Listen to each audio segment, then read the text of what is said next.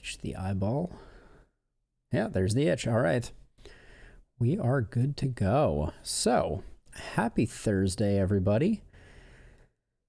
Can't believe it's Thursday already. This week is just something else. But anyways, we're going to play some Minecraft tonight. Last night, obviously, I did not stream, so Hades is getting a bit of short shrift, but I had a power outage, and while my internet came back, or my power came back around, I want to say like 6 p.m. or something like that, my internet did not come back on until after I had gone to sleep last night. So I was living in the pre-internet era for a minute there, and the worst kind. There's nothing worse than being surrounded by power and lacking internet, because the only thing that power is good for is interwebs.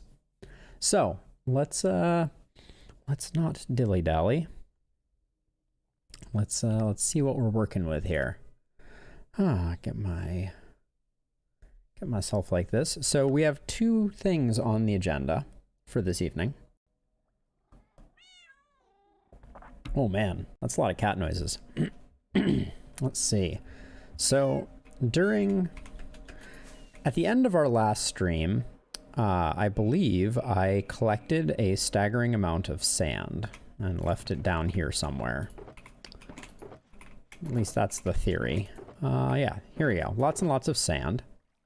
And we will be using the sand in conjunction with a bunch of gunpowder from our gunpowder farm in order to decimate the world a wee bit. That's the plan. And then I also expect in this space right here, out this window, to fill that with an iron golem farm, because we need a bunch of iron, because I want to get us to get a beacon, and we're not going to get a beacon without a lot of iron. So let's fly over to our villagers for a second. I want to visit Willem for a moment here. I think everybody looks happy and healthy here. Our mosh pit is looking good.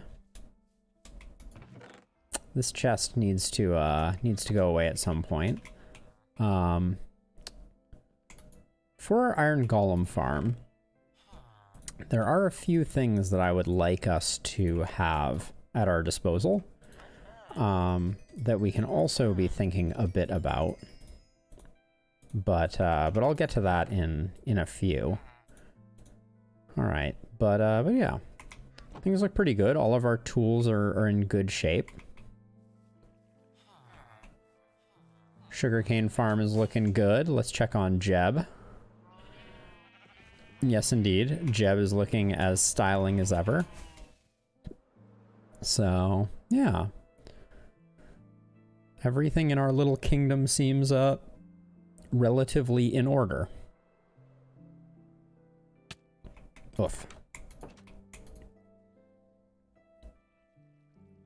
Welcome, Doge family. I was just doing the rounds, and uh-oh, delayed food. That's bad news, bears.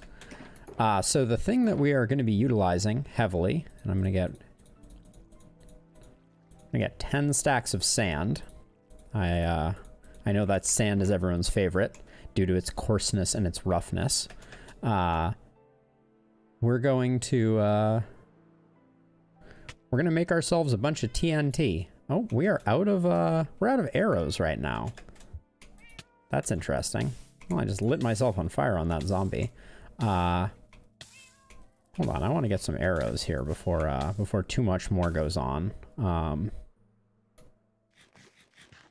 Taking a slightly more circuitous route to give me some pork chop time. But yeah, I had forgotten.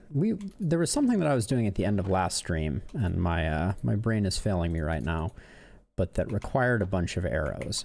But anyways, while we're here, I can never remember if the recipe for gunpowder for TNT is an X of, okay, it's an X of gunpowder, and it requires that. So I want to do 2 stacks of TNT, because we are going to level a large chunk of the nether. But given that is the case, We need 2 less of those. Can toss this into our jettisoning system.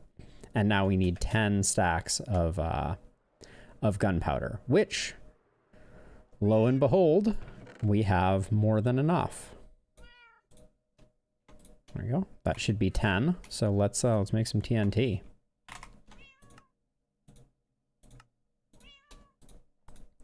There we go. 2 full stacks of TNT. Feels pretty good. So with that in order, let me fly back up here, and I'm going to get some, gonna put on some gold something or other so that we don't get destroyed in the nether, and we will head down into our nether mining area and lay down a bunch of TNT and see if we can find ourselves. The goal is to have enough netherite to upgrade our helm, pants, boots, and a chest piece. And if we can do that during this stream, that would be an awesome outcome. Let's see. Oh yeah, I said I wanted some gold. We won't need our elytra, so I'll go with the gold chest plate once we get over there. It was a very unsuccessful flight right there. But yeah, so we'll get down in our we'll get down into our mine shaft, and we're gonna start digging out some large swaths and exploding them. Appears like I have not attracted the ire of my my pigman compatriots. I just heard a crossbow pull. What's that about? Probably hearing things. But yeah, so we've been down to this mine shaft a couple of times. This is where we found the first of our netherite. And we'll be creating a new mine shaft in some direction in order to blast away. So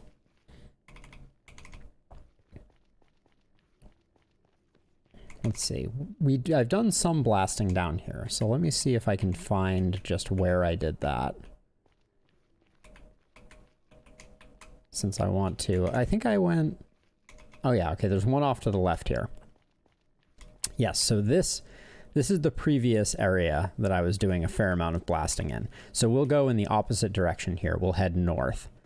And I think the plan is just to go pretty straight line. I should have blocks on my bar. That's almost always advisable when you're digging in the nether. I'm also gonna grab some quartz, since it's one of those things where when you need it, you need it.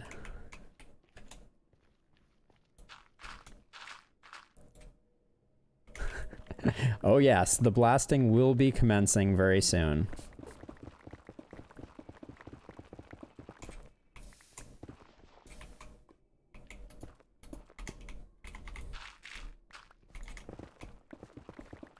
Yeah, so the way that I usually go about doing this is I will do a very long, a very long straight corridor, and the goal is to have the TNT ignite in a chain, right? I don't want to have to light each piece of TNT individually, so I'll separate the TNT by not that much. Oops.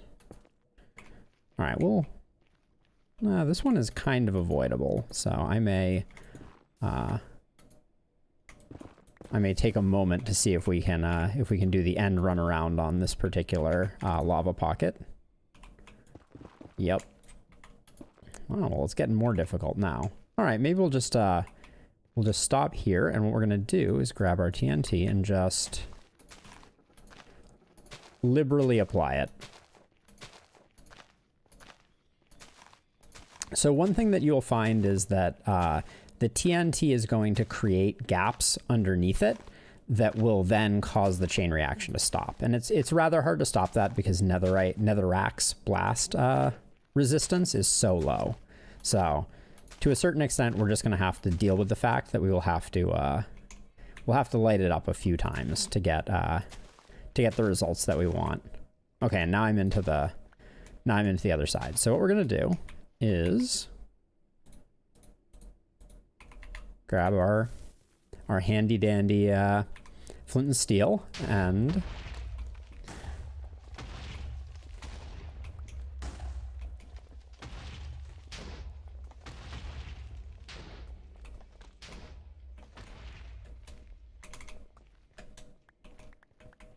we don't mind getting some of these blocks. It's not a bad thing, and I will try to remove some of these lava flows, just because it's nice to be able to see kind of what we're doing, a little bit at least. And this was a rather extremely lava flow filled section right here. Oops. But I think I'm not really getting to it too well. And I heard the TNT stop, so I'm gonna go ahead and get that relit and going again. Uh-oh. Holy wow.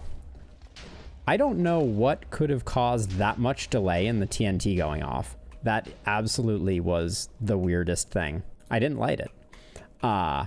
So anyways, it started blasting itself is the problem. So I think what we've run into here is, I think a lava lake. The quantity of lava that we're seeing right now is too much.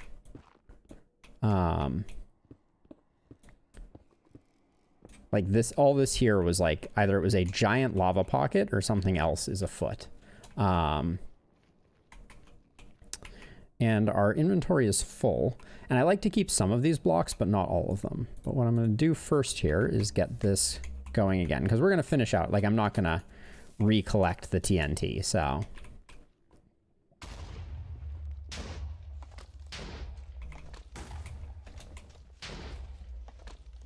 Okay. So once we get to the end, I'm going to make sure that I have at least room for some of this nether quartz that's on the floor. Like whatever gets blown up, I'm going to grab in addition to what I silk touched earlier.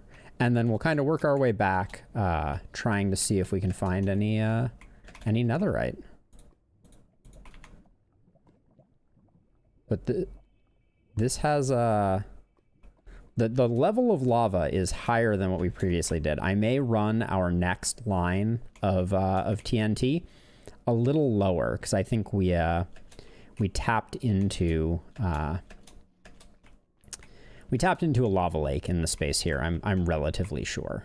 And ideally we want to stay below any lava lakes, because this makes it very difficult for us to see the edges of things to see if any netherite, any ancient debris, excuse me, I've been calling it netherite, but if any ancient debris was exposed. So, oh, come on. Run away.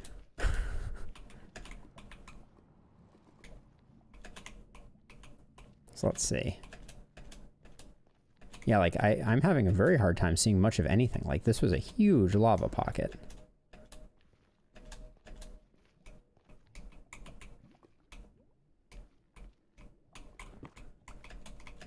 I'm going to be a little miffed if we went through all this and used half a stack of TNT for nothing. Like this is the kind of space that I'm kind of used to as a result from doing this. I kind of want to have a little extra blackstone on hand, so I am going to grab this. But yeah, that's our whole passage, and it yielded an underwhelming nothing. So I'm going to head this way. I'm going to start a little lower. So I think I saw that we were at Y16 with this tunnel. Yeah, so I'm going to start at Y... I feel like we just barely tapped into it. So I'm going to go with Y13, and we're going to go off in this direction. And we'll do another long line.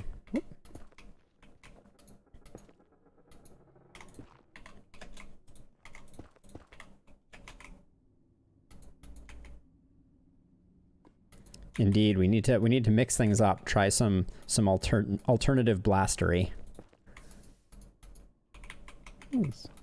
Very unfriendly lava thing. All right, I'm just gonna go a little over it for a second there. Ooh, this is a big lava pocket. I don't know if I even wanna, like, when we blast, this is gonna make a mess.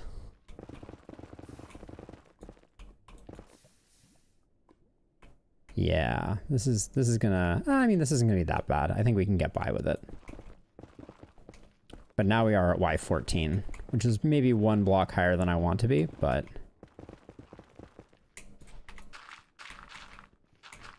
this is also made so much easier by having good tools. The fact that we can cut a line in a nether as quickly as we can was not something that we could, that we previously had the ability to do.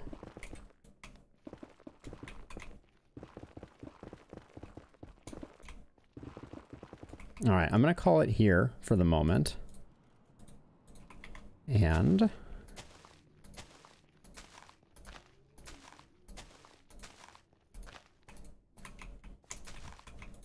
oops. Trying to do like a 2 to 3 spacing. The more the TNT chains, the easier my life is. Like at this point, TNT is kind of cheap. We don't have to worry a huge amount about it. We can afford to be pretty frivolous with it because what's the worst that's going to happen? We use up some of the copious amounts of gunpowder that we have. I think it just ignited, so I'm going to let it go.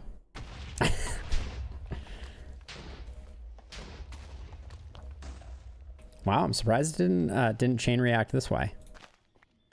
Oh, but there's some ancient debris. We're in business.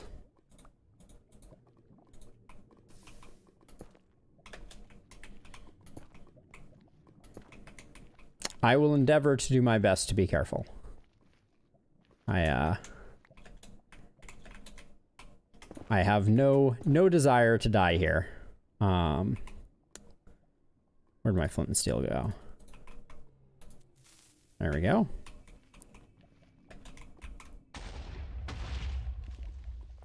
Well, that was a rather underwhelming blast that we just had there.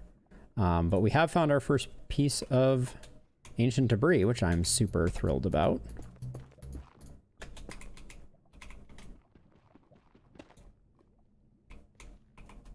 Let's see. Just get rid of a stack of that. And yes, the nether is full of this stuff. Go figure. There's really no way around it. So I'm just gonna... Oh, that was nice. We got our second piece right there. Oh, and this is a double, which is fantastic news.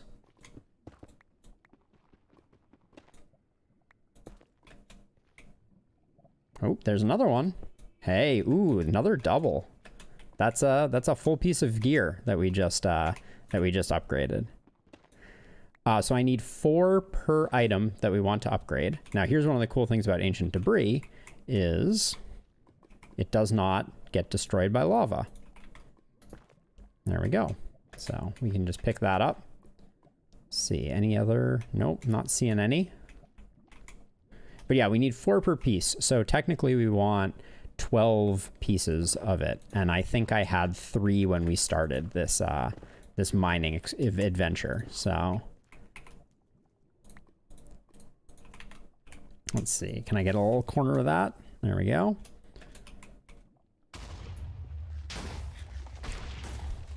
Eat a pork chop. All right. Yes. So at this point, Max, Axe, Chax, and the Mole Wrecker are all upgraded. I believe I also upgraded my hoe to Netherite, which seems profoundly wasteful when I'm saying it out loud here, but I think that might have been the case. Whoops. Let's avoid that. I don't have it on my hotbar at the moment, but I will put a fire resist potion in my hotbar. So if we do end up going for a lava swim, which would not put it past me, I can drink that and it will protect us. So that's the idea. Okay, was this the end of our chain? I thought I saw it. Oh, no, there's our TNT.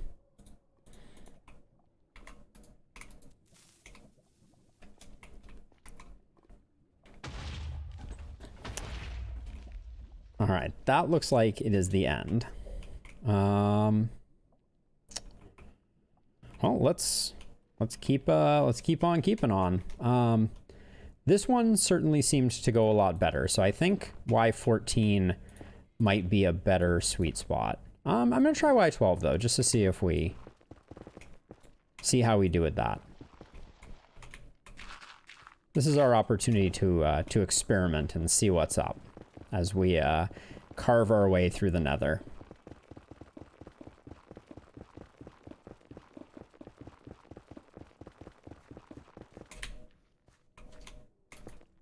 There we go.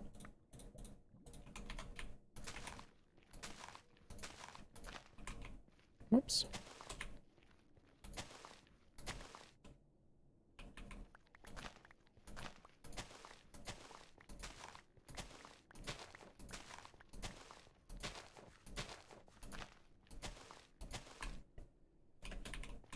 Should probably be careful that I don't back up into certain doom or anything like that, but that should be good. Oh. Scoot out of the way here. Ooh, all right.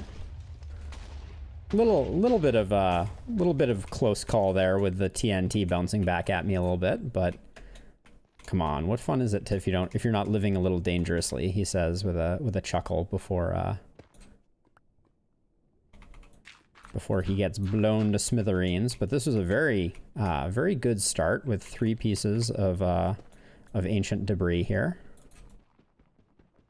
One thing that I found is when I find ancient debris that's near a wall, there we go. Perfect example. When I find a piece of ancient debris near a wall, I carve out a little bit, and I have historically sometimes found a additional piece that was kind of visibly hidden from us. So, just like that.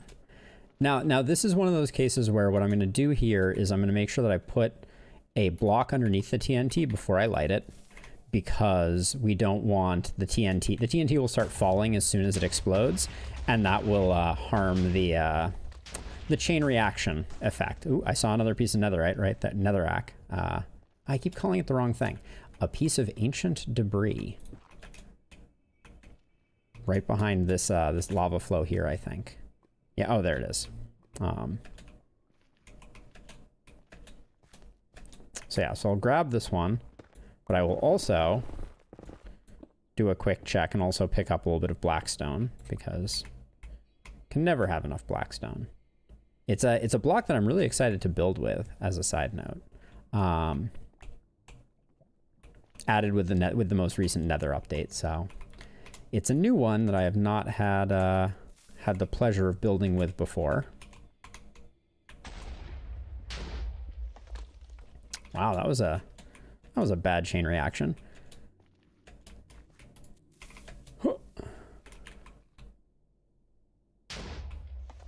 Oh, there's one.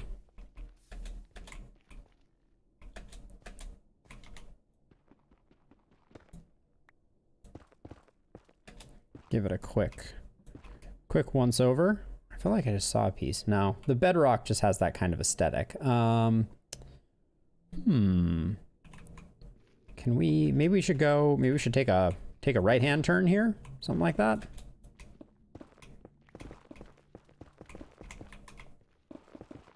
What are we at right now anyways? We're at 11. Wow, nice. There are a few other things that I would like to build, so I will probably collect until we are good with the amount that we need for our armor plus a little bit. So we'll use up both stacks of TNT, I think.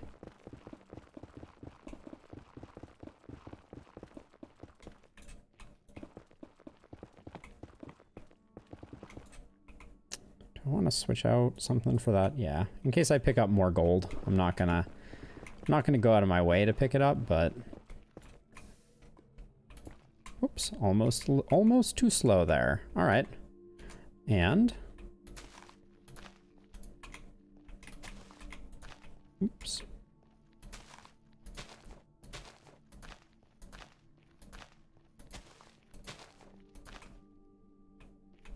Okay, we made this tunnel good and long, so.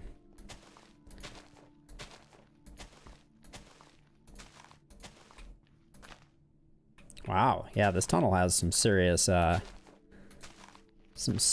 length going on.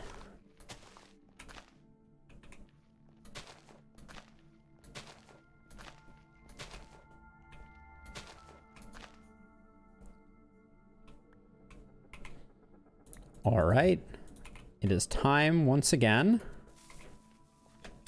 for the chain reaction to commence.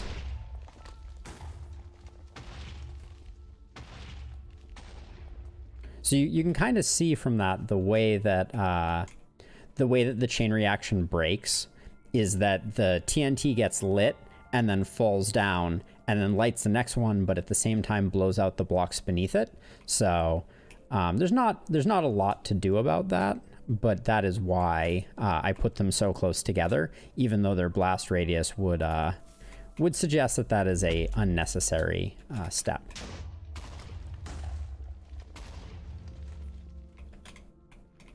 All right, so far this direction is proving less lucrative than our last. Our last one was really like unheard of.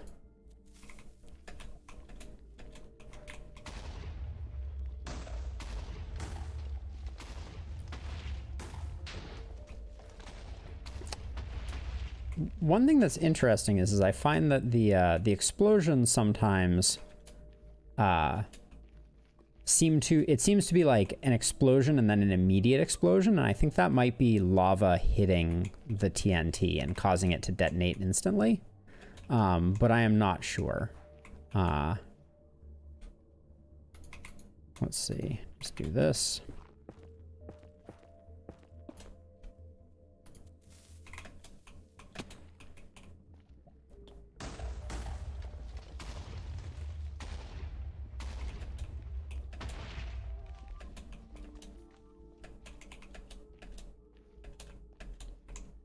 Let's see, are we missing anything? Yeah, this hallway's been pretty unremarkable.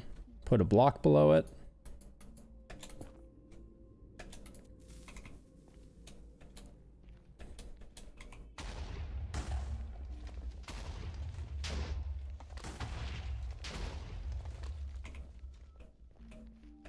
Okie dokie. I think that might have been the end of this passageway.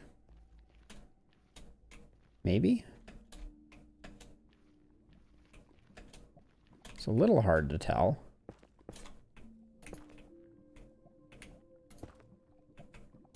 Did we go past this?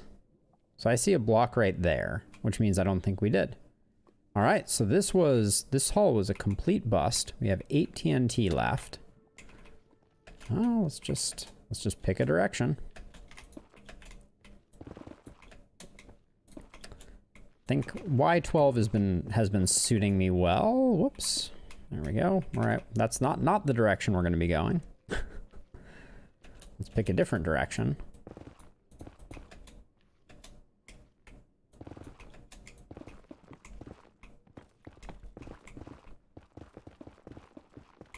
We don't need to go very far here because we're only talking about placing 8 more TNT.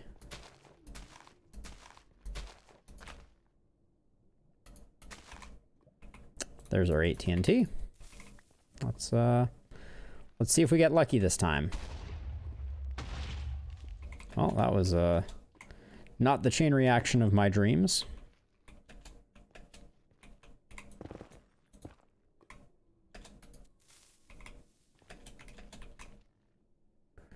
Hey, sleeping, welcome. Oh, hello. I was looking away and then a piece of TNT flew at my face. I am collecting ancient debris to complete our netherite armor set. So I am blowing up the nether and hoping to expose rich, tasty netherite. Although it looks like we are SOL on this one. Yeah, I don't see any more. We have enough to complete our items, so I'm gonna head back and do that. But yeah, this was successful. We did get what we wanted out of it, but the end was a little less exciting than the beginning. is the way that I would describe it. We had some very good luck early on. And now I just have to find my way out, which can be surprisingly difficult. So that is a facet of the mob spawning rules, right? So essentially what I'm doing when I'm blowing up sections of the world like this, I'm creating potential spawnable spaces around me, right? And so as soon as those spaces exist, Minecraft is going to be scanning them and attempting to populate the world, essentially, right? So this is a dynamic that like our creeper farm utilizes, right? You know, we create very specific spawning spaces that map to specific enemies that we want to spawn, and then we're good to go. But this is kind of more helter-skelter, and we are just we're just creating spaces, and then boom, they show up.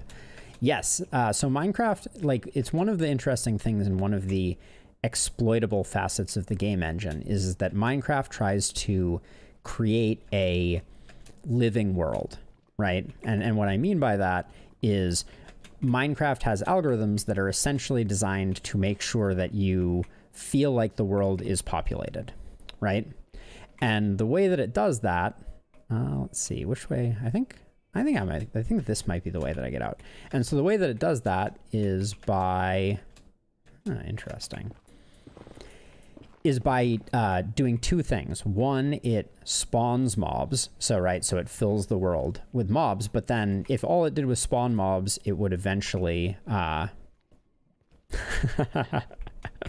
yes, digging up in the nether is a recipe for having a bad time. I will leave it at that. But yeah, so the desire is for the world to feel full and vibrant, right? That's what Minecraft is trying to do. So if all it did was generate mobs all of the time, the game engine would eventually overwhelm your computer by too many mobs existing. So it has two sets of algorithms. It has a set of spawning algorithms and a set of despawning algorithms.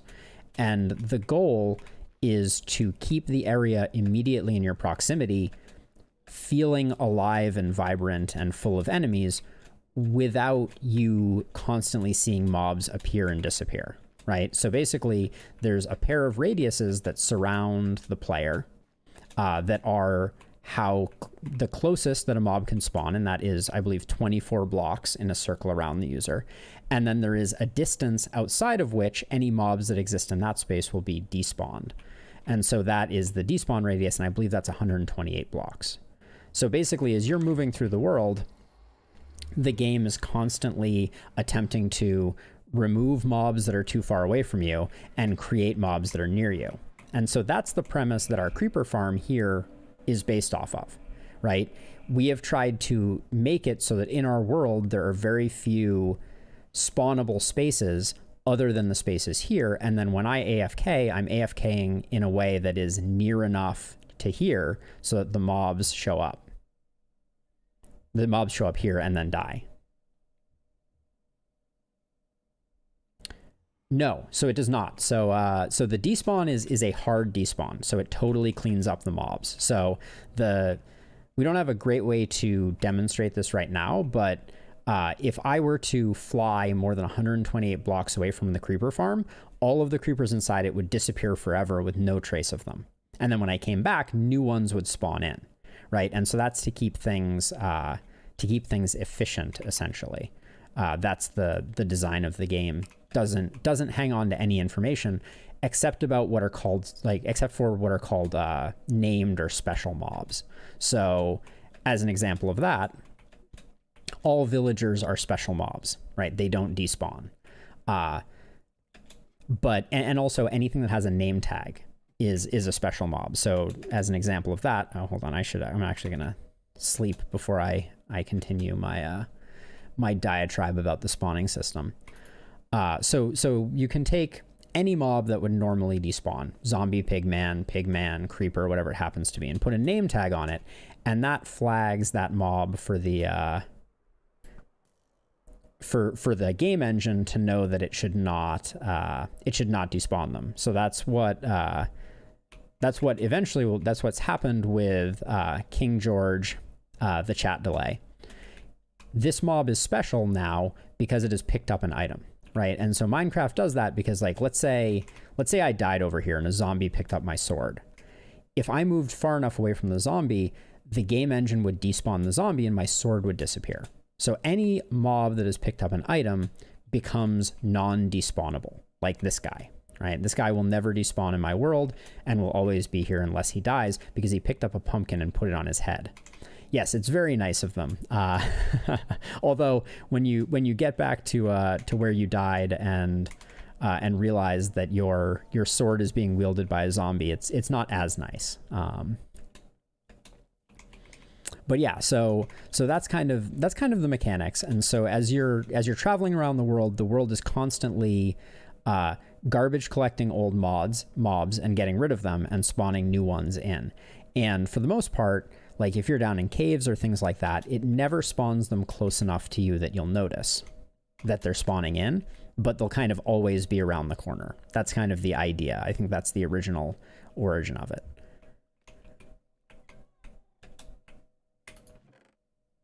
And yeah, we used up 10 stacks of dynamite and or 10 stacks of gunpowder, and it's already flowing back in. But let's get to.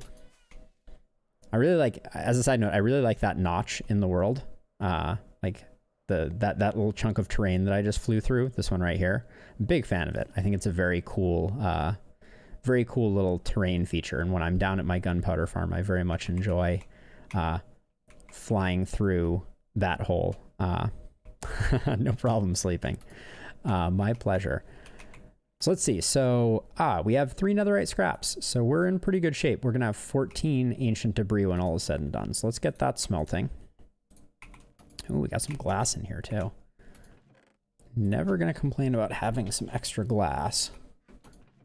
Yes. So while I'm smelting up this netherite, we have come to the point in the stream where we need to name my helmet, pants, boots, and chest piece,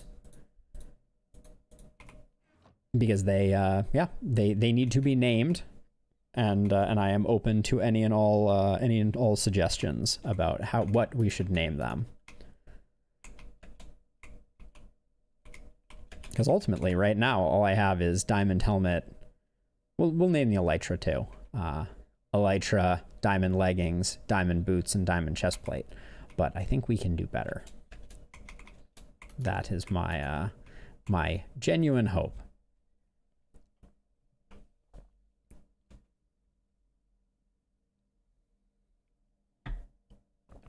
Butt chappy for the legs it is. All right. My pants have been named. Well, that reminds me. I also, this episode, would like to fire off some fireworks randomly. I'm going to take some of our gold supply, and I want to do some piglin bartering because I want to get a book of soul speed to go on our boots as well, because that's a thing that our boots are missing right now is soul speed enchant. All right, there's the 12 that we needed. Wait, is 12 the amount we needed? No, we needed 16. We're not quite going to make it. Ha! My math is bad and I should feel bad.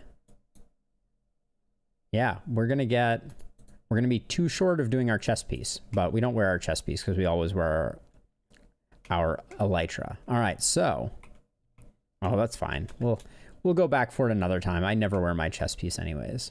We'll do this down over by Rosie. Say hi to Rosie. Make sure Rosie's doing well. Oh, hi.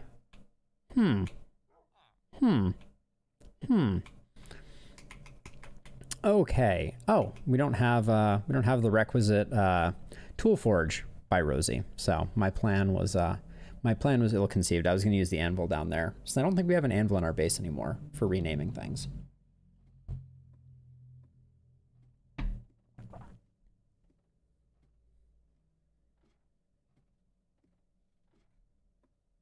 I need to make a better way to exit our zombie farm, especially since we're not going to be using it very frequently anymore, now that we have our skeleton spawner all set up.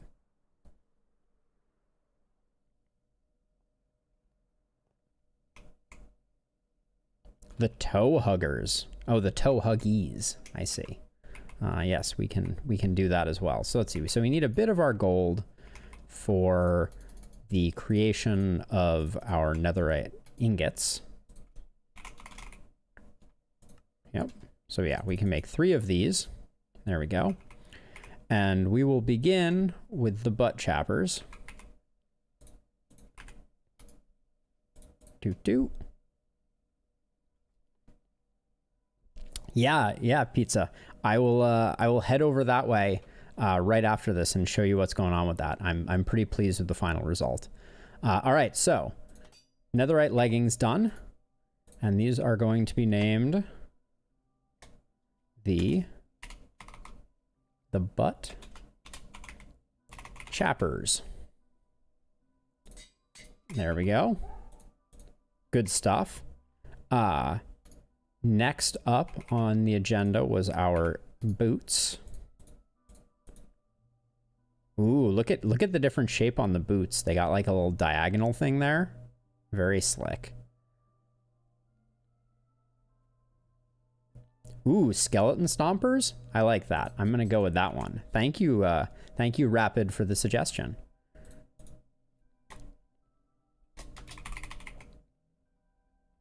Hey, why do these cost 8 to enchant?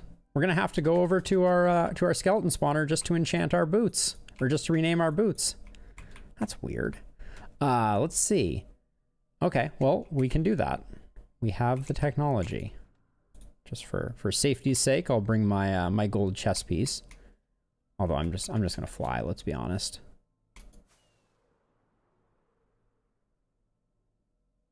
Well, that was graceful.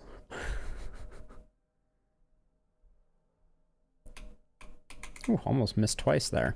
So yeah, so I made a nether portal entrance to our skeleton spawner. Yes. Oh, don't worry. The board. Have I? Yes, I already did it. I did not forget pizza. It is officially that way. Okay, so let's oh, am I not wearing? I am wearing my elytra. Okay, so I created a nether portal continuance, or a nether portal passage for our skeleton spawner. So this is where our skeleton spawner is located. So I made a nice guardrailed path. This portal is the portal that we use to move our villagers, and now this portal here goes to our skeleton spawner. So I will scoot in here, and we will get tons and tons of levels because our skeleton farm is pretty awesome. It needs more work, and we can put some more work into it today. But I did a nice decorative double portal type of thing, and I will just take off all of my gear to avoid mending, borrowing some of my levels. And yeah, we'll just wait a second, and we should see skeletons shooting up both these pipes any second now.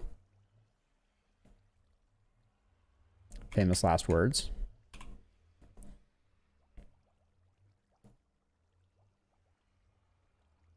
I hear that bubbling. That's the skeleton starting to queue up. One of the things about this.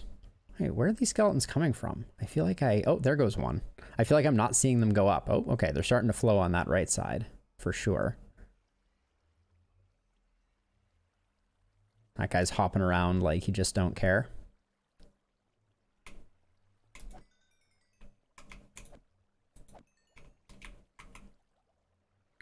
Let's see. Okay, so we need an anvil.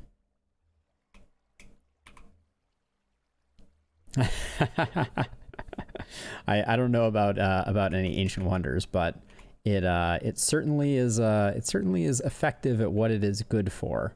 Oh, we have 2 crafting tables. That's fortuitous because I need a crafting table, and we don't have quite enough iron for an anvil. Oh, I brought one with me. What a stroke of genius that was.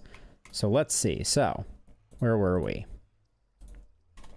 We were going to rename these boots the skeleton stompers. Thank you. Yes, I remembered it eventually. Okay, there we go. So that's good to go. We can do that to get some levels back up. And we're already back up to 10 levels. And if I wanted to, I mean, I'll just take some of these blocks and put them down here for the moment. Because I'm still not so rich on bones that I don't want them. But that's another job for this episode for sure. Is I would like to get a automated filtered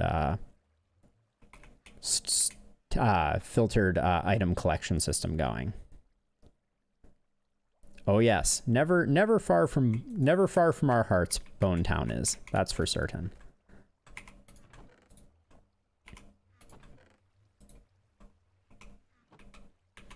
Thank you. You saw the version that we mocked up in the creative world, Pizza? Was that a design that you like? Are you familiar with kind of what's going on the far side? Sure, I can. So I will give a tour, and I will disclaim this tour by saying that I do not use any cheats in this world, but for things like giving a tour, it's easiest for me to hop into spectator mode, so that's what I'm going to do. So if you don't know, in a world, you can open it up to LAN and allow cheats. And then if I go game mode spectator, now we can check it out, right? So what I did was I dug out these two square areas, right? And I just used a simple straight water stream that comes down like this and drops into this this lower area, right? And then the lower area funnels the skeletons in one of two directions. So basically, if the skeleton lands here, it'll go that way. And if it lands here, it'll go that way. And then each of those leads over to a bubble column, basically, right? So this is the space. And there are a lot of ways that this could be optimized more, but for the purposes of a farm like this, right now, there are no skeletons spawning because I'm in spectator mode. But if I wasn't, there would be a constant stream of skeletons pushing the other skeletons into these bubble columns. So the rates of the farm aren't harmed by this design here. But then what happens is they get pushed in, they ascend up this bubble column, they merge together in this drop chute, and then they drop down to this. And this is a 23 block drop that lands them right here on this piece of obsidian where they are a one-hit kill. So I haven't demonstrated that because I'm using a looting sword, but if I switch back to survival mode here, and I take even just like this bone, each one of these guys is going to die in one hit unless they have armor. Armor is the exception, but you can see it's very easy for me to work my way through them regardless. And that's useful because when I use my sword is constantly taking durability damage and then being mended by it. So I'm not getting all of the experience from the skeletons. I'm only getting a portion of the experience from the skeletons.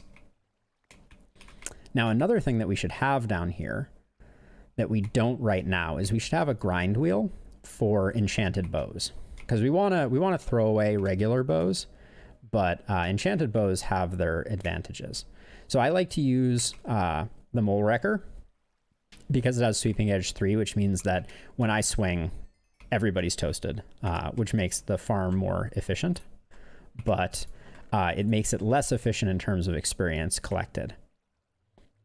Yeah, so Buffalo, that's something that I had forgotten that I wanted to do during this episode, and we could actually tinker around with a little bit. Is I would like for the items from this to make their way to a bank of chests where all of the non-stackable items will automatically be put into lava, and the bones and arrows will end up in chests, basically.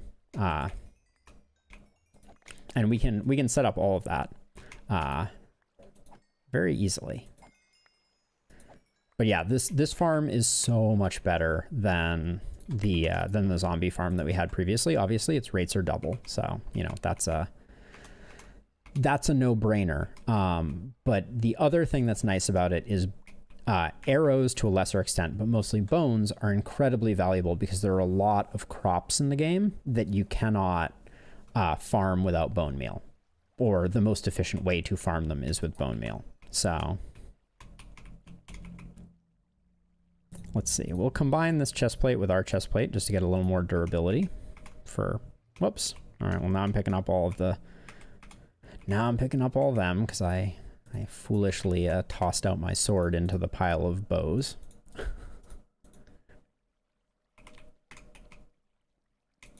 All right, well, let's spend some time setting that up because it's a relatively simple mechanism and it's a lot of fun to set up. So let's see, I'm gonna put down my ender chest. We will probably, oh, this is another trick. If you find you're collecting a bunch of garbage, you can always torch it. That's a good solution to the problem as well.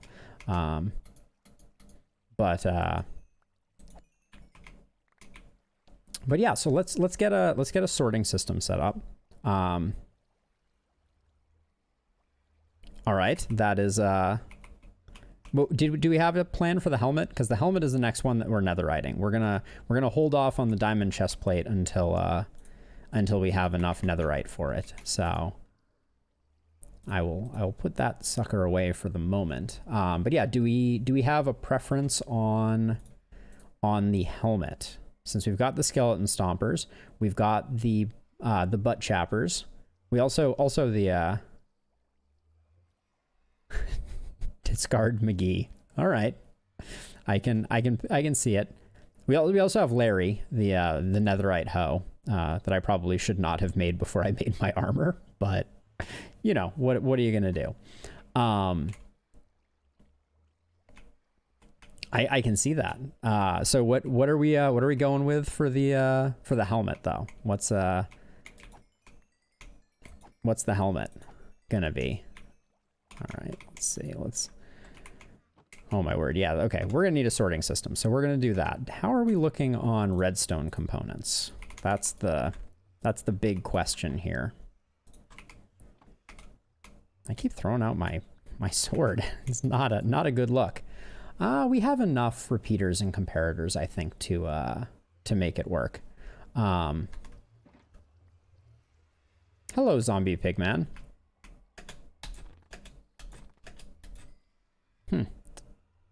Oh, I just killed him with my shovel? Oh, was the hat was going to be... Did I miss it?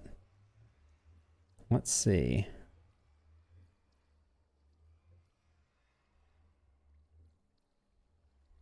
Ooh, the zombie head butter? I like that a lot. Let's go with that. I approve of the zombie head butter. So we can name it before we convert it also. That's another thing. Zombie head butter. Heck yeah. All right.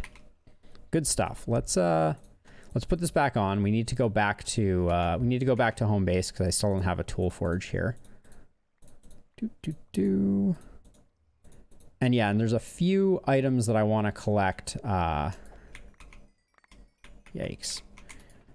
So that we have everything we need for the sorting mechanism. And I have to think about this a little bit too. So with the sorting system that we have here, we need a chain of hoppers leaving this space. And I think we're going to put it along this back edge here. So it'll be hidden behind. And then we'll elevate the items up. And then we're going to run them over a series of hoppers that are locked to specific items. Now, I have not practiced making I don't have any, So it's been a while since I've made a sorter, but let me see if I can demonstrate the basics here for everyone. Let's see. I want a chest. Here we go. And then we're going to have a hopper pointing into the chest. Hello. And a hopper pointing into that. And then one more hopper like that. Now, the way that I believe this works is we're going to need a comparator. And I do need just regular blocks. We'll go with the wood for this.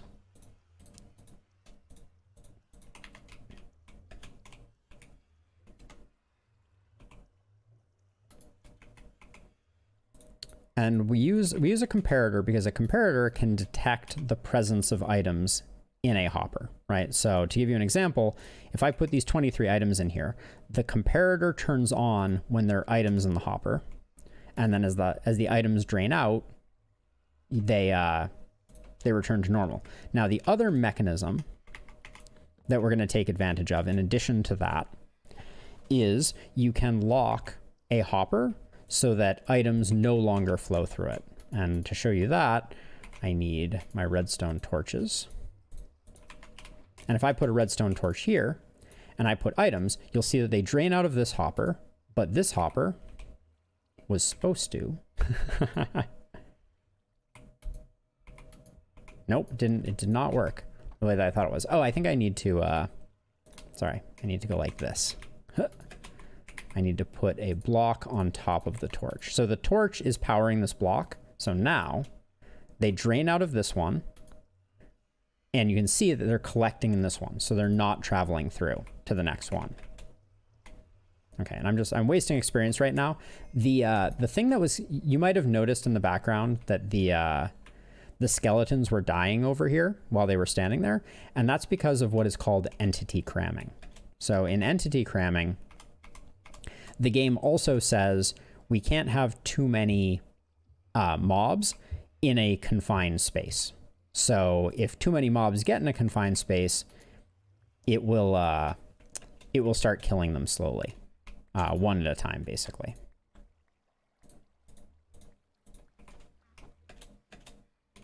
So yeah, I'm just gonna let them die over there. So what we want to do is we want to take the signal from here and run it back this way. And oh, I don't think I gave myself enough space. So we're gonna move this just a wee bit.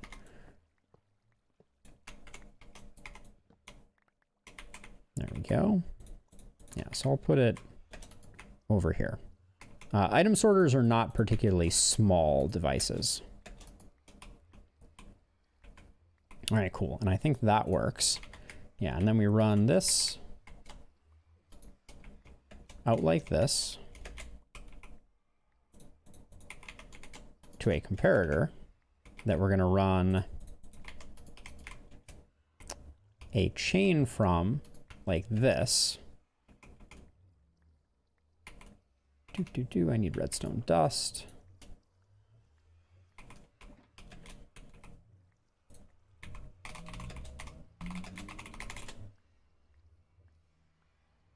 Let's see, I need to refresh my memory on exactly how this works. I think this needs to be glass also. So I'm gonna steal a glass block from here. Don't tell anyone. He's making a mess. It's okay.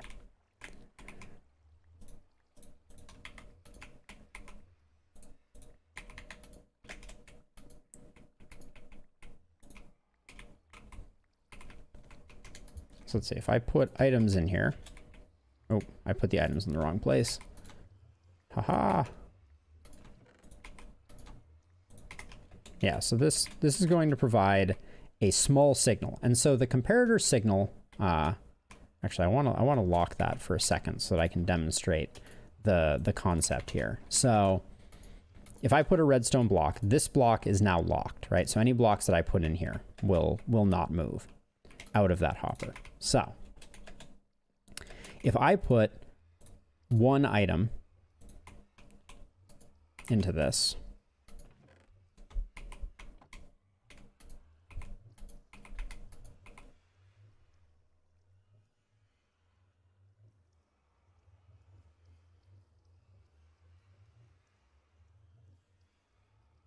do I think that they developed Minecraft that systems like this or even more advanced ones would be used? So modded Minecraft has a lot more advanced systems as well that are kind of available and people use the heck out of. But yeah, the addition of redstone was a big kind of turning point for the game from my perspective.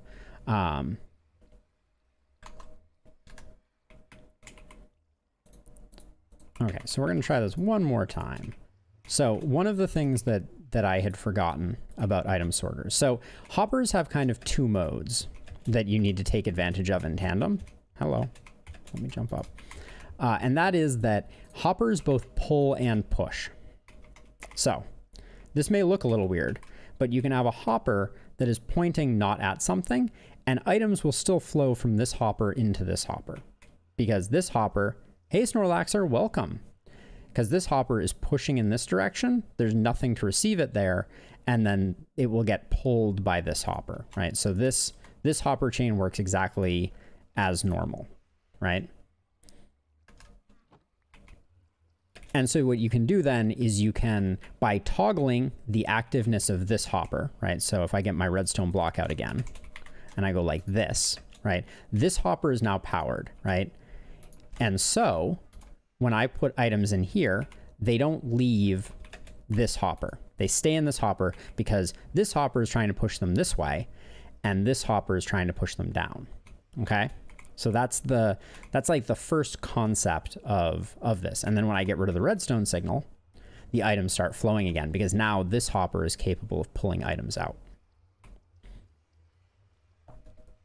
So then all we're gonna do, where'd my wood go? Oh yeah, I've been using my wood as an example. Ha!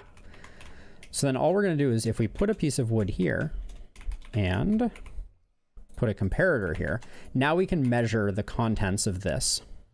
And then we're going to run a signal just a little bit like that. And we'll run redstone along the top edge of that like that. And then we're going to pull the signal out of that using a repeater, which I have here like that. And we're going to push it into a block that then is on a redstone torch. And this redstone torch will power this block. So what does this mean, right? This means that the signal is going to leave, this comparator is going to read the signal here, right? And then it's going to run the redstone down this line.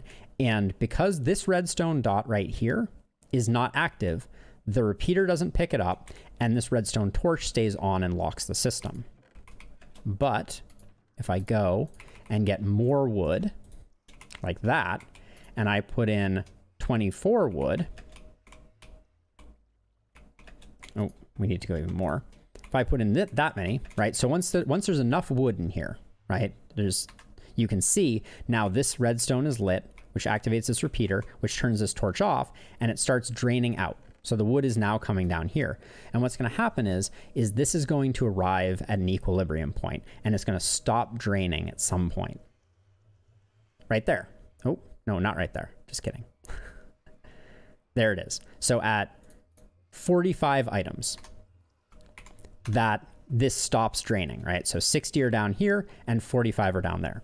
So why is this useful? This is useful because of what we can do next. So I'm gonna take 44 items and I am going to put 44 items in here like this, and I'm gonna put a bone. And what you'll see now is that all but one bone drain out of this, okay? Now, another property of hoppers that we're taking advantage of is that a hopper can only pick up things that it has. So if I drop a gold chest plate on top of this hopper, it can't pick it up because there's no space in the hopper right now, right? But if I put down 64 bones, the hopper can pick up those 64 bones, and then they drain through. So you can see we've created an item filter now, right? This structure here is an item filter, and anytime bones show up on top of this hopper, they'll get picked up and put into this chest. But anything else, like let's say arrows, if I go get some arrows here, if I drop arrows on top of this, nothing, right? The hopper doesn't pick them up. They don't go anywhere. So yeah, so that's the next part of the design here, right? So we've got one of these, and we need to be able to drop the items on top of it, right? So the way that what we're gonna do is we're going to create a water stream so that items that we want to sort flow over a series of filtered hoppers, okay?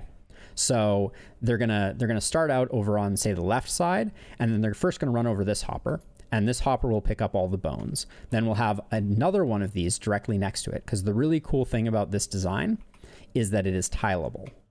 Now, the question is, I'm one hopper short of being able to tile it. But we can do a partial version. So if I put a block there first, I need to put that block because I need to point a hopper into that, like so. And then I'm just going to put a chest here for a moment while I put that there. And just like before, I can do this same pattern over again. And I can put another torch there, pick up that, another repeater here, like that, another comparator there, redstone, redstone, redstone. And it's cool, even though these two lines connect, they will not interfere with one another, which is very handy. And then over here, we can put something like that. Well, that's not gonna be very neat. 44, just like before. And then I'm gonna put some arrows, and just like the other one, this one here is gonna drain arrows down here until there's only one arrow left. I have 64 glass in my chest. My ender chest? Which chest? I feel like I'm going crazy. Oh, is it? No, it's not in my redstone chest. Huh. Well, anyways, so now we can see how this tiles up, right? So my item filter, this one, sometimes the building of adjacent ones can cause problems. But once they're set up, they're good.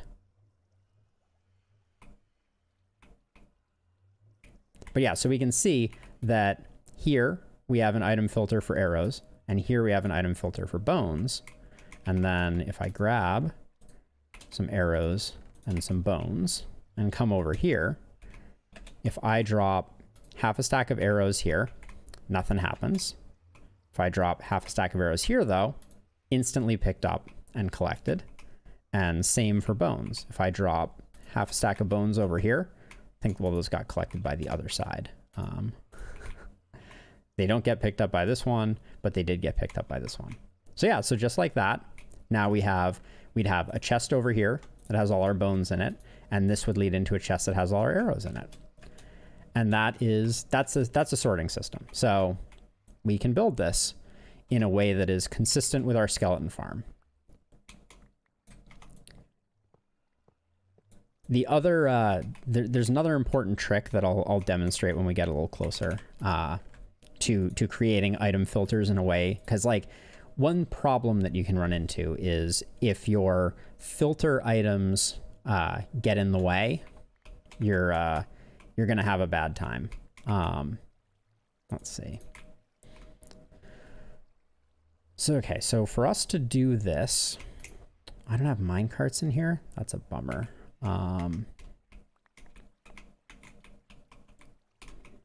The skeletons get in the way. It's nice to build these things before before the farm becomes active, but we'll make do.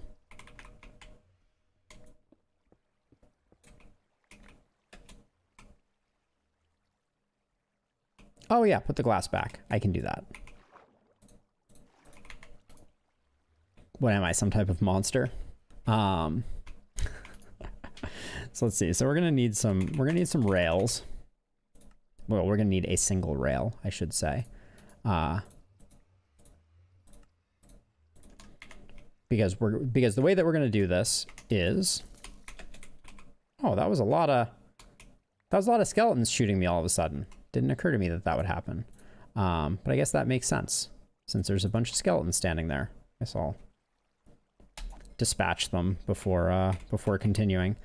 So what I'm going to do is I'm going to put a hopper pointing like that. All right, and I should eat. Your OCD is no longer triggered. So I'm going to put a rail on top of that, and then I'm going to make a hopper minecart that's going to be the thing that picks up all the items from this. Just, there we go. There. So now what's going to happen is anytime, and I'm going to break that block, I'm going to break that block. And the reason that I am doing that is, there we go. I'm starting to create our hopper chain, which is going to run all the way over here. So now, what you can see is all of those items just got picked up by the hopper minecart, right? And then they're slowly filtering down through this over to there. Now, the next thing we're going to do, and this is where things are going to get a little sloppy. Also, I need a bunch of iron, I just realized. Uh-oh. Hi, skeletons. I don't want to be here anymore.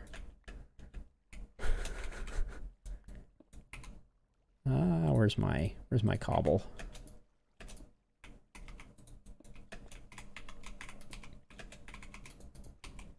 All right, don't shoot me. Just leave me be, skeleton. I want nothing to do with you. We're gonna be doing battle with some skeletons here for sure. Because what we want is well, we don't have enough hoppers right now. Hold on, I need to make more hoppers. That's a serious priority right now. In fact, we're gonna need more than we even have, so we'll need to go back to base and collect some iron. But for the time being, at least that, and that can be closed up, because this part of the system is done, right? We need to move the materials a bit further, but we'll be able to do that no problem. Just gonna do this for the moment. There's our hopper. Right there. So it's gonna come along like this. Ooh, interesting. I think it's gonna get in the way of this entry path. Skeletons are fighting each other like good skeletons do. So we may need to, ooh, sorry, bumped the mic. I may actually have changed my plan a bit on this. And I will show you what I'm thinking here. I think I'm gonna remove this and this, and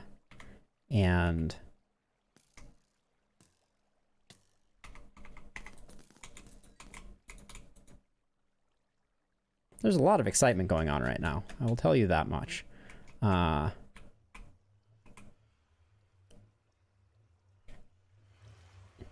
Can you hear the portal sound right now? I think I have my hostile mob sounds turned down right now. I think that's, yeah, hostile creature sounds is off intentionally. I'll turn it up for a second so that you can feel the pain, and then we can return it back down.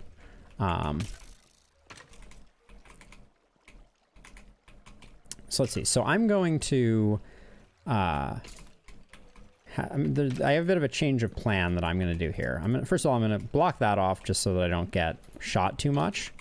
But I'm going to go a bit down further before I cut across. We're gonna,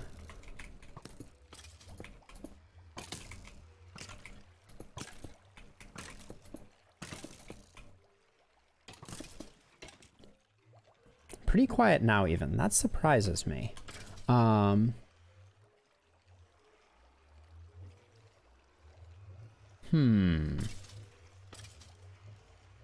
think if I wanted to fix that, hold on, let me give it one quick try, and we'll just see if I can correct it on the fly, and if not, I'll work on it later. Oh, the game's a good volume now?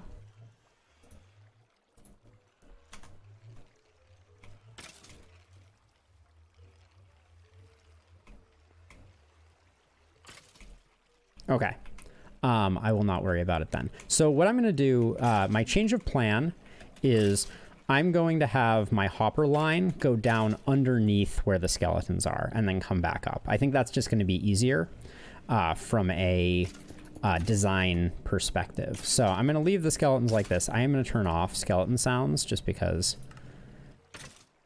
all they're doing is clanking and stuff like that. I have my scaffolding. So yeah, so what we'll do is we'll have it come out like this and go down like this to about, I think here is safe. I'm gonna go one lower. Oh, that is super annoying. This is why you always replace gravel. This is why you always replace gravel, because sometimes you're building and then all of a sudden, yep, there's the soul sand. Got it. Here, this is probably too dark. Let me brighten things up. So we can just go like this. But then I'm worried that, yeah, this is going to be, yep.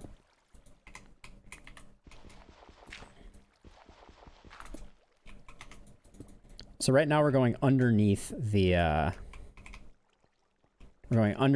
place where the skeleton's going. So we'll be creating a hopper chain that goes down.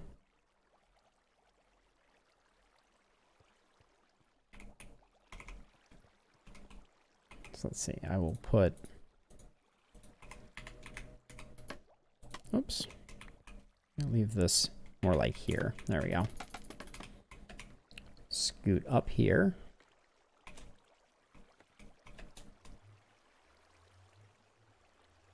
So I think I fixed the gravel gap. Did I not? I think it's good. Or do you think that there was like a gap in here that's going to be causing a problem? So I'm just going to go. So let's see. If we think about our design, I think if I put it here.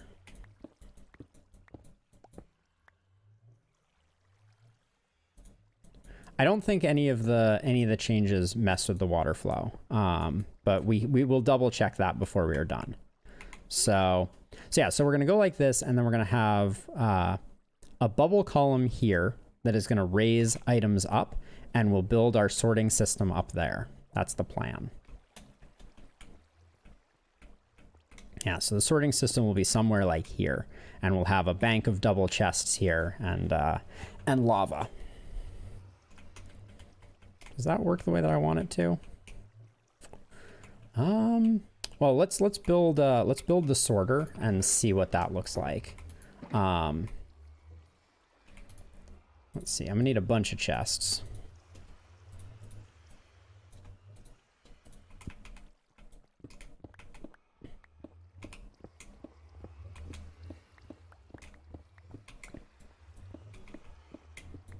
We'll replace some of this down the road, but I think we're actually going to go a bit further back because I like doing stacked double chests sideways. And so the way that those are going to look is like this.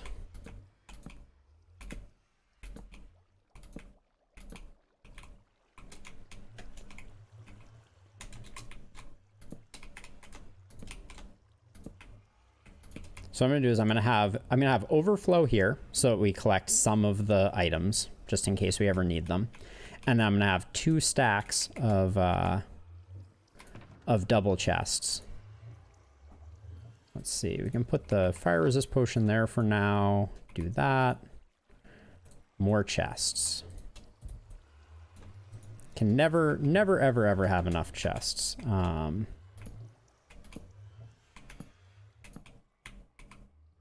I need some scaffolding here. Doop.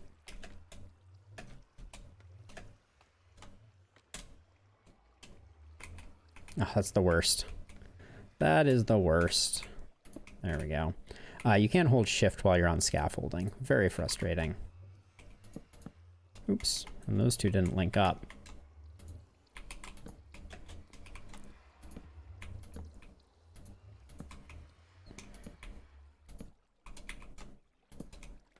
So this will be our storage wall for the farm.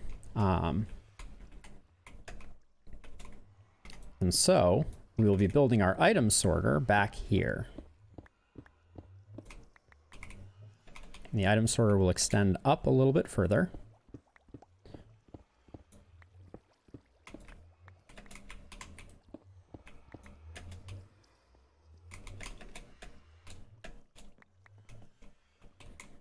Yeah, so let's see. So we're going to have...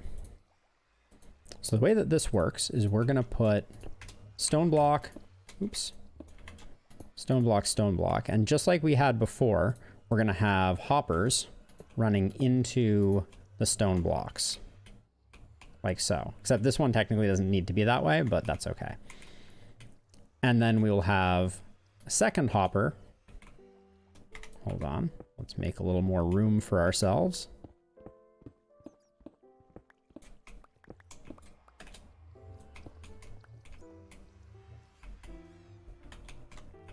Yeah, so we're gonna have a second set of hoppers that are like this, that are gonna be the ones that we're actually testing off of. So let's. I like to build my redstone on top of a block that I won't confuse for other blocks. So I'm just gonna make a bunch of stone bricks, because those are a good block for you know, if you're mining around and you're like, and you find a stone brick randomly, and you can be like, did I leave a contraption here that I should be thinking about? And then, where our hoppers are just on the floor. Let's get rid of some more garbage. We are certainly rich on garbage. There we go. Skeletons are still spawning like crazy. Makes me feel good. Okay, cool. So now we got our hoppers. And for now, I'm just going to put hopper here, hopper here. Yeah, I like that. Okay, so let's set up the design that we had before again.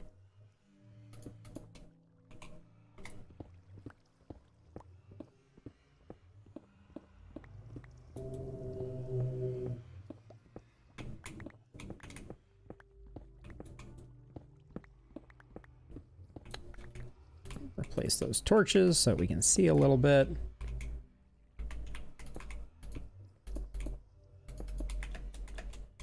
Now, let's see, did I get that right? I think I went one too far. Nope, 1, 2, 3, good. Oh, gonna go one higher here with the ceiling so that we definitely have some headroom. And comparator. We need a bunch of redstone dust. Then we need repeaters on the end here. Like that. And like that. And then those point into another block. Wait a second. I got this. I am off by 1. I thought I was. Minecraft Steve and the Creeper, right? I am very familiar.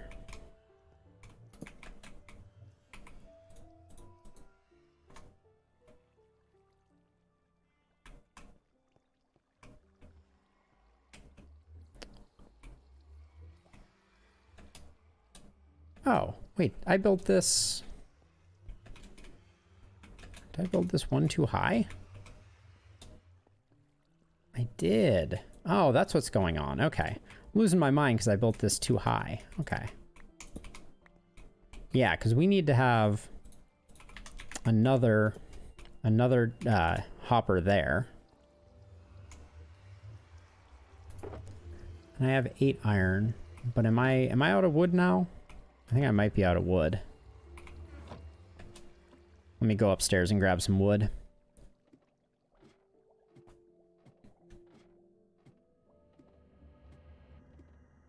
Ooh, that was a spooky noise.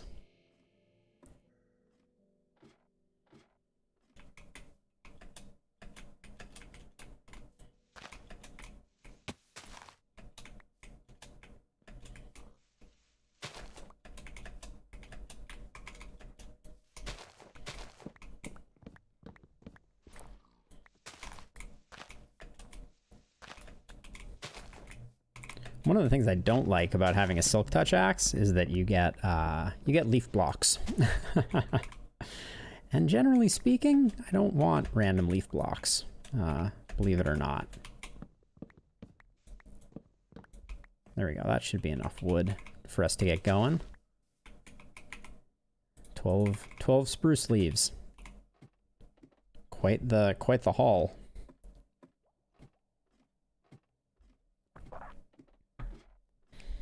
I'd rather leave them be, it's true. See, get rid of that, get rid of that. Okay, good. I would not be ashamed. That one was solid. The pun is good. The pun is great. All right, so if I put this down here, now our sorting system is good to go. So boop, boop, boop, boop. Boop, boop, boop. Now we need redstone torches on the end.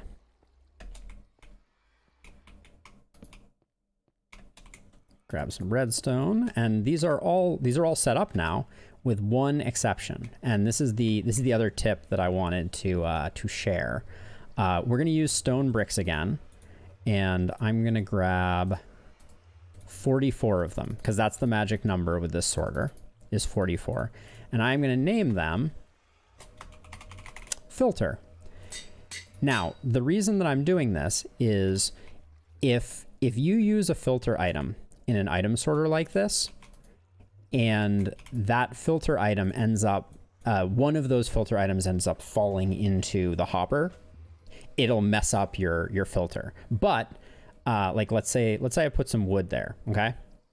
If I try and put stone bricks in this slot, they won't land. This hopper here will not pick up stone bricks because the stone bricks in it are named filter, right? So these stone bricks here won't stack with these, right?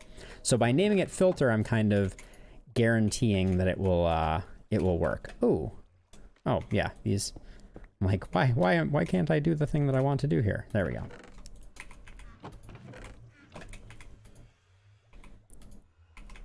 So just like that.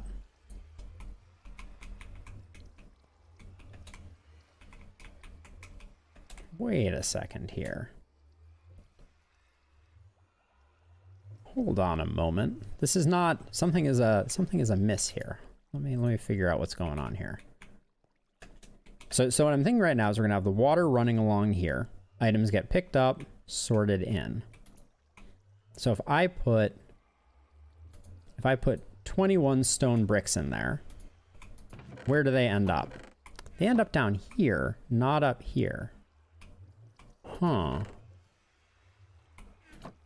I mean, that's good. That's the way we want it. But one ends up locked here.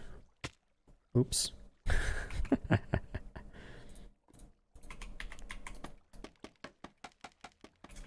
Fell down a hole. Help.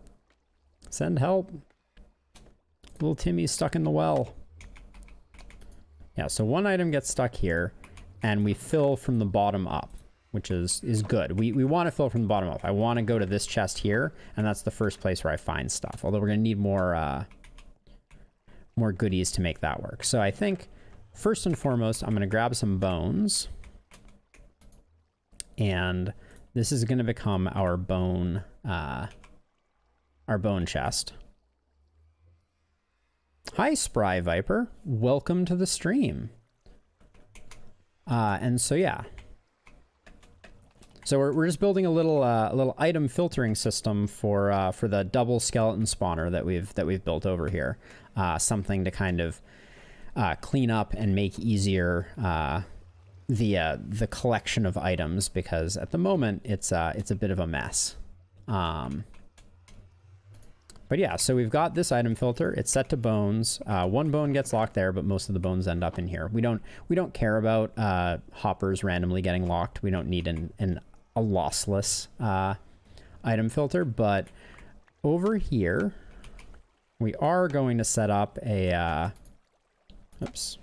we are going to set up probably just a dropper system to relocate the items, since none of these items are particularly important, and we are not super rich on iron right now.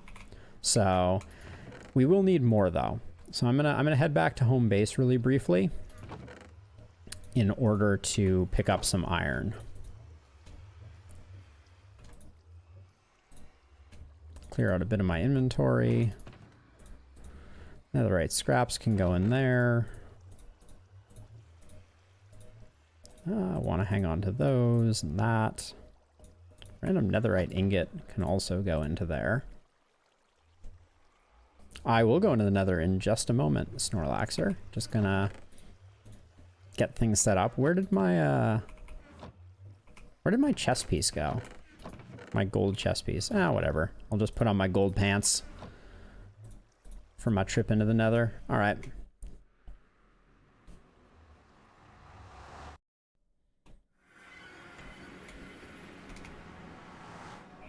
So yeah, so this is the beginnings of our little nether network. I need to clean things up a bit more.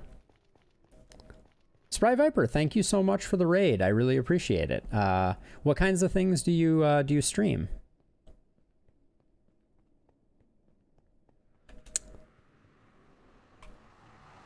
Hi, I'm Scruffy. Welcome to the Minecraft stream.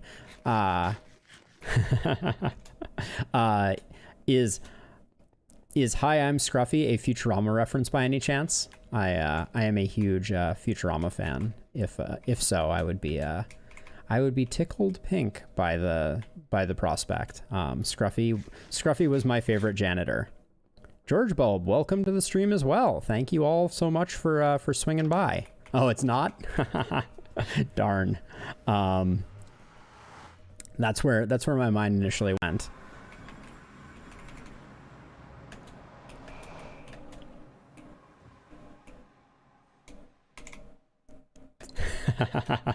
I can imagine. Scruffy is a much beloved Futurama character, and my all-time favorite janitor. So I know that Viper had to skedaddle, but is Viper a Minecraft streamer? Is that what y'all were watching over there prior to coming and visiting here? KML is one of my favorite geo markup languages, Snorlaxer. Nice. Do they primarily do survival Minecraft, or what's kind of their bailiwick? Bring the lava. Oh yeah, good idea. I should bring a bucket of lava. So for those who are new to the party, this is a relatively new world. I'll give you all a quick tour so that you kind of know the shenanigans that I'm up to. Sometimes the raid gods just land you places, but you know, welcome to all those who have shown up. Oh, bedwards, cool. So yeah, so my world is kind of split into a few sections here. This large hole in the ground is our creeper farm. I'll fly down into it for a second just to kind of show. So I dug out the chunk and built I think 9-level creeper farm that each level has trapdoors along the top to kind of prevent things other than creepers spawning. And then cats in the middle to kind of route the creepers to drop pits that land them, and then when the creepers die on the magma blocks, the gunpowder is collected here, shot out, and sent up to the top of things. So that was a huge quality of life improvement for us. Now I have, yeah, I think I have one. I think I have one down here, don't I? Oh boy.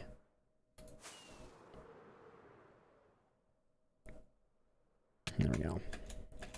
A graceful landing if ever I've seen one. I think there was one down here, if I recall correctly.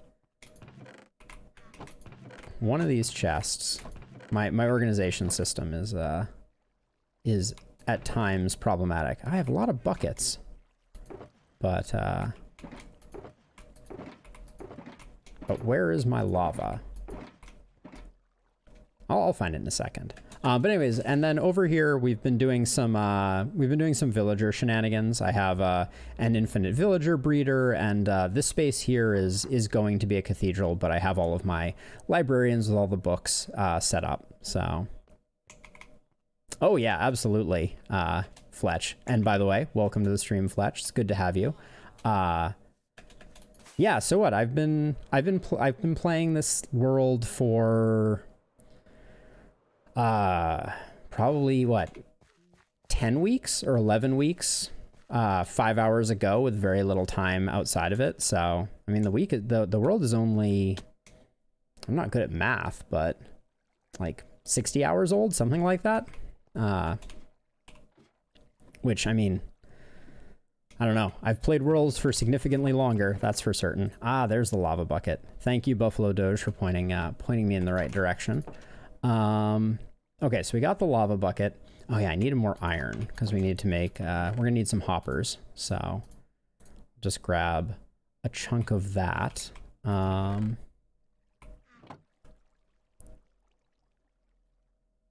a good night, Scruffy. Not a Futurama fame. Thanks for briefly swinging by. Much appreciated.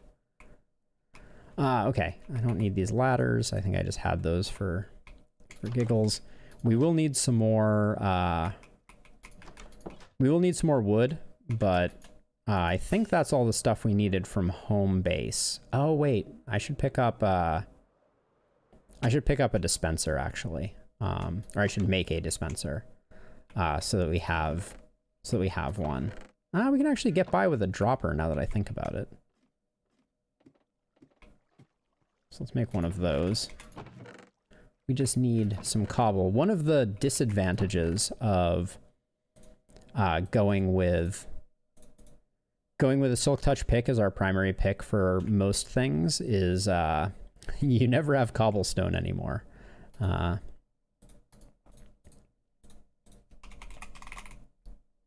we go. We can just pick up a dropper. I think we can make it work with a dropper. Hold on, I wanna test this.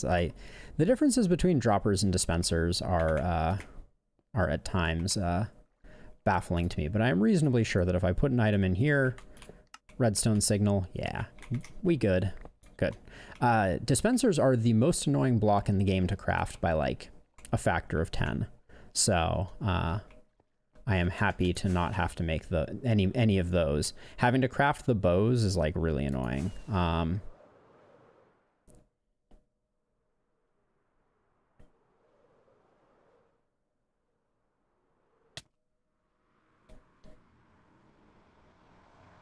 So Fletch, have you continued your Minecraftery?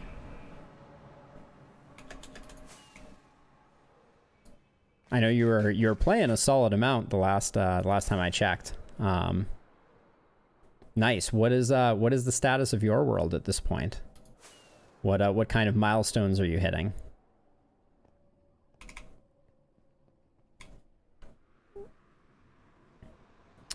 Yes, Snorlaxer, the bow is named, wait for it, the Boar Lamer, to complement the Mole Wrecker. This is the slightly crippling defeater of Boar. All right, so back here, what we're gonna do is we are going to set up. We're going to set up a dropper, one more down, like this. And you can point a dropper down, so you can see that the dropper is here, and it is now collecting items. And what we have to do is make it so that when the dropper is full, it will drop its items, or when there are items in it, it will fire them out. And we should be able to do that pretty easily.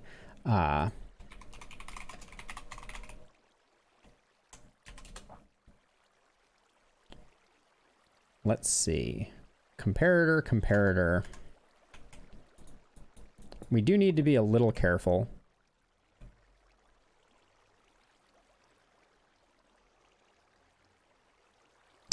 Yes, that is one of the problems with realms for sure. is... Okay, so that's going to be like that. Yeah, that's definitely one of the disadvantages of Realms is the render limit. It's a bit of a bummer. But welcome to the big leagues then. You're still playing Bedrock, but it's a Linux Bedrock server. I don't have a lot of experience with server administration on Bedrock, but that's awesome.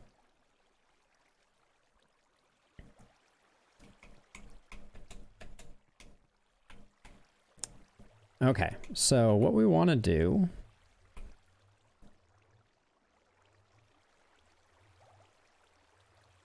Are we far enough down? That's the other question. Because I don't want this to be visible in our final build. So I think we're actually going to go a little lower. I promise not to tell a soul, Fletch. I won't sell you out. But it's frustrating that GCP was ill-equipped for that purpose.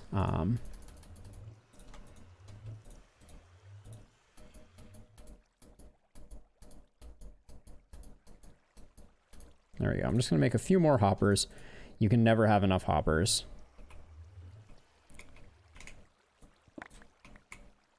And I'm going to get rid of that because we're going to go... I think we're going to go to here, and then we'll drop out from here.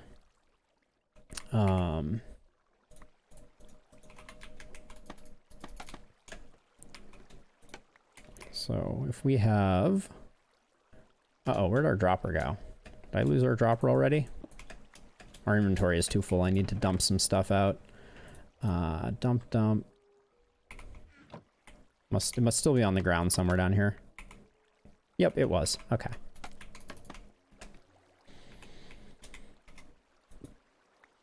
Oh, shoot. Oops. So I don't want... Thinking.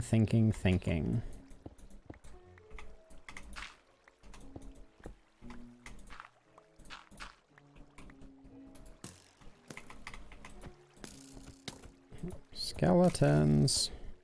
This is why this is again the pitfalls of building with gravel. I do as I say and not as I do. Is all I have to say on that front.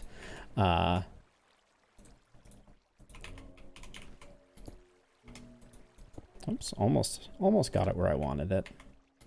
There we go. That's the stuff. That's the ticket.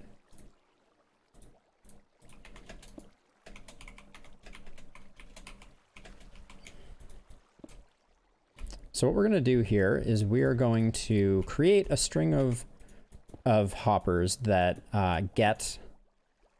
We're going to leave this one as is. It is not exactly the way that I want it, but we can make do.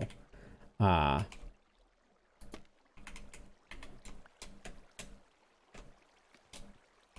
this is the annoying part about scaffolding. Everything is good about scaffolding except... There we go, and there we go. So... Items will land in... So, Snorlaxer, it's on the list to make an Iron Golem farm during this episode. I would like to, but I am also wary of the fact that I do really want to get this fully sorted out. Oh my gosh, the gravel, the endless gravel. I built this in the worst possible place. I want to make sure that we get our setup sorted here before I move on to other things. So the Iron Golem farm may be a next episode thing, depending on how long it takes to get our sorting system sorted.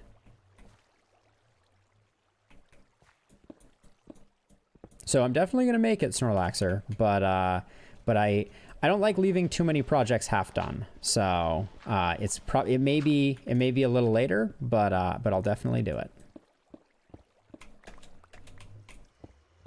Okay, so we're gonna set up a dropper system here. Oh, most of my redstone I don't have on me, so let me grab that really quickly.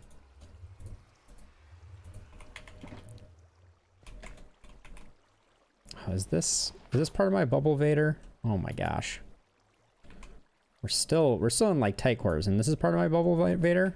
Ugh. The the close confines here is very annoying for setting this up properly. So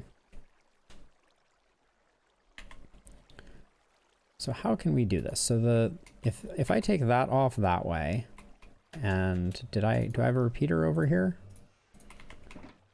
Can I? Okay, so I can pull out a signal that way. So I think we can make this work. How though? So now that we have a signal, we know that there are things in here, right? So what we want to do is we want to apply a redstone signal on a clock, and we can use observers for that. But we're gonna need to make some observers, which I know we have. Yeah, we have all the components we need for that because we have this. Empty out some things. Hey, Rapid, welcome to the stream. Just make all 4 of those. And I think what we're gonna do is we're gonna put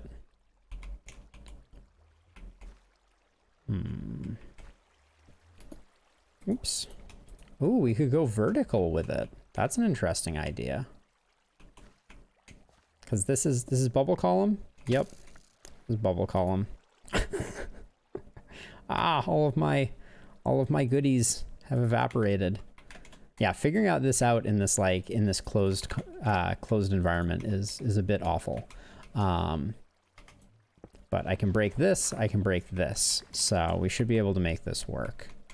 I need a sticky piston.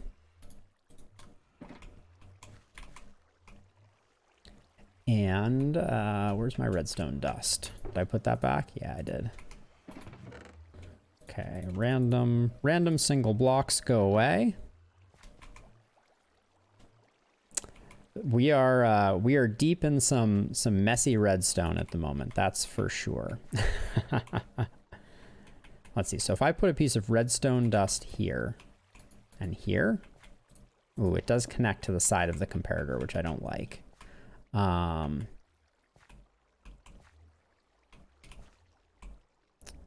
Yeah, so we're gonna go up a little bit with this.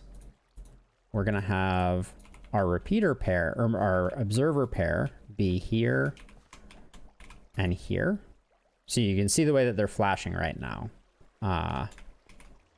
That's good for us, because that's gonna be the signal that's gonna empty out the dispenser.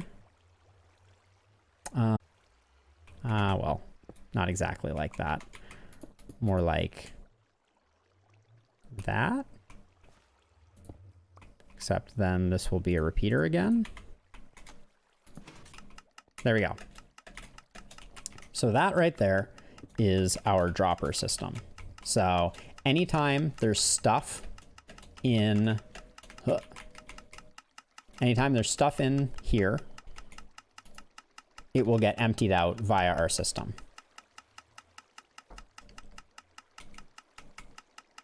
But for now, I'm going to break this piece of redstone so that doesn't happen. Obnoxious? Are you talking about the clicking noise?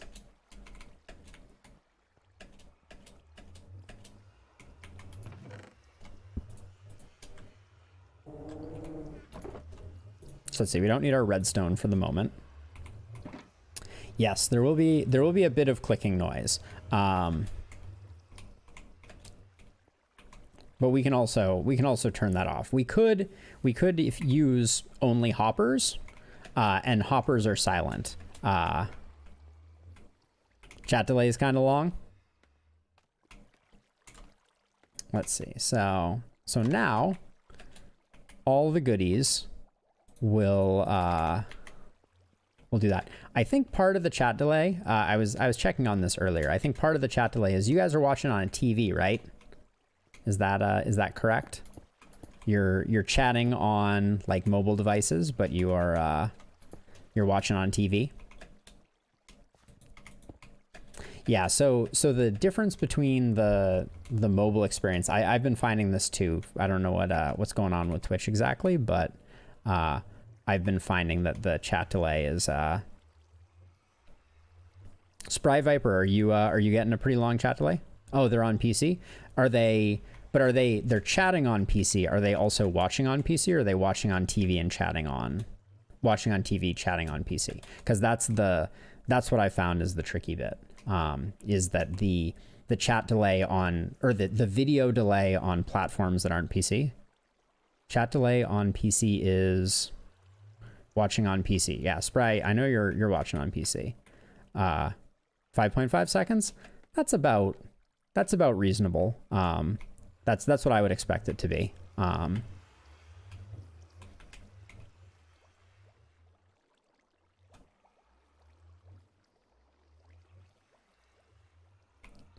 So yeah, so there should be no chat delay between a message showing up on my screen in the stream and me seeing it in life. Those two are synced up.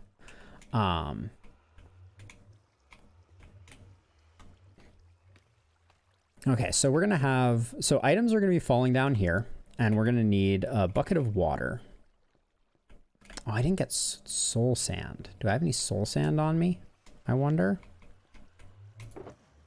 Probably not. We may have to go back for soul sand, but we can hold off for a moment. We do need a bucket for water though.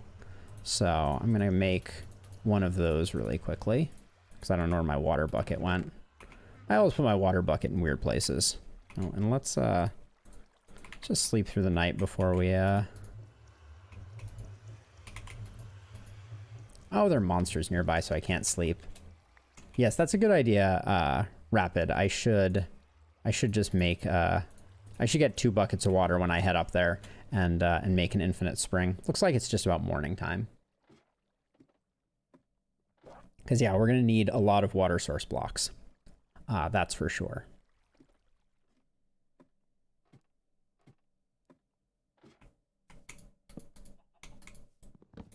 Okay, it is apparently daytime. So let's get our water going.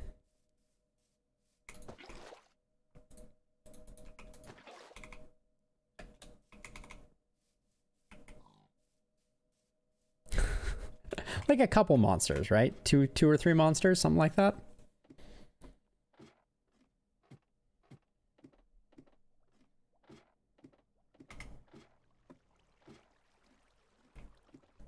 All right, make ourselves an infinite spring right here. This is a terrible place to put an infinite spring, just kidding. Make it here. Now it's good.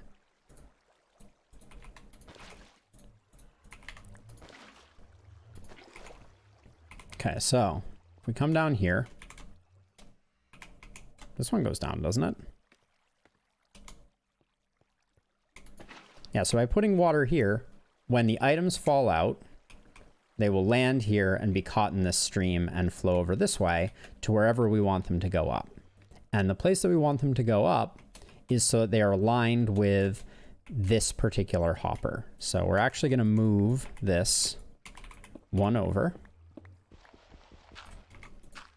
See, now if I was being good, which I'm not, I am being decidedly not good, I would have replaced that gravel, knowing that we won't want the gravel there in the future. And this is where our bubble vader is going to be. So the items are going to come over this way and land over here. And I'm going to fill in like this. And the other thing that we're going to do to kind of ease things out is I'm going to replace the ground here with ice, which I also think I need to go back to base for.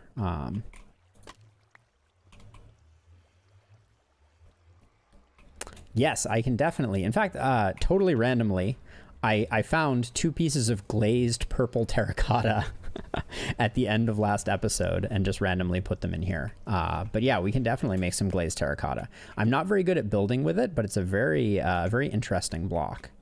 So let's see. I don't have any of the ice on me, so I'm gonna start making a little shopping list so that I remember what we need. We need ice. We need soul sand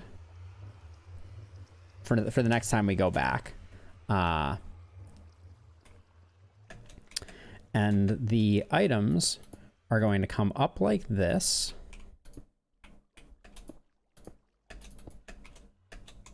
To right.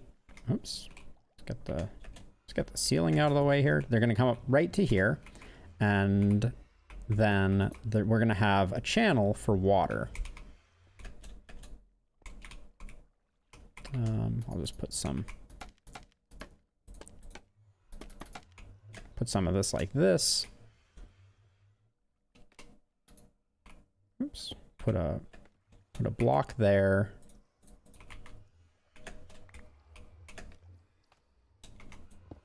Everything gets to be close quarters sometimes when you're building things like this.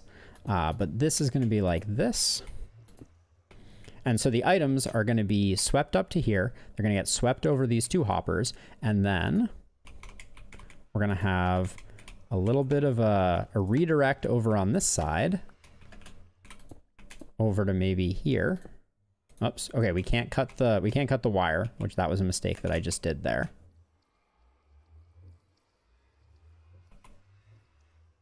So the zombie headbutter is not yet netherite.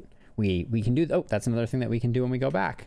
Helm to netherite, because we have that last ingot, and I just need to do that. But yeah, in fact, we'll go this far, and then we're gonna have that there, and then we're gonna have right here our lava. And so all the items that flow from here to here are gonna stop there. And I will double check to make sure that I've got my measurements right. But all of those items are gonna get pushed that don't get picked up by the hoppers. This will eventually be a hopper right here also. Ooh, do I have... Yeah, I have enough hoppers to do that. I'll put that there. Put that there, and then... There we go. Cool.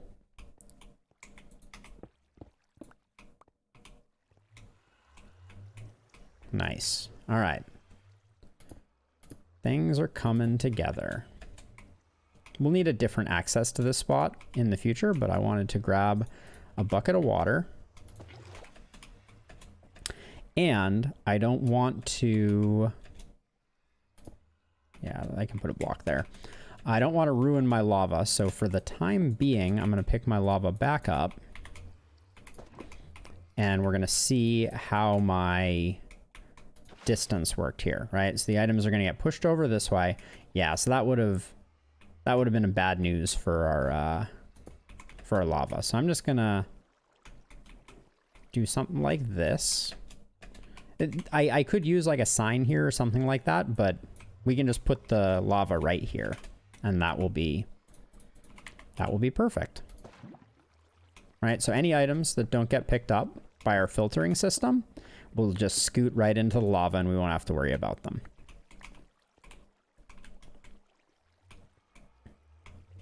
And this is where our bubble column is going to be. I'm just going to break all this. We will need signs over here. So I should go make some signs and finish up setting up our water streams. Let's see. Do we really have no more wood again? Yep, we don't. We also need a tree farm. That's another thing that we can add to the list. We'll have to make ourselves a tree farm at some point. There's some really cool TNT-based tree farms that you can build. So we may do that at some point in the future. Okay, let's...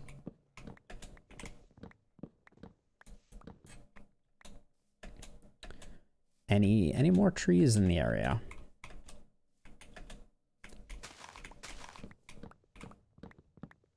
Okay, we just needed a little bit of wood. I don't remember what for already.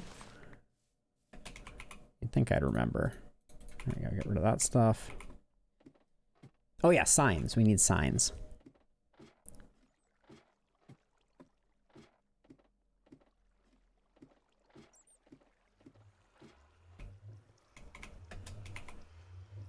Okay, crafting bench. There we go. Let's just make 6 signs. We'll probably need them.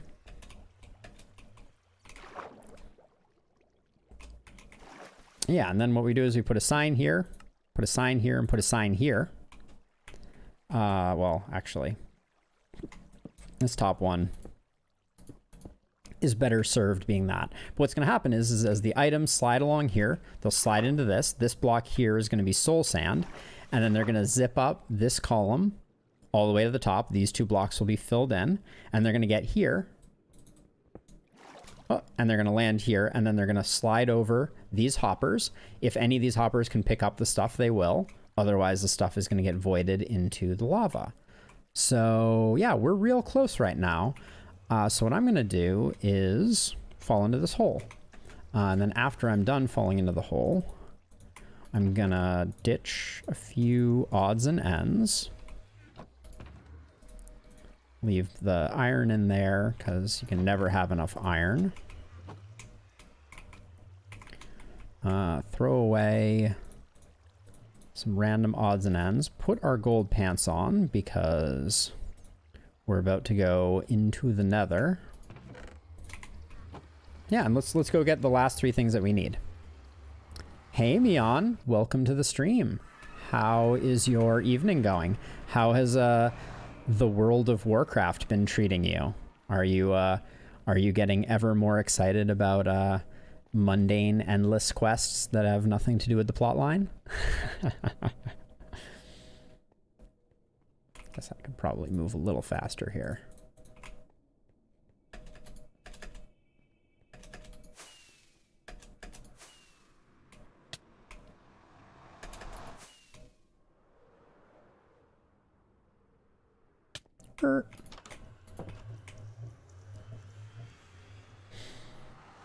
Okay, so my shopping list is ice, soul stand, and helmet. So let's do helmet first because that one will be fun. Do we rename? We renamed it the zombie head butter, but we need to netherite it. Here we go. Boom, boom.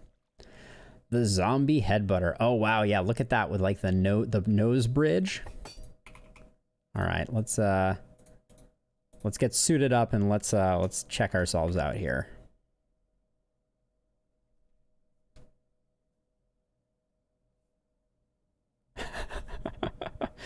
Wait, kale gnocchi? Is that what you're currently eating me on?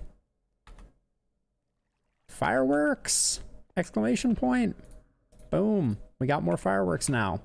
We have all the fireworks we could ever want. Ooh, yeah. Kale gnocchi does not sound like it would tickle my fancy too much. Let's see. We're going to need a bubble column enabler. We are going to need a piece of kelp. And we are going to need ice. Yeah, we need lots of ice. We're going to use the packed ice stuff. Cauliflower gnocchi sounds way better to me. One of these was full of ice, wasn't it? Yes, it was. All right, just grab a stack. All right.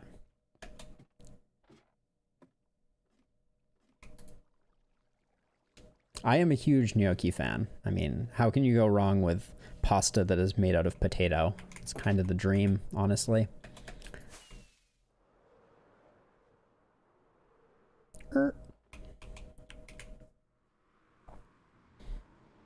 Packed ice, helmet, and soul sand. I got all the things that I needed.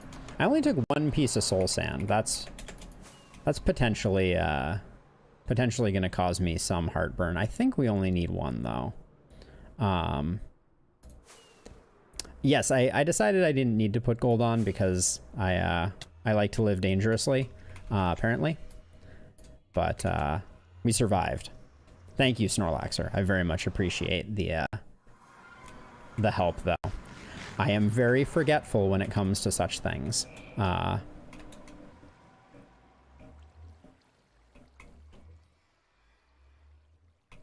Excellent. I am glad you're enjoying it, Mion. I have played hundreds and hundreds of hours of it. So you will not hear me saying any bad things about WoW. All right, let's see. So we're gonna go. So packed ice is really cool because if I drop an item in here, look at how fast it goes. You see that? The ice accelerates the item super, super quickly. So what we can do is now we can put our soul sand here. Oh, we need bones. If only we had someplace we could get bones. Haha. We also need another way to get back there. I'll probably just put it over here. But let's grab some bones. There we go. Don't need a ton. Our organization system is getting to be seriously problematic. And now we can put down our kelp here. Boom. Bone meal it. There we go, it's done. And now when I break the kelp, everything zooms up and gets collected. So now we have the problem that I was expecting before, which is we need to do that. None of our redstone got washed away, which is excellent. You're speaking my language, Mion. I don't think I've ever been happy to have been cooking when the alternative was pizza. There we go. I can just do that. That's our new way to get into the back area if we need to. So I'm gonna fill in all of this. Now, I don't think we set up our second item filter, did we? So let's go ahead and do that.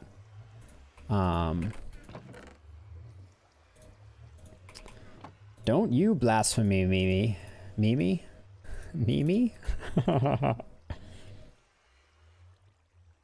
Wait, no. I think I was saying the same thing as you. I will always choose pizza over cooking at home. Like the choice is never even a choice. That's what I was at least trying to say. So let's see. We have all filter items in there. Now we have all filter items in there. This one is bones, so the other one needs to be arrows.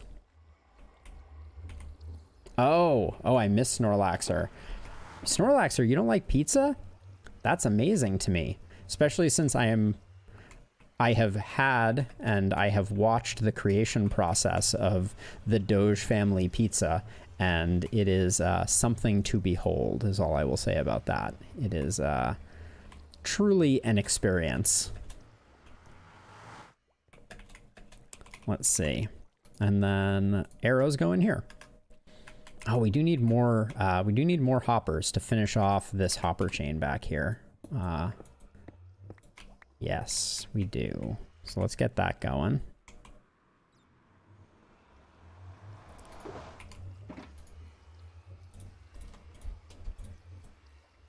Nine chests makes 9 hoppers. Oh, we get 4 initially. That's a good starting point. We do that. We haven't done this set here, but that's okay. Although it will complicate things.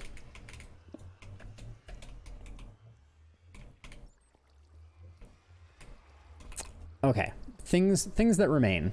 I need more iron out of my ender chest.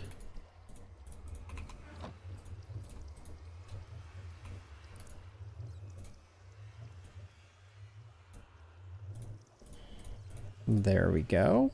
More hoppers. Iron is the most precious resource, and that is why we will be creating an iron golem farm sometime very soon, if not tonight. Okay, but there we go. Now, all we have to do is grab a single piece of redstone dust and put it right here. Boop. Right click it just to make it pretty. And I can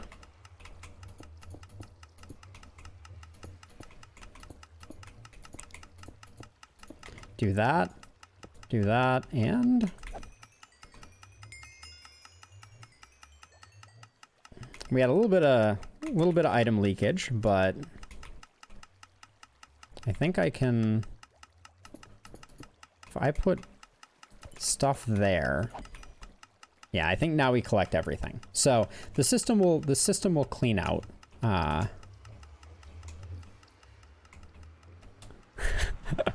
There is some serious excitement going on at the moment, but we can see the items are coming out.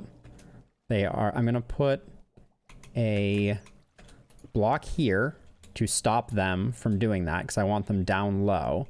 But now we can go check to see what items are making it through versus not. And we can see right now, all of the items that are popping up are getting collected by the hoppers, which is perfect, right? That's exactly what we want.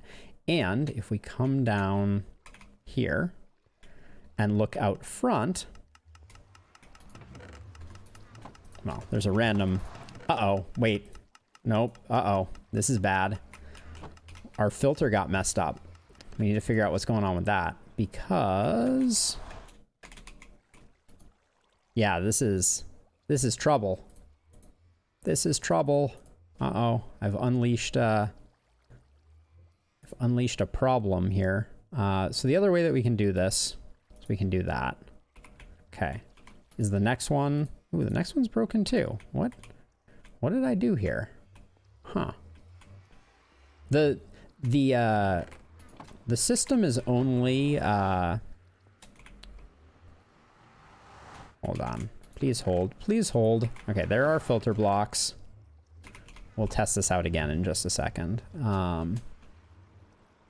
But over here, so now we have that set up. And then if I put a stack of that and something like that, I wonder why that didn't, I wonder why that got messed up the first time. That's odd.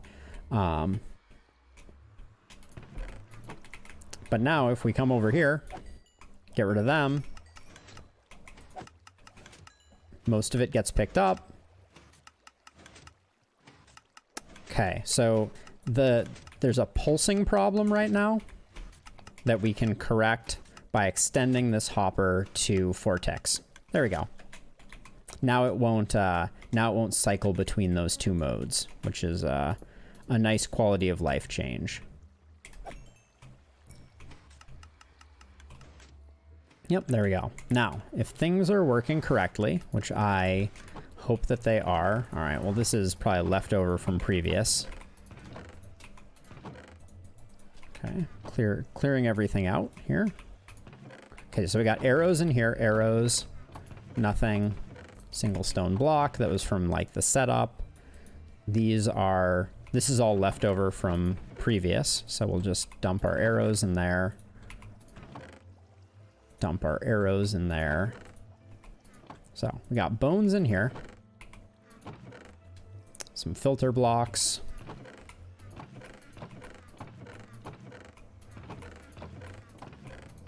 Okay. So let's everything is cleaned out now. We're getting lots of experience. One other change that I'm going to make here is I think if I put that like that, that will guarantee that all of the drops get picked up by the hopper minecart. Wow, that's still flapping.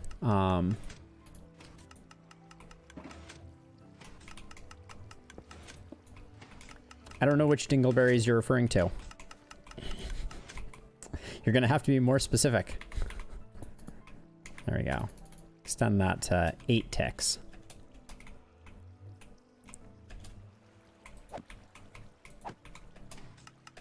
Oh, this means that the experience can't get out, actually.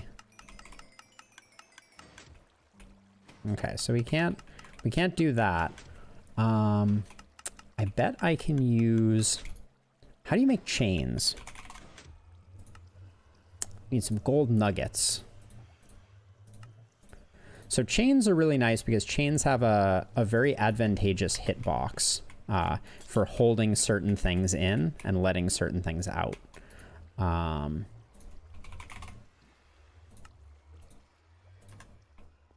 So if I put a chain there and a chain there, we're still getting, yeah, we're still getting some leakage over here on the hopper. So that didn't quite work the way that I wanted it to. But let's check to see what's going on over here. So now you can see that all the random junk is getting put over here in these chests. All the arrows are ending up in here, and all the bones are ending up in here. And, you know, they'll show up in random chests a little bit, but...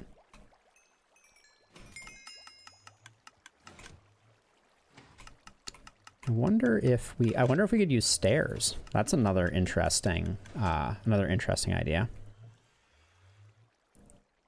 Ooh, a gluten-free Oreo? Say no more. I'm there. That sounds amazing. I haven't had an Oreo in what seems like an eternity.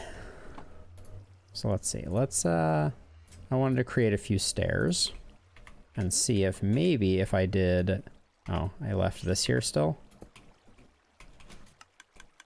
I think this is going to have the same effect as the slabs. Yeah, everything gets picked up, but we don't get the experience until we jump up like this, which I don't like very much. But we could also try something like that. Hey, I think that works out well. I think the hopper minecart is just getting saturated. That's why items sit there for a second. But yeah, let's go check our item filters, and then we can call this one done. Yep, looks good. Looks good. We're in business. Okay, so let's do a little bit of cleanup. And that cleanup is gonna look like me ditching that and ditching that. Okay, let's get a bunch of stuff that we don't want to keep. Where's that gonna go? Here. It's gonna go in a pile over here. Single chain I don't care about. Iron nuggets I don't care about. These are my pants. I care about my pants. Yes, next stop Golem farm, definitely. Although I don't know if we're gonna get through the Golem farm in its entirety, because the Golem farm is a very big project. We'll probably head over to a creative world briefly first, and then we'll kind of go from there. Because I don't have a full plan on the way that I want to create my Golem farm. Let's see, hoppers go in there. Can put my anvil in here.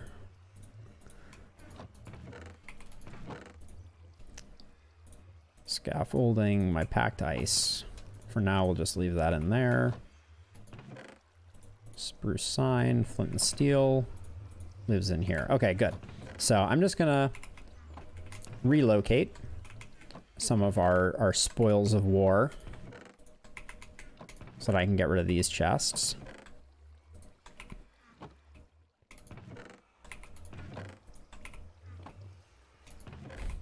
You've seen a pro hacker make an iron golem farm, Snorlaxer?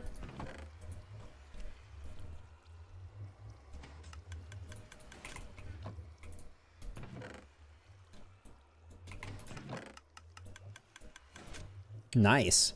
So I have watched a handful of videos about making iron golem farms over the course of the last week to make sure that I had a bit of an idea how to do it.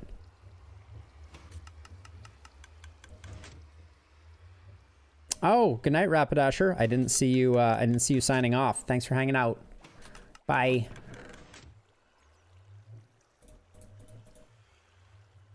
Let's see. Okay, this stuff I'll clean up later. Redstone chest needs to go in there. Ender chest comes with me. I did pick up some stuff. I don't like that very much. But yeah, we got lots of experience going now. Where'd my blocks go? Here we go.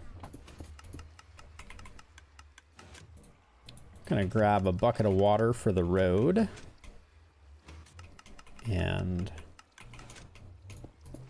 seal that up. There we go.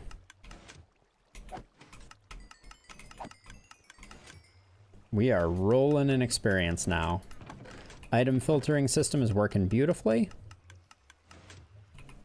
And once these chests fill up, the yes, so that is exactly how that works. So shall we talk Iron Golem farm briefly? Let's head back to base and then we'll do it. And then I'll talk about it. But yeah, Snorlaxer, you're onto it. That's exactly how you do it. You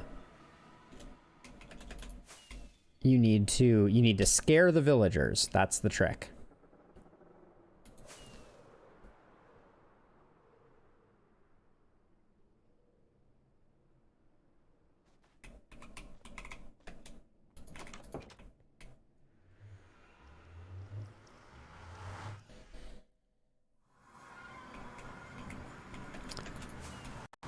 So sleeping iron golems yield iron. So when iron golems die, they drop 4 to 6 iron and a poppy. And so they become a very useful renewable resource for getting lots and lots of iron. So yeah, so let's take a look. We'll design up a quick iron golem farm in our creative world, and then we'll start building it in our survival world. So we'll do this in the overworld.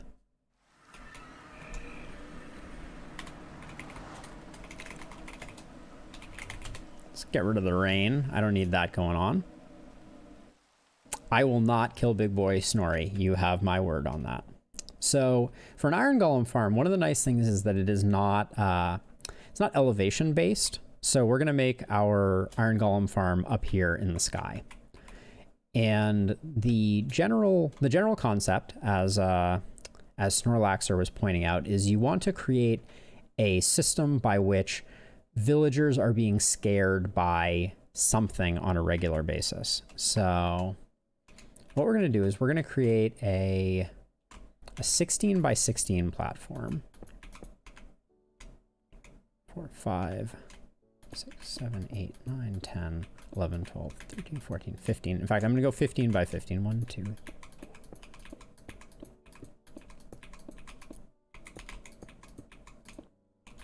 I think that's 15 by 15. And I'm just doing that because I want it to have a center point. I generally don't like even numbers in the world of Minecraft.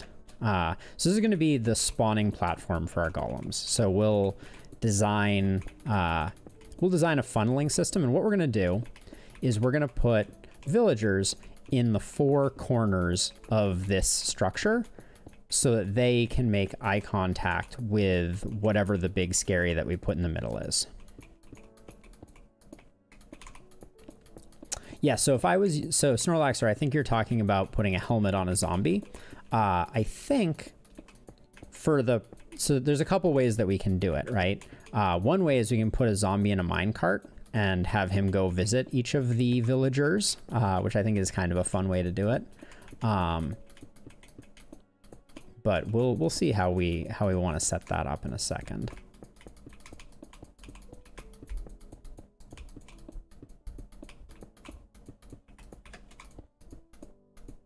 All right, so let's get some water.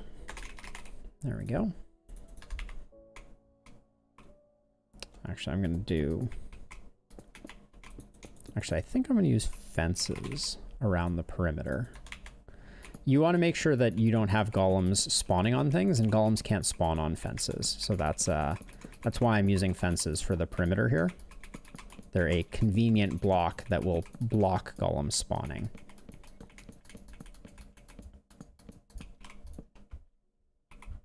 There we go. Now that we have that, let's see what the water pattern looks like if we just do this. Oops, I keep forgetting that you can waterlog fences now. Okay. I don't like this quite yet. So what I'm gonna do is I'm gonna go up one more, like this. This is a good trick for when you want your water streams to extend a little further, is you can just place them one block up in the world. Although we'll need to do a bit of trickery to make this work. So I'm going to get rid of that.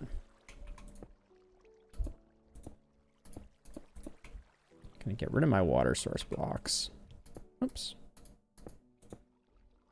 And instead, I'm going to put a block there and then put my water source on top of that block. And then we're going to get rid of that block. And the water source will still be floating in the air and will still have the effect that we want it to.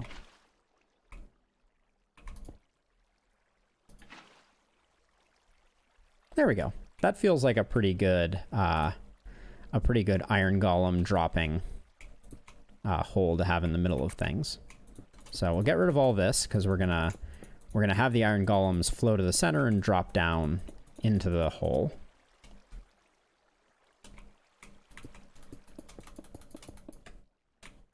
Let's go to like here.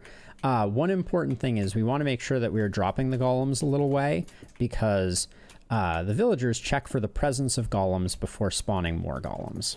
So that's the idea behind this piece of the design. But we're going to go with a very simple solution for getting rid of the golems for now. And for now, we're just going to, actually, I'll just make a platform here and we'll just let the golems collect, and I will get rid of them with some lava. That's the best way to kill golems, as a side note, is a lava blade. But for now, just gonna have them land and stand in lava.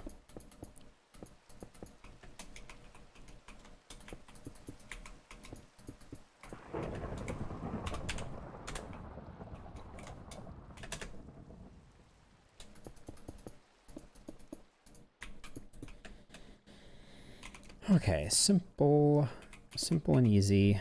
Lava.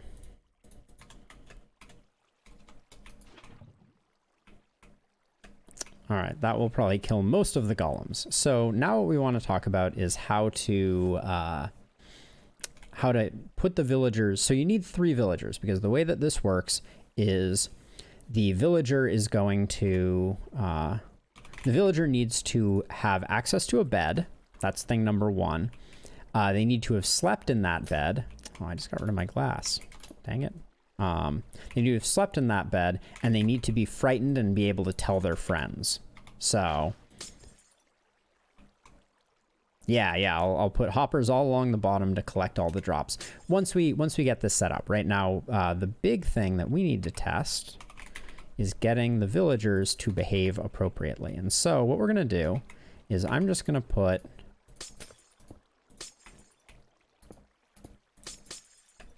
our villager location here. And the way that this is going to work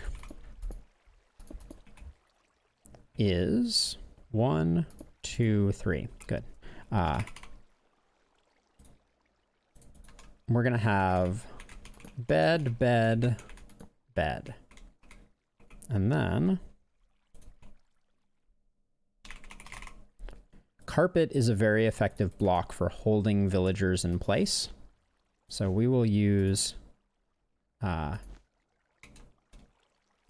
breaks all the carpet? Oh, okay, well, I'll sleep anyways. Sure, twist my arm. What we want is to create a holding cell that will prevent the villagers from going anywhere. Can you not put carpet here? I think we can use glass. I'm trying to keep the, I need to keep the front edge available so that the villagers, which we can put in here now, can see forward. So 1, 2, 3.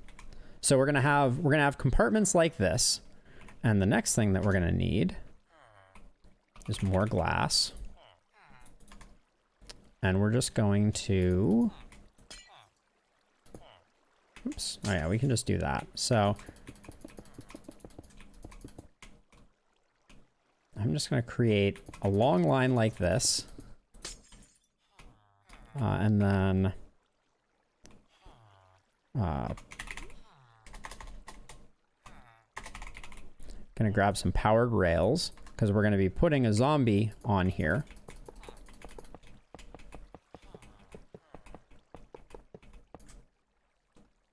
And that zombie is going to be going back and forth. And when it passes by, it's going to scare the villagers, and that's going to cause them to spawn a iron golem. Now, I don't think I can put a lever on glass. Yeah, that does nothing. Yes, I'm just going to put blocks over the zombie's head, Snorlaxer. I think that's the easiest way. So the zombie, you're right that the zombie can't see the light of day. The problem with putting a helmet on the zombie is that the zombie will, oh, actually, this should be half slabs, excuse me, because we don't want iron golem spawning on top of this. A helmet on a zombie when exposed to the sun takes durability damage very slowly. So eventually the hat on the zombie would break, and then we'd be in trouble. There we go. So we'll do this.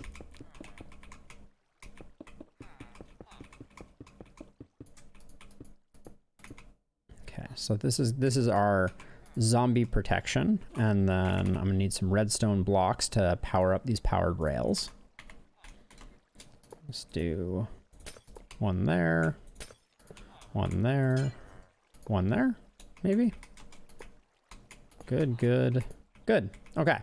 Now a minecart. And a zombie egg. Let's push this minecart. That should have picked up the zombie, I'm pretty sure. There we go. Okay, so for now we're just gonna have the zombie here, but they should have just made eye contact with the zombie, which should, I believe, spawn an iron golem. But we need to check to make sure that they've successfully slept, among other things. Hello.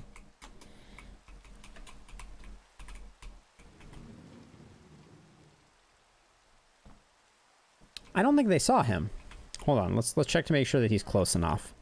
1, 2, 3, 4. They're supposed to be able to see 8 blocks.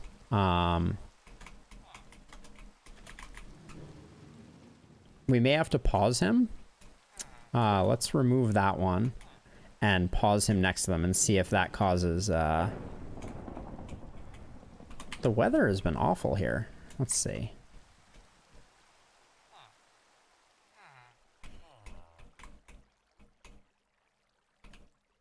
You guys aren't scared of the zombie? Huh?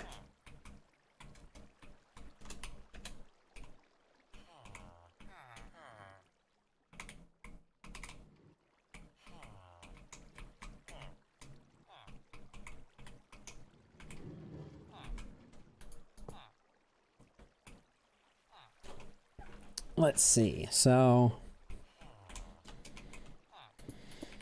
we can try doing a bit of a closer drive-by here. Let's give that a go.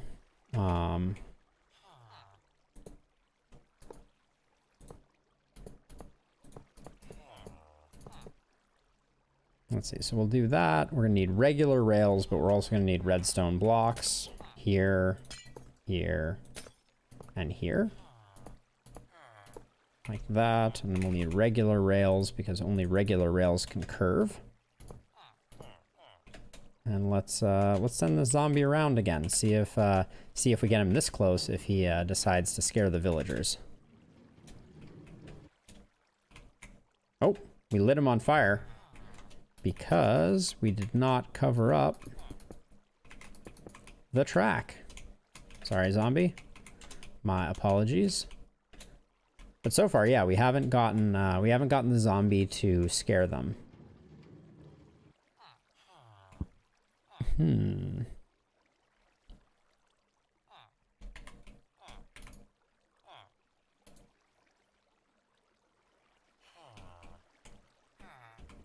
I just want to see an iron golem spawn. That's all I'm looking for.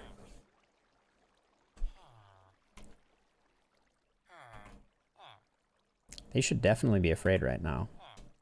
It may be that they can't get to their beds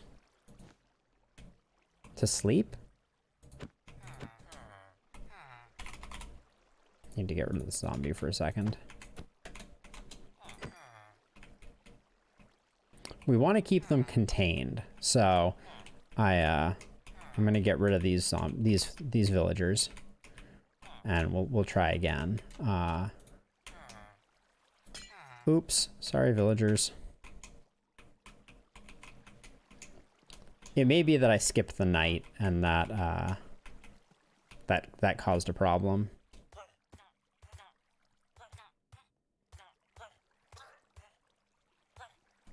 Oops. Oopsie daisies. Reasonably sure that carpet works beautifully here.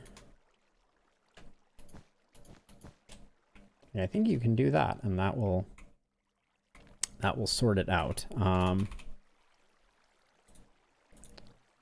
I guess. Oh, let's set the time to night. That's what we should do. Okay.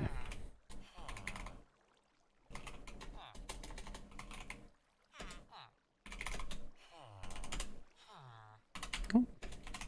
There we go. So set time to night. So, oh, how'd I get a baby villager?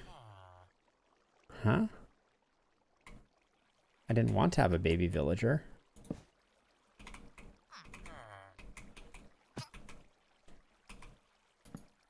There we go. Okay, so now that they have all slept, now if we send out our zombie, aha, there we go. That's the ticket. There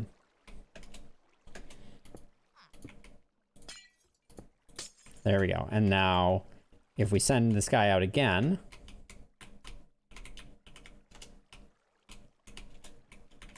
come on, get going, dude. Okay, so we do have a problem that they're not staying in their little carpeted spot. And I'm not I think we can just put more carpet down to prevent them from doing that. But let's check that.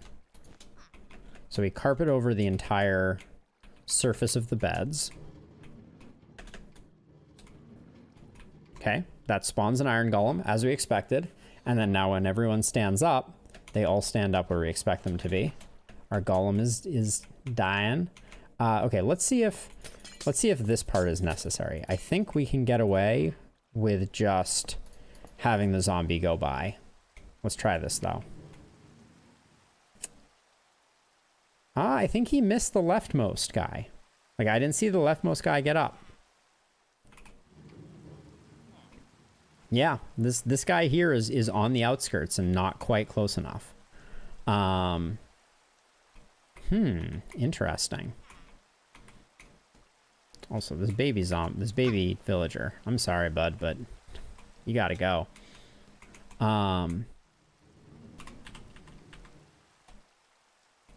Yeah, 2 out of the 3 get up.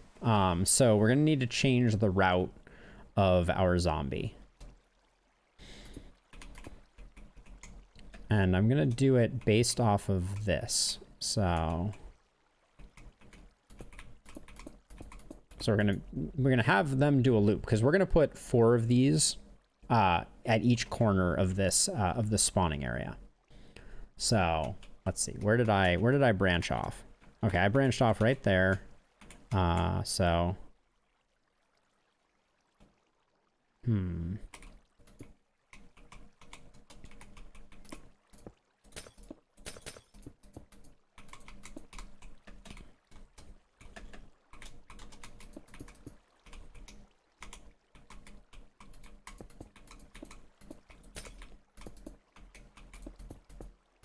So this will be our zombie loop. We're just gonna have him kind of go in a circle. So I'm gonna get rid of that and just push him again so that he comes to stop on. Oh, not where I wanted him to stop. That's for sure. We're gonna have something like this.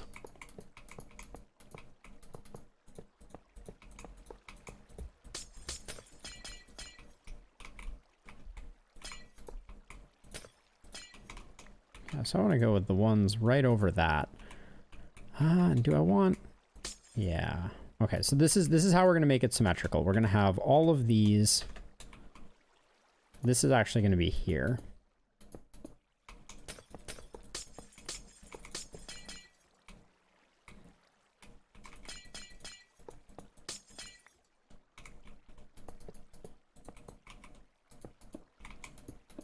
So this is I'm gonna try this as our zombie route.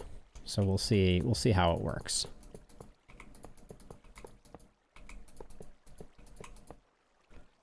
Regular rail.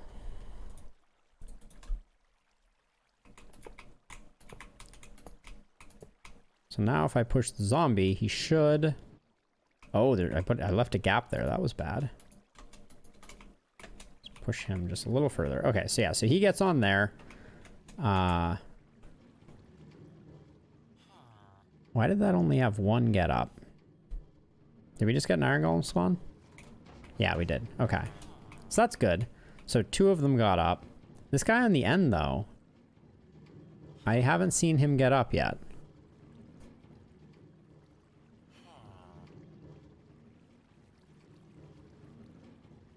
I wonder if it's the carpet maybe blocking him from seeing the zombie.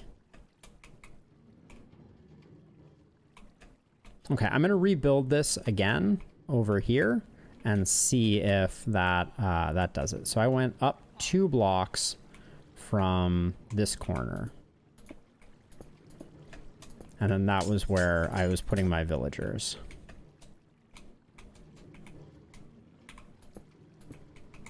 I mean, sometimes you just want to stare at carpet. I'm not gonna pretend that that's not the case. So that's the structure that we went with.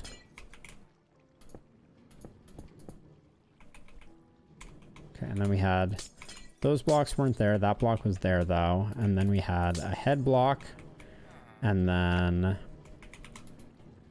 oh, don't.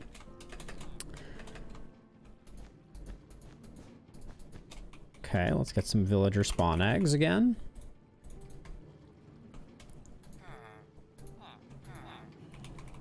Okay, now we've got the 3 of them. This middle guy is not getting in his bed.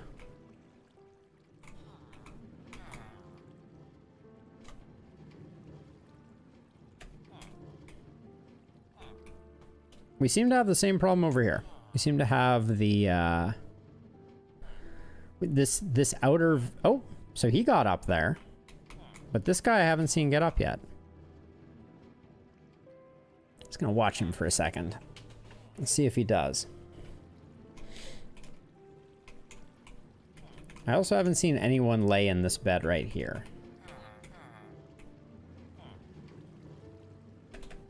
Whoops. Just to make sure everyone can lay down, I'm just gonna stop the zombie for a second.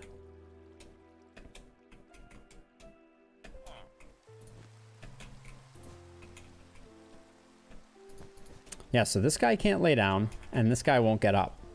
I'm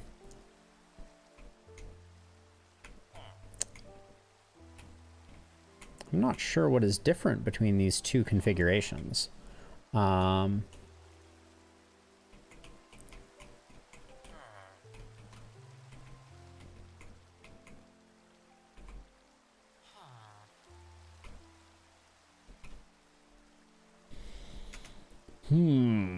Let's see. Oh my word, the weather has just been like something else in this creative world.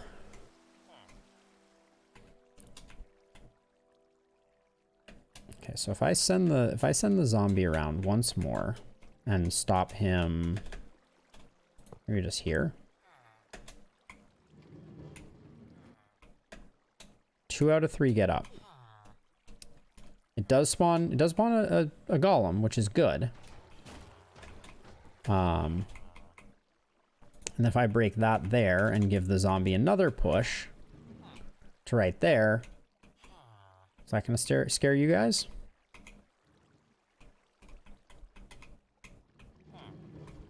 Appears not to have scared them.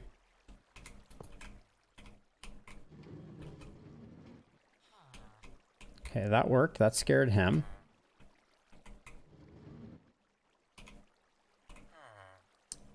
I'm wondering if maybe our zombie should be one lower. Let's try lowering him down, see if that has any effect.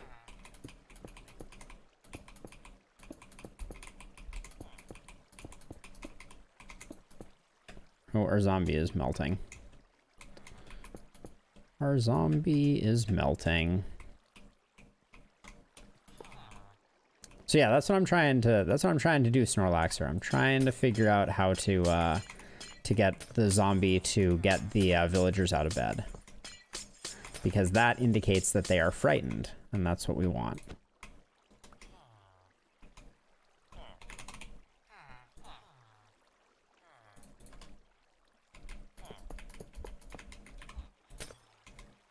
Oops.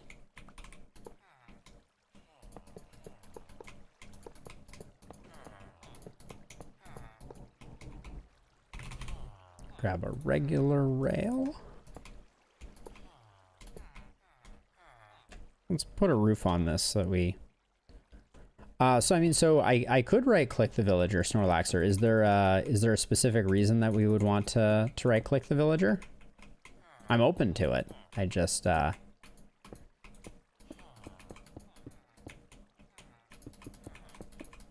just not sure what we're trying to solve.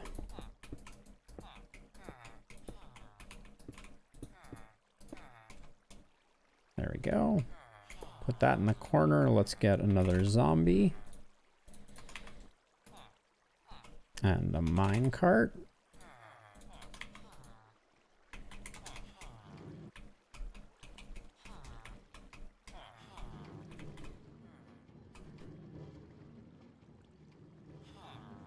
Yeah, no, it does. It definitely, you can definitely kick a villager out of bed by right-clicking them. That's totally true. So why, I'm just wondering why we want to get the villager out of bed. So like, I want to get the villager out of bed using the zombie, because that means that, okay, so see, that's what we want. Like, did you see the way that was right there? Where all three of them got to lay down, and then the zombie came by and they all woke up? That's perfect, right? And then over here, we have two lying down, but the third one never lies down. So what's the difference between these two setups?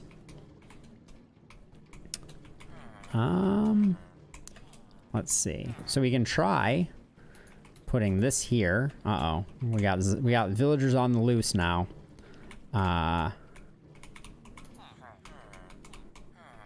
Okay, this guy's gotta go. Oh boy. Oh boy. Okay, if we stop the zombie from going around, things will get easier. Whew, okay. Oops. So we could do that way. Don't. Oh no, I'm stuck in with the villagers. Oh no. There we go.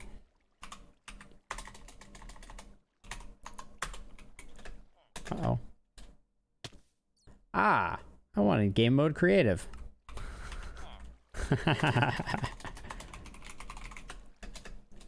Oh, but we need spectator to get out of there. There we go.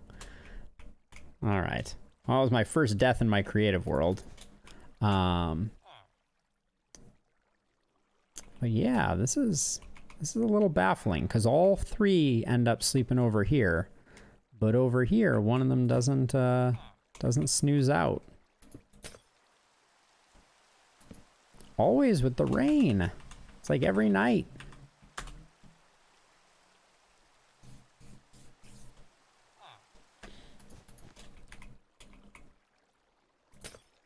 I'm not sure if that, maybe that villager is just cursed. Stranger things have happened. Get in your bed. Get in your bed. Do it. Everybody's happy over here. No, you're not happy over here. What is different?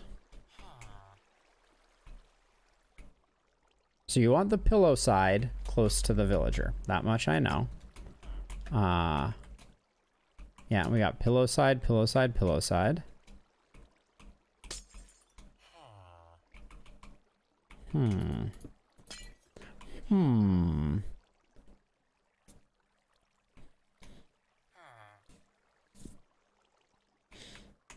am not sure why that is happening the way that is happening. Because if I push this, hopefully, can you please? There you go. Yeah, all three get up, which causes the iron golem to spawn. That's exactly what we want. Then they lay back down, except this guy doesn't do it. Let's build another one over here and see. 1, 2.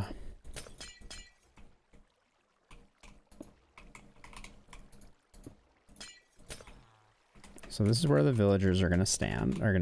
So we're gonna go 1, 2, just like that. That's our structure.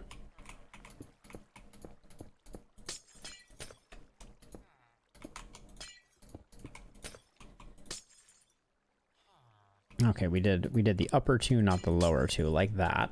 And then we put carpet over all of the bed. And we put 3 villagers in here.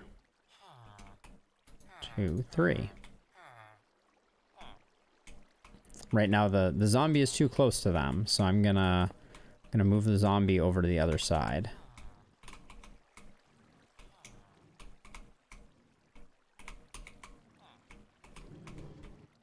Because I want to see if...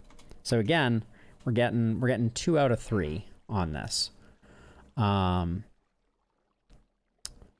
one thing we can try, we'll try it with this one over here, is we can go for a different bed configuration. Oops, that was the wrong direction to place the bed. So we can go like that, and go like that. And then let's try it on this side too.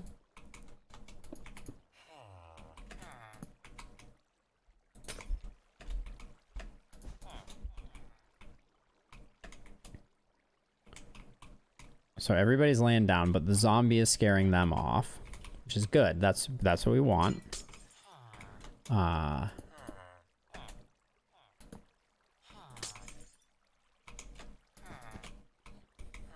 There we go. Okay, so now to test this out, to see if we did a good thing, I'm gonna do this, and we're gonna see if...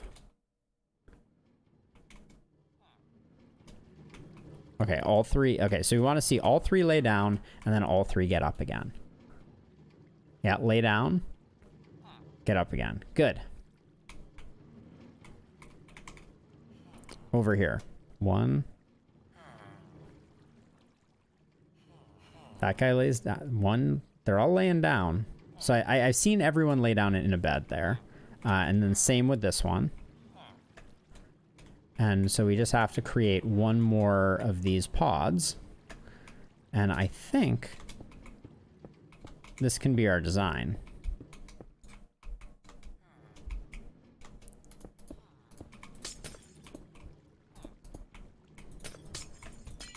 Okay, so this is where the villagers are going to stand. So we're going to go bed here, and it doesn't really matter which other direction we go. And then over here, we're going to do that, and then we put carpet over everything.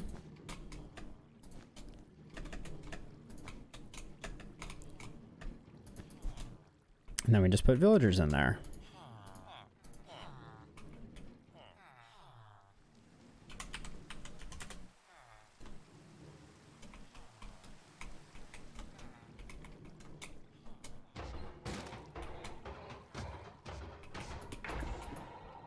Just so that we're not going to bother collecting the iron golems here, but just so they have to stand in the lava, we'll close this up. Yeah, but I think we have a good setup. So the next step, I'm gonna make the floor fully lava, so that we don't miss anything. And then Yeah, they're iron golems. So we have, I mean, you want to hear this, right, Snorlaxer?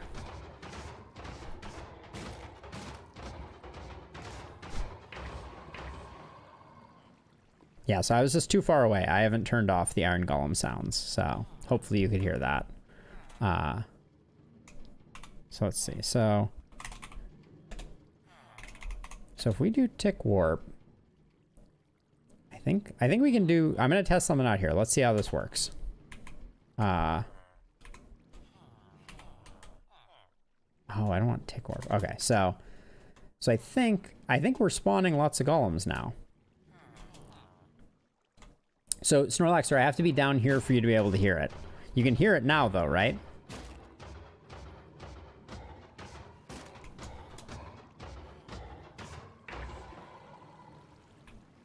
But when I fly up, you can't hear it because it's too far away. That's what's going on. You couldn't hear it at all there? Can you hear the sound of the minecart?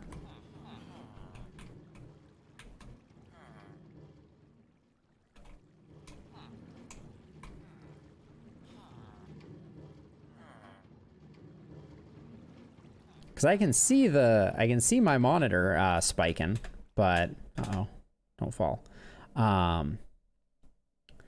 So yeah, we can.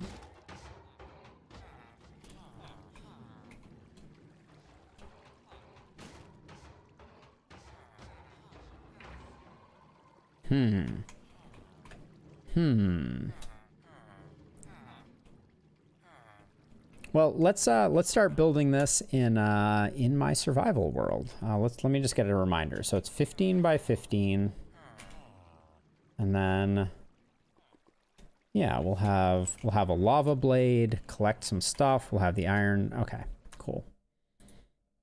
So yeah, we'll build this. Build this thing.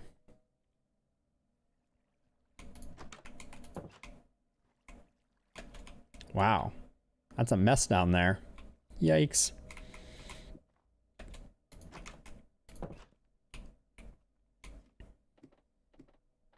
All right, Buffalo and family. Thank you for hanging out. Have a wonderful night, and I will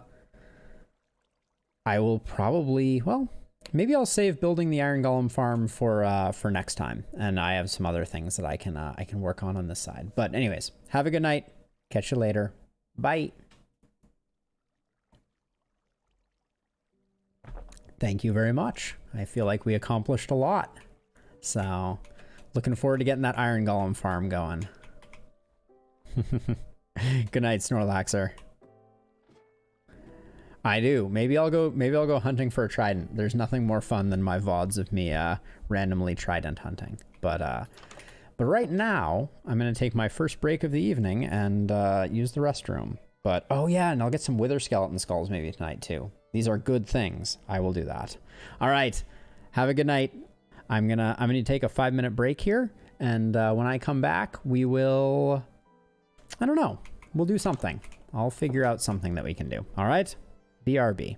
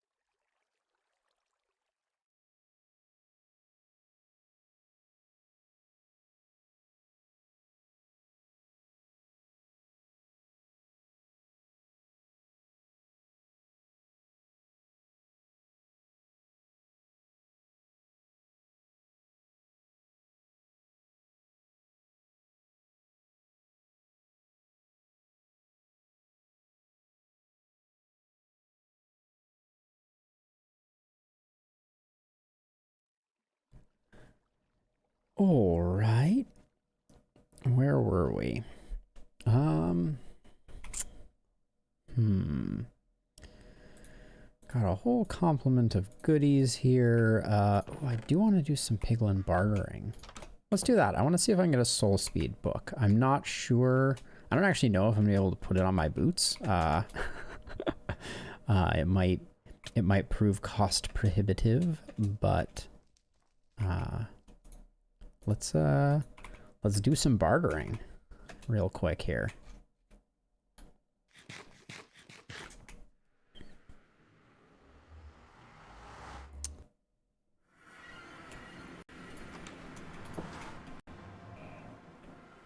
Salutations, bartering crew. Give me goodies.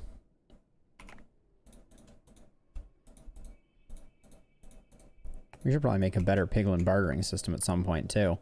Oh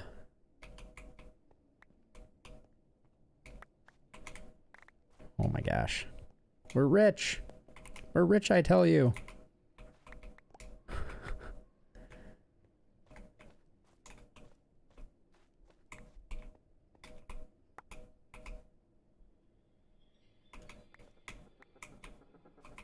Okay. I feel like 16 at a time is pretty good. Ugh. Almost everybody got one.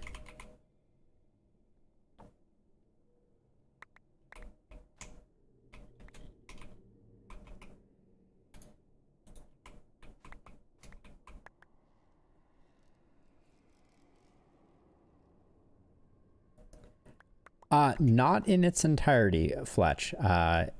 I guess potentially wrong assumption based on your question was that the boar lamer was somehow a play on the mole wrecker. But please enlighten me if there is a deeper meaning. I would be super curious.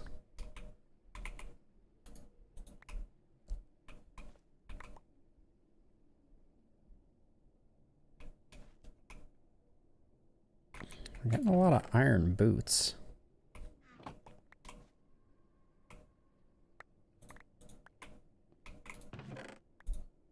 Let's see, all the garbage. All the garbage. Oh, there's a book. Oh no. Why do you get angry at me? Soul Speed 2 book, nice. Okay.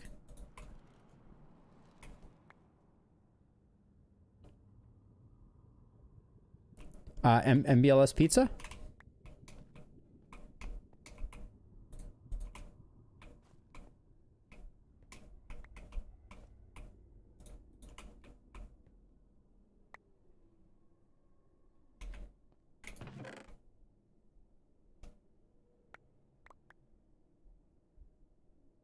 As in the possessive.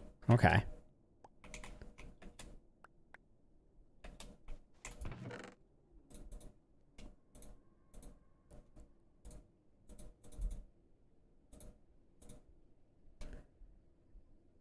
All right, we got a lot of crap in here that needs to be gotten rid of.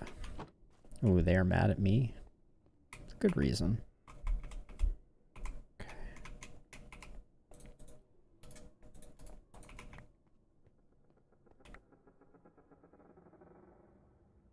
Oh, that is amazing. I had no idea. Much Easter egg. Such wow.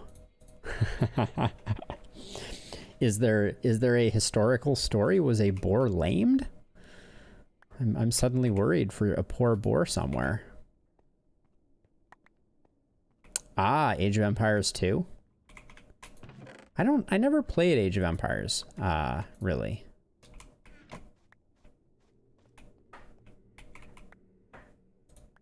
Get rid of those.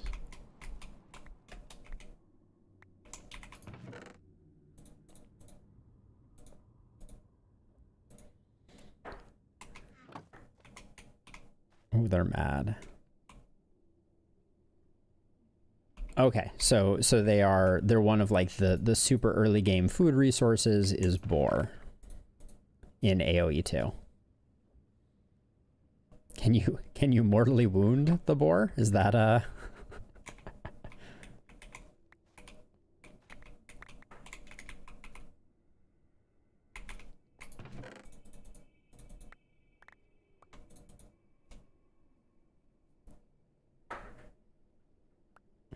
Got it. So in the early game, it's a way to kind of like accelerate your progression rapidly.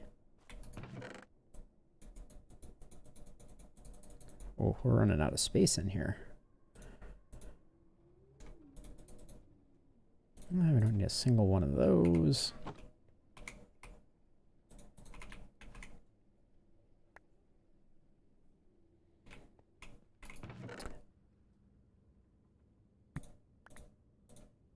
So boar thievery is a common problem.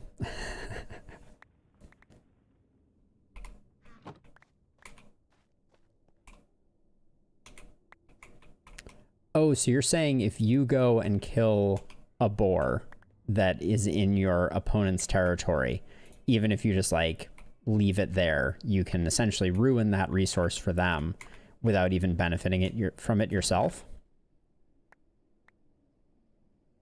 Ah, got it. Okay. Interesting. Yeah, so I can see how so that was MLB's strategy for was heavily dependent on boar lamery.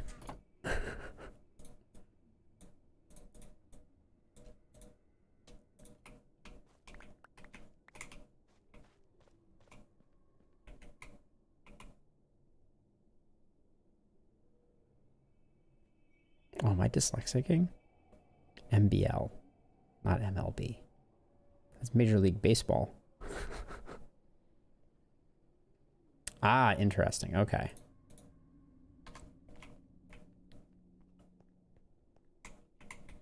So that's okay. So this raises an interesting question. If the strategy is good but frowned upon, what was its relationship to the pro scene like? Like, you know, I generally think of the pro scene as like anything to win type of type of approach to things. So I would naively assume that if boar laming is beneficial, then, you know, there's going to be a lot of boar laming, because, you know, it's a valid legit strategy.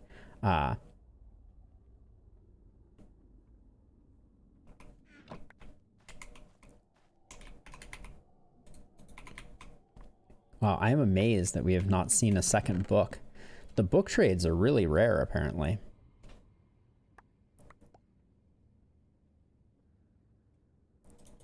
Wow, that seems like a very I mean, I guess it's very easy to enforce, right? You know if someone has done it or not, but it's like one of those things where, like, if the game rules allow it, you know, like, and people are just like asked like honor system to not do it, that generally seems like a recipe for disaster in my my limited experience.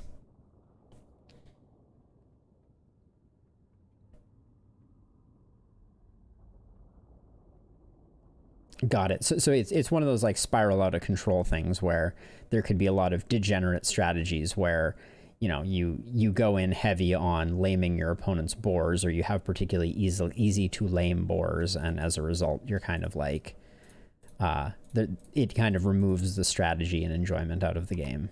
Is that the crux of it?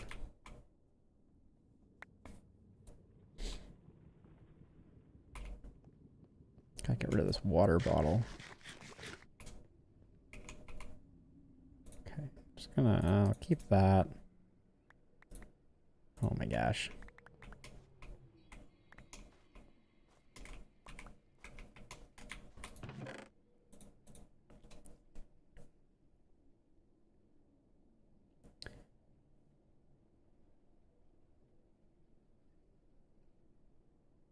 Okay, got it. Yeah, so the initial starting conditions can radically favor one player over the other if boar laming is allowed, essentially.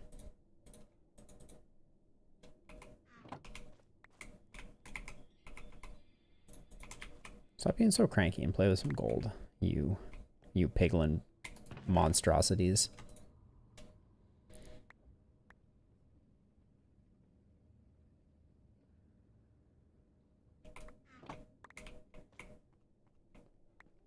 Do you feel that after you make it out of the woods on kind of like the early game, is it a relatively balanced competitive game?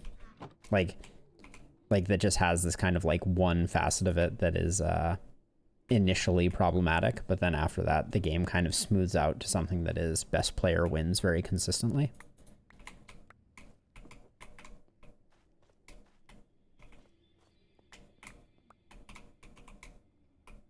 Oh my gosh.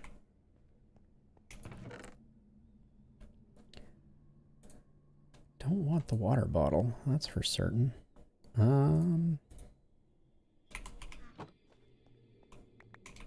Well, that was a staggering amount of gold that I just traded them to not be rewarded with a soul speed 3 book.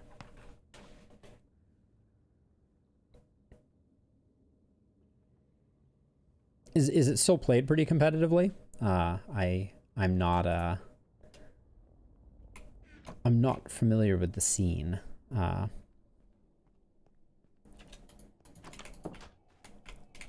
When did AoE 2 originally come out? It's a relatively old game, right? I mean, not that that stops anything from being relatively well played. Yeah, that's what I thought. Yeah, that is a decidedly mature franchise. Got more buckets than I know what to do with. Buckets on buckets. So it'll be able to drink soon. The dream.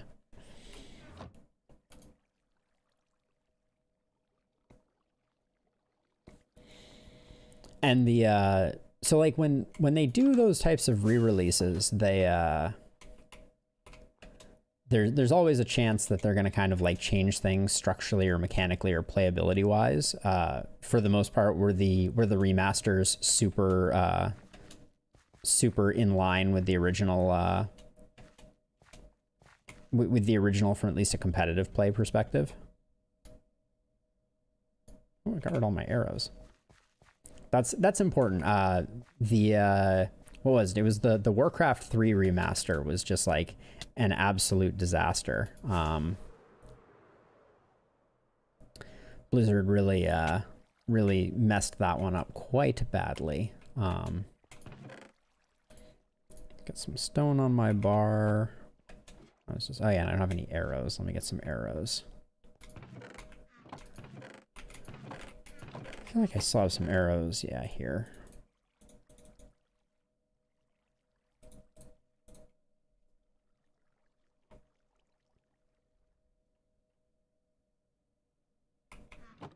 Oh, so they did make mechanical changes. So the game, they don't think of the game as kind of like completely sacrosanct. They were willing to make some changes.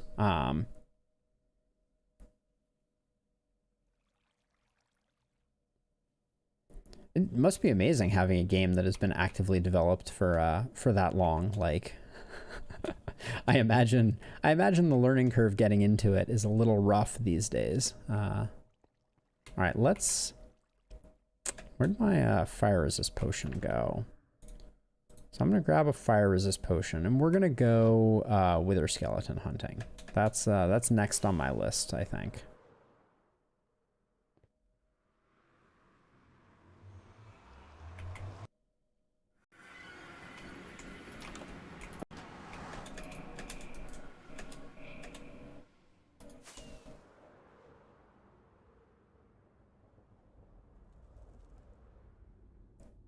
So it's seen a lot of a lot of churn over the years. That is very understandable. I can't imagine if there was a dev team that was still working 20 years later. That would be incredible.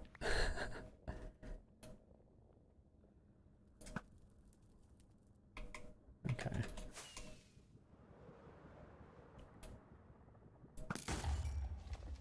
I should turn on hostile mob sounds now. There we go. Just so I can hear the gas coming.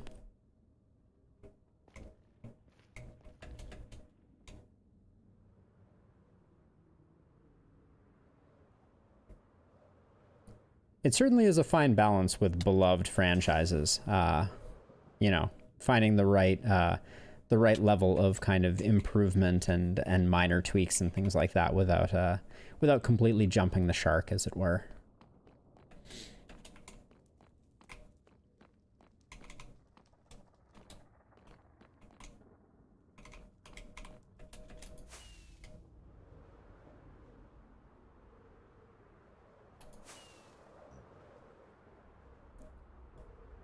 Siege Tower sounds like a pretty awesome unit. I am, I don't think I've like played a game that I would describe as kind of like, I think it would be really cool for there to be a game that was like a realistic castle siege simulator type of thing. They probably exist actually. I've just never seen it myself. I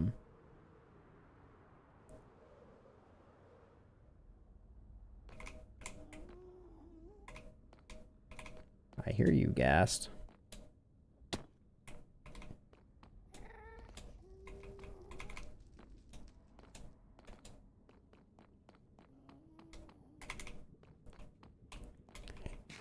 It's really interesting because that's I think that's like a common problem, right? Is if you release a new unit and it is transformative to the game, right? Then that has its own problems. Oh, I whiffed that shot. Gotcha. But yeah, you don't want to kind of like change the meta by releasing a new unit that is like the most powerful unit in the game. You know, so there's some balancing act to be had there, obviously.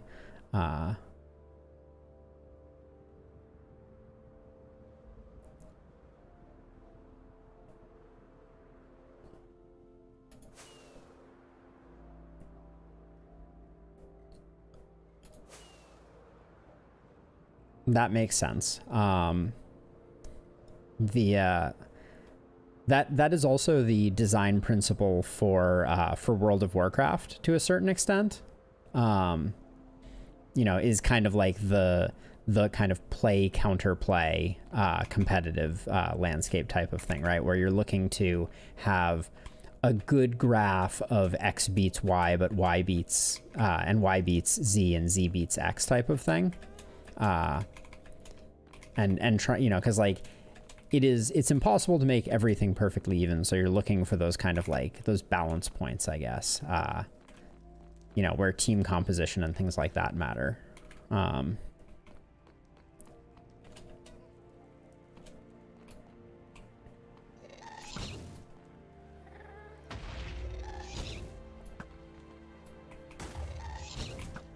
Oh my word, this gas is driving me crazy.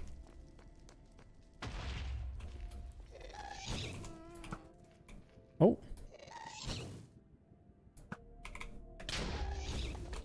Are you not? This is insanity. This is the most nimble ghast in the history of the universe. Alright, I'm just gonna fly up there and kill it.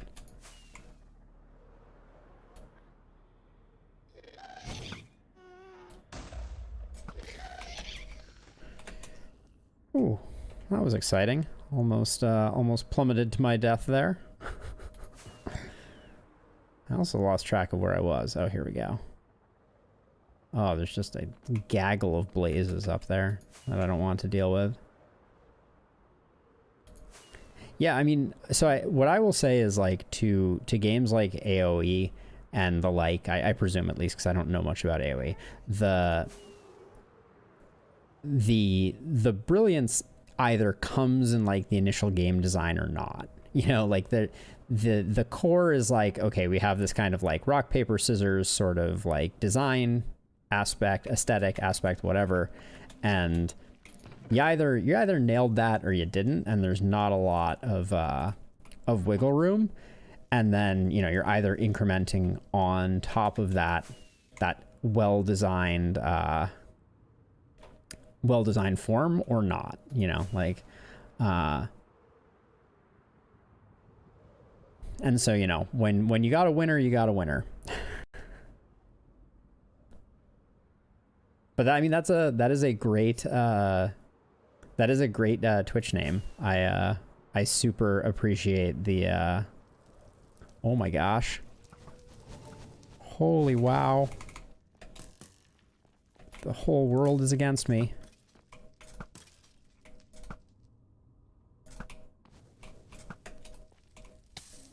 So I came back and everything had just spawned here, which is great.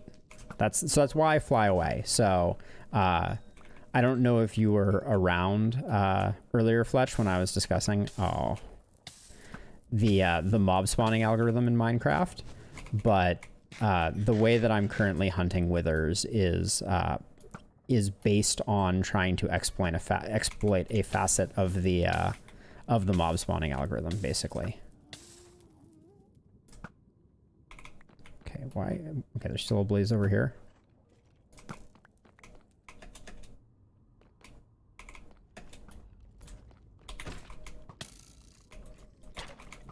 Oh, that's annoying. Okay. Whew. All right, that is a whole lot of no wither skeleton skulls.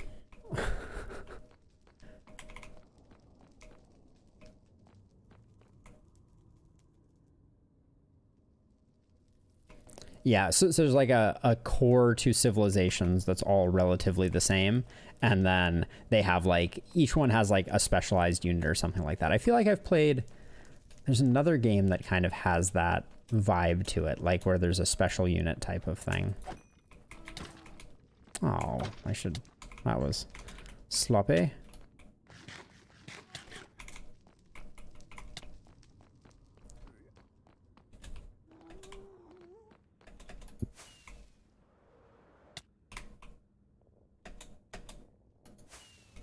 I do have my fire resist potion around. Yeah, so there's like some like overarching difference that each civilization has, like a, you know, unique bonus or something like that. And then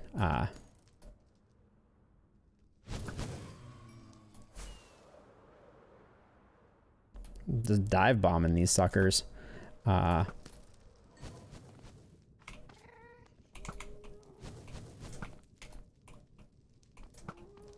Trying to get to the wither skeletons. That's my goal here.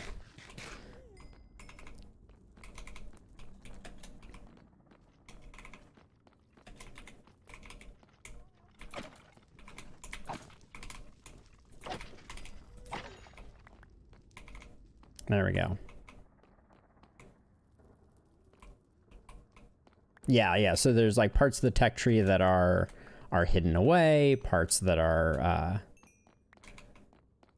unique, etc. I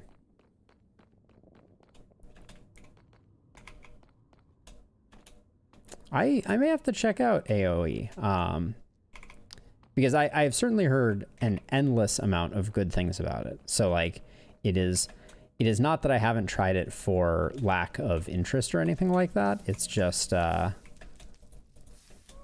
have never found myself in a position to play it.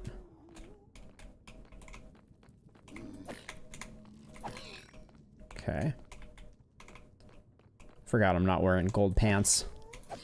So I'm gonna have to take out a few of these knuckleheads.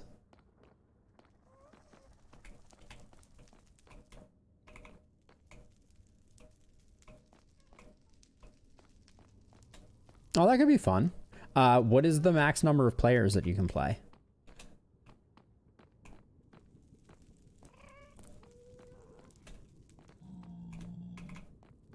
8-player? Okay, so you could do like a so when you play against the computer, do you play like two computer AIs versus the two of you, or something more, or is it like the two of you versus one is sufficiently difficult? Okay. So we could do a 3v3 sometime. I would be down for that.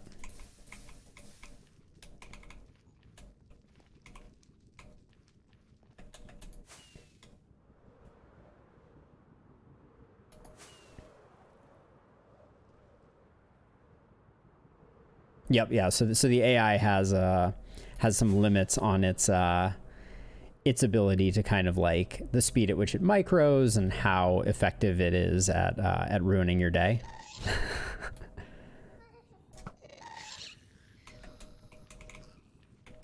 Okay. I will always take a ghast tier. Don't test me. Yeah, that's it's one of those things where like I think that's why DeepMind playing StarCraft was so interesting, is because those games, like well, I mean, if they could have made it very easy, right? Because those games benefit so much from being able to kind of like parallel process and multitask and do, you know, 15 things at once. It was a very interesting, oh my gosh. Okay, I'm just leaving. I don't want to deal with you stupid skeletons. You're the wrong kind of skeleton. Oh yeah, no, I guess what I was getting at was less the belief that there was, and more just the idea that even just having like a high APM or the ability to focus on multiple things at once is so beneficial that you don't even really need any intelligence to make those games, the AI, quote unquote, right? Like the computer players, like incredibly dominant, just because, you know, there's so many limits to human beings that make those games difficult, that if you don't do what they did with StarCraft and put a bunch of like, you know, you can only see one screen at a time, and, you know, this, that, and the other thing, then yeah, like you have to kind of like put artificial weights on the ankles of the AI in order for it to be an interesting machine learning problem, I guess is what I'm getting at.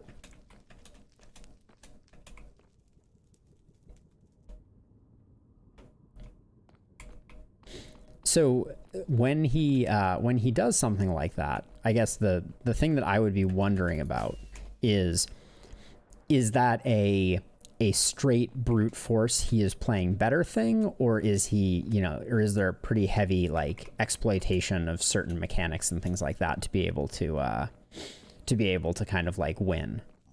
Because, you know, the presumption would be that the question, I guess, would be what is the mechanic that he is taking advantage of that the AI cannot, that he can kind of win, sort of thing. Straight up plays better. That's incredibly impressive then. Because normally that's just like, he's smart, he loyal. Is that what we're getting at?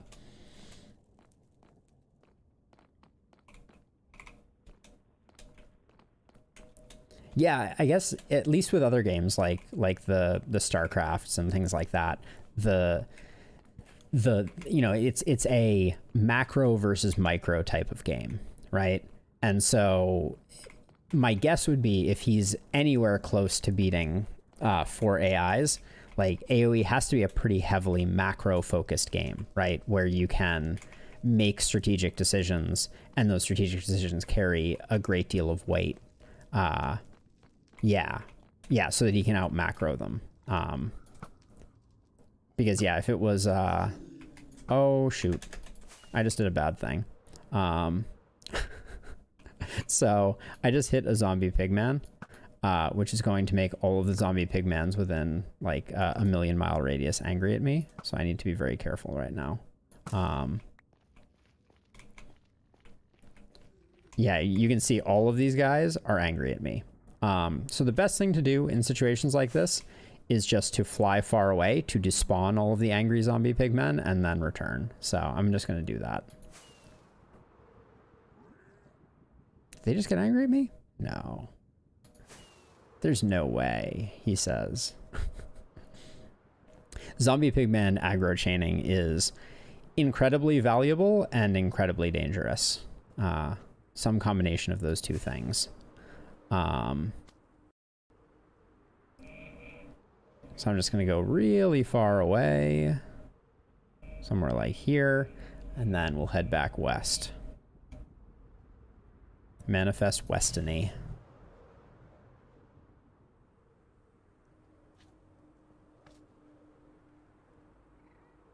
Oh, nice. The Ender Dragon has been bested on your server. How did the fight go? Did you you manage to do it relatively cleanly, or was it a charging back in half naked over and over again until you got her done? Oh no! Oh, so you did the Wither boss, like the three-headed thing.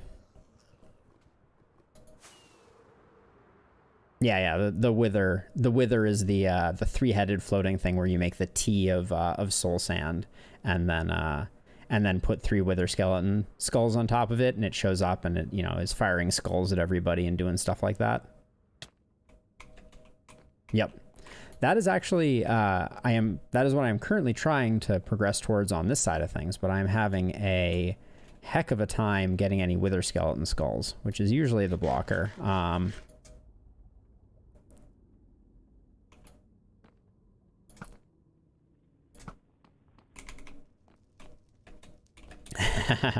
Yes, the Wither is super fun. The Wither is a great fight. There are a lot of tricks to trivializing the Wither, but a super fun fight. Okay, I'm gonna see about finding a better Nether fortress. I am lay tired of this fortress. It's not been particularly easy or well formulated. So we're at 160, 75, and I'm gonna head in the south direction and do a bit of exploration. I hear you, Blaze. Oh, is there a Wither skeleton with you? I think there is. No, there isn't. Okay, I'm out of here. Cheese it.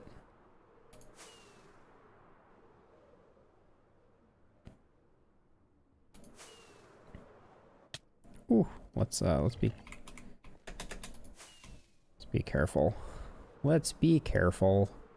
So south is not great. There's just that pig on that block was pretty hilarious.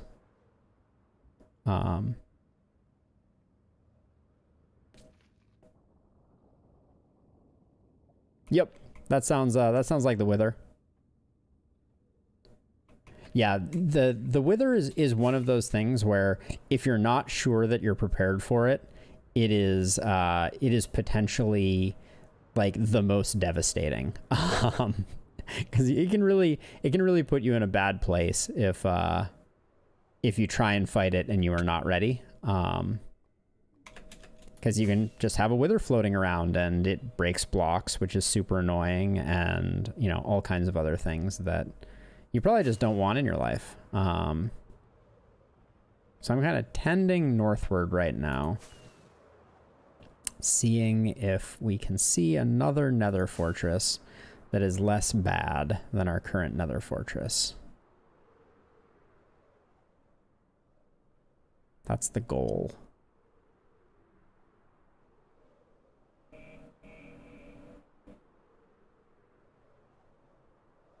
You got to build those monuments. That is the Minecraft way. You must remember all of your greatest foibles and do so by building things. Oh,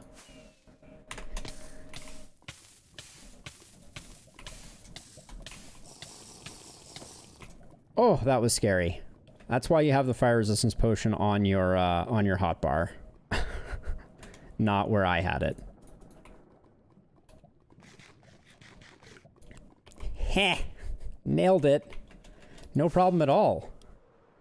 No problem at all. My heart rate isn't elevated at all. Oh, criminy.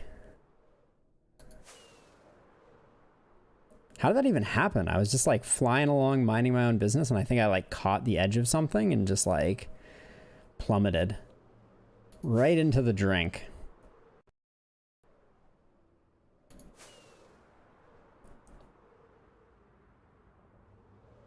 I think I'm wending my way back now because I don't have a fire resistance potion anymore. And we've just proven how important those are.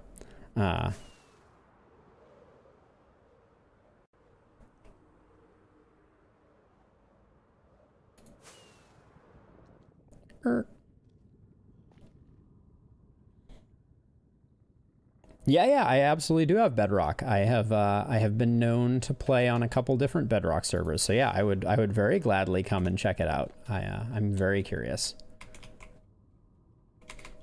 So you've been putting some serious time in. It is clear. Where are the Wither Skulls at? Ugh, I hear splooping. I hear splooping.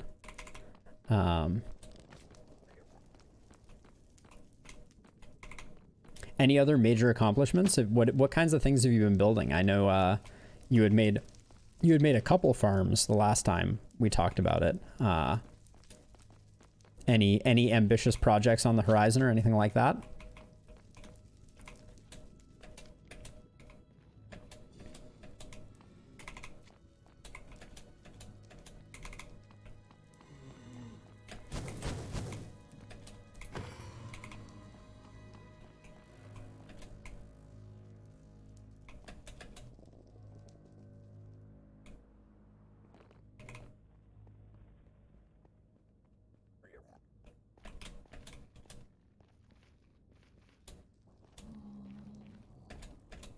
What kind of iron golem farm did you end up going with?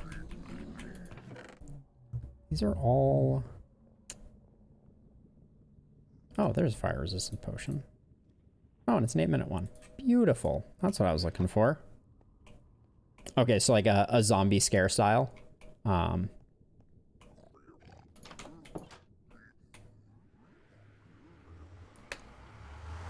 So iron golem farms are not particularly speedy. Like that's not really I mean there's certainly ways to make like, you know, insane 9,000 iron ingots per hour farms, but it's a pretty long involved process. I think the design that I'm doing is going to be like 500 iron ingots an hour, maybe something like that. But that's only when you're kind of, you know, that's only when you're present at it. So it is much slower than that in actual practice.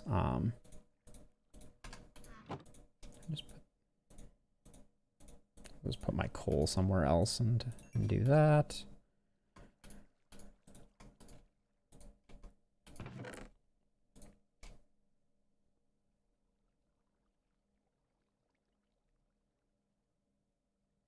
It's not a, you know, it's not a race to the bottom by any means. Although the main draw of facing the Ender Dragon from my perspective is shulker boxes. Like shulker boxes are a legit game changer.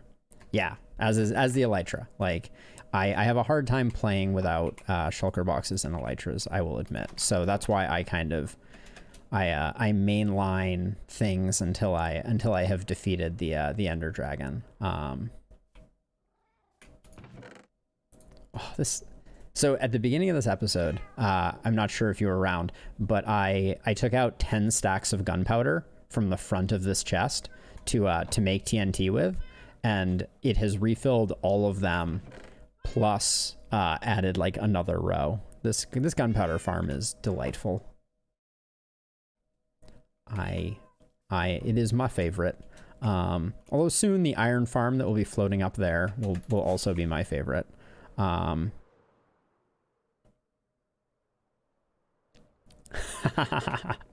Well, if you've beaten the Wither, you have a beacon, and if you have a beacon, you can get haste 2, and if you have haste 2, you can dig a hole significantly faster than I was able to. That makes a huge difference, to say the least. So toss that in there.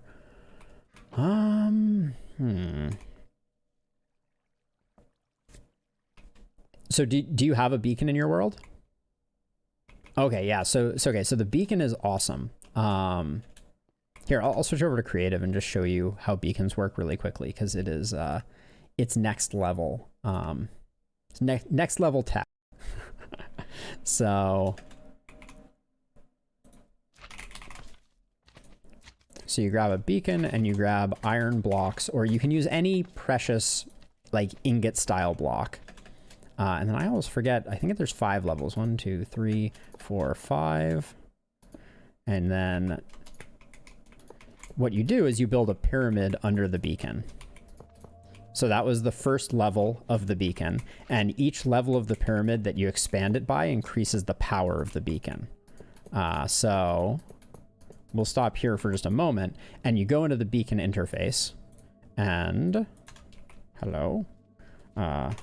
You activate it by giving it an ingot of some sort. So you can do this, and then you can say, I want haste, right?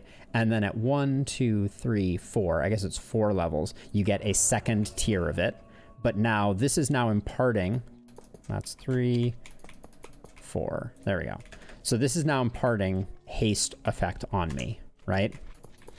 And haste makes you mine faster, and haste 2 makes you mine even faster.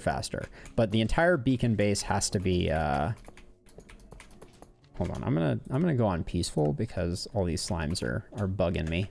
But yeah, so you build out this pyramid that is rather huge and requires a ton of resources, by the way. That's why I'm making the iron golem farm, because you need a staggering amount of semi-precious resources, and iron is the easiest to get given an iron golem farm. So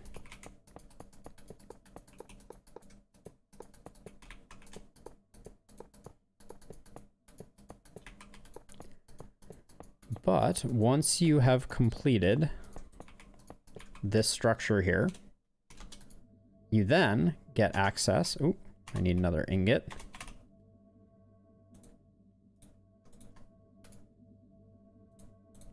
And you can select haste 1 and haste 2. And with haste 1 and haste 2, we're gonna have to test this out. Oh, I don't have any. There's nowhere to dig here. Crap. Let's just let's get rid of the weather and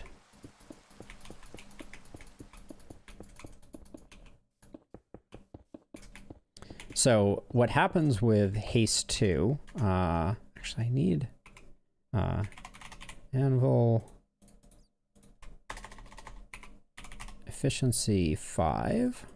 So when you have the appropriate tools, which in this case is going to be, I don't think you actually need efficiency 5, you need something less than that, but your pick with haste, if I go game mode survival, right? We have haste 2 right now. You now instant mine rock. And instant mine means there's no delay between breaking the blocks, which means that, as you can imagine, digging out large swaths of stone is so much faster with a full beacon. So that this getting enough iron out of your iron golem farm to get I think it's 100 and something blocks of iron, maybe it's 96, something like that. To be able to do that is hugely beneficial. Makes digging out chunks way more fun.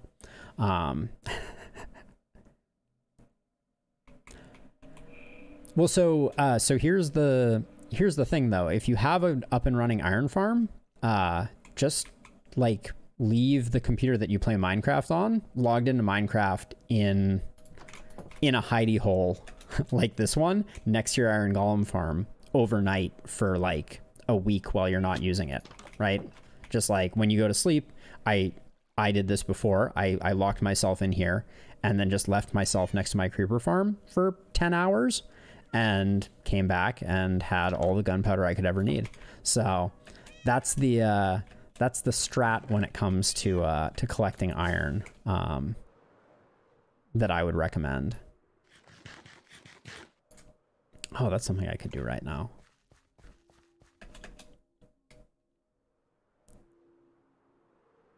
I want to do a bit of terraforming over here because right now my villagers are a little in danger, and I want them to be less in danger.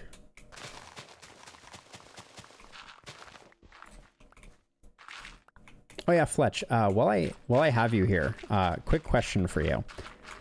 Can you hear the game sounds at the moment? At all?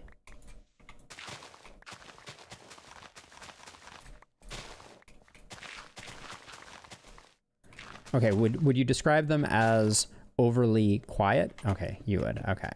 That is so weird.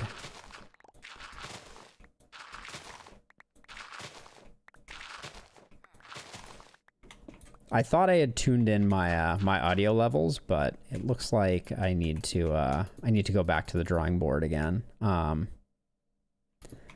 Yeah, so I do think there's a little bit of there's a little bit of extra because I think Snore is watching it on the family TV, and I think that there may be some extra impedance there. But yes, look at how picturesque that is. Sun setting, llama. It's truly a beautiful world we live in, isn't it? The world of Minecraft.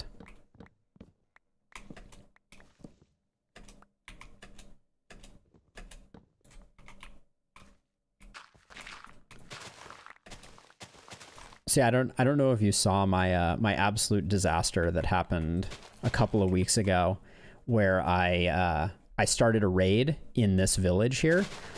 It was an absolute nightmare scenario. I was fighting off evokers and ravagers, trying not to lose my most precious villagers. It was not a good scene. Yeah, I'll tweak it up. Like the monitoring mix in my ears. So like I have the way that my stream is set up, I get a monitoring mix that is supposed to be like exactly what you hear, right? I hear my own voice and I hear the game sounds, and they are mixed in the same way that they would be as they are delivered to the stream. And so I guess I need to adjust my headphone gain down a little bit, and then increase the game sound, and that should solve it. But I'm not sure why exactly it's out of whack, because it's been working, I think, particularly well for other games. So, mysteries of the universe. Mysteries of the universe.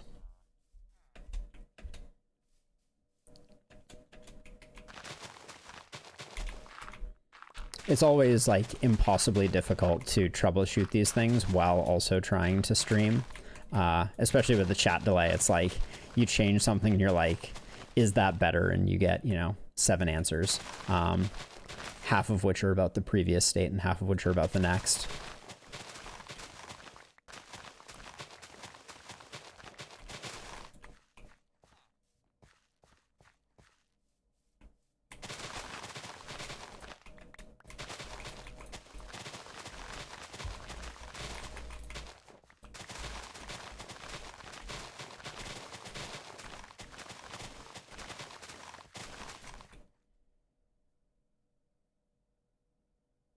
Yeah, so I have a test account that I use from time to time. No, it's not. I actually my friend Mian Rai, who you've probably seen in chat, she actually has a a second Twitch channel called Meon Dev, and I have the stream key for it, so I can go on there and confirm that things are or are not working. And I can also take a look at my VODs. It's just, you know, I think it is really just me tweaking some settings and figuring out what's going on. But I hadn't had a second data point beyond the Doge family to know if there was indeed an issue afoot or not. And it sounds like there is, so I will I'll take some time to tinker with it.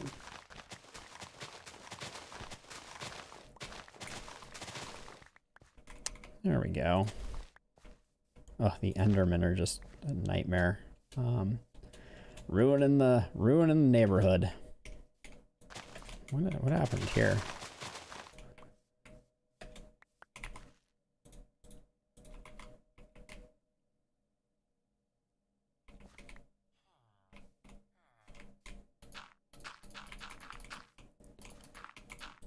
I'm curious. So it is the zombie and the minecart approach, because there's a bunch of different approaches that I was considering as part of this. The zombie and the minecart just seemed like the easiest.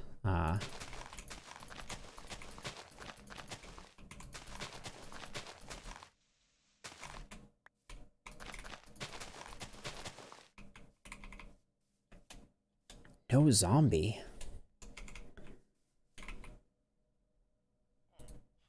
Zombie's the most important part.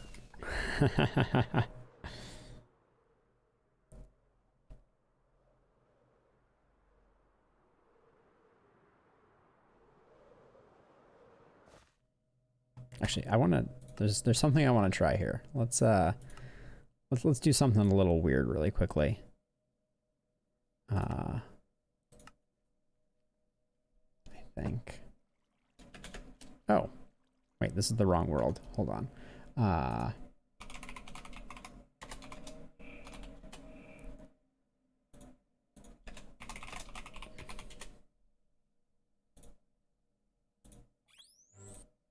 Skip over that.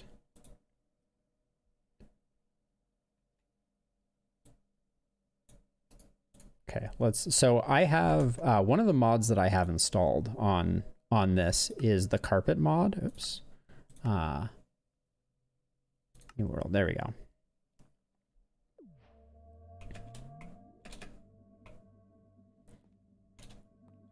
Oh, I'm in set game mode.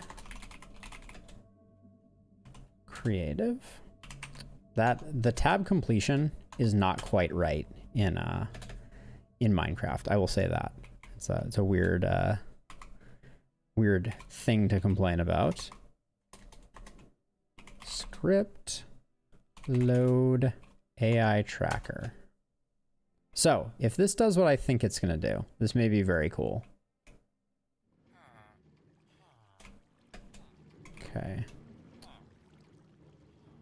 Our zombie died. That's an interesting thing. And our minecart is not staying on the tracks. What is up with that? So let's see. AI underscore tracker. Let's see. Villager hostile detection. Let's see. What does it say here?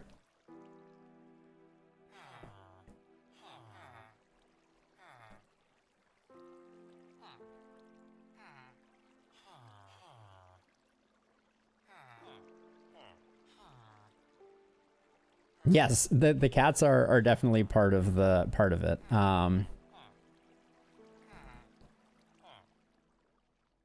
So let's see.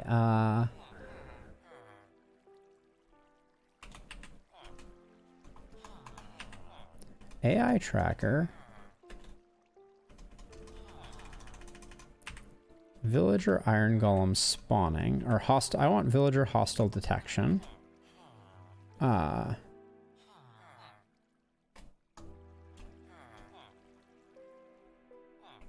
Okay, maybe if we put in a minecart and get ourselves a zombie. That's not how you do that.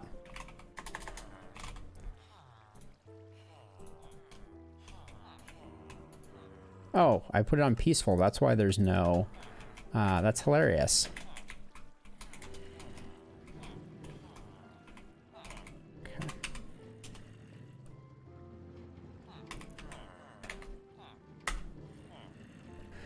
Unknown hostile that affects villagers possibly are...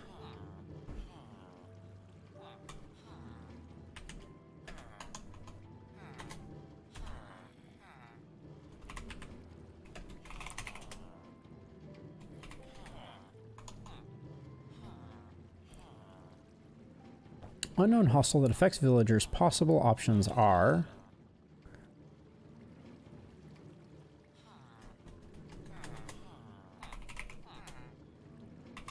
Okay, maybe we do zombie as the first argument. Oh, there we go. So check this out. This is hilarious. Oh my gosh, this is amazing.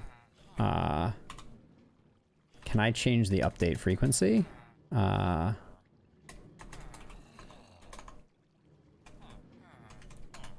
so this is carpet mod, right? So it shows the radius around which each one can see, and then it draws a line when a particular villager sees the zombie, which is pretty amazing.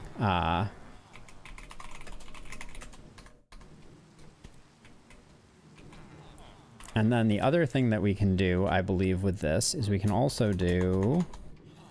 oh, there's update frequency.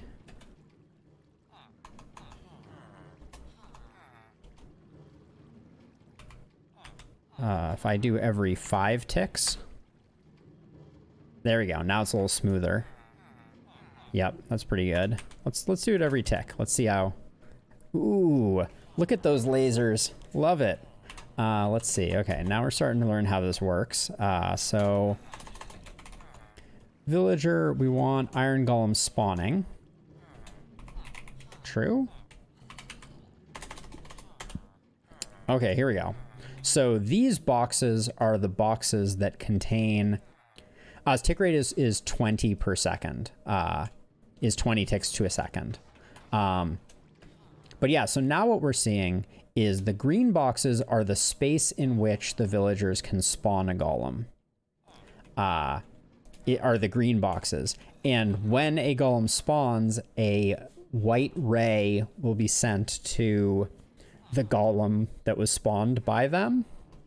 And above their head, we also get an indicator of... it's a little hard to see, but the next time they will attempt. So there should be a golem coming from these guys very soon. Oh, there goes one. Now, what we're seeing though... Okay, so we're seeing a flaw in our design though. And the flaw is that the white box is the golem detection zone. And currently, the golem is too close. So what we're gonna do is we need to drop the golem down more is the problem that we need to solve, because right now the golem is still remaining in the detection area, which is going to slow down our rates. Yeah, exactly. Yeah, we need our kill zone just to be... Oops. Oh no. Let me get rid of the lava. But yeah, so this is part of a mod called the carpet mod that is super cool. So let's see, we're gonna go...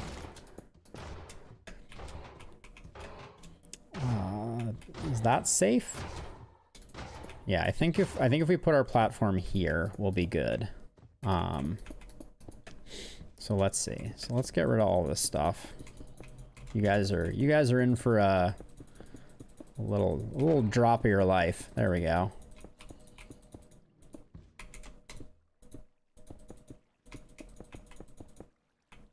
Okay. So yeah, so he's stopped tracking, right? We can see there are no white lines leading to him anymore. So that means we're good to go. So let's actually create, unlike what we were doing before, let's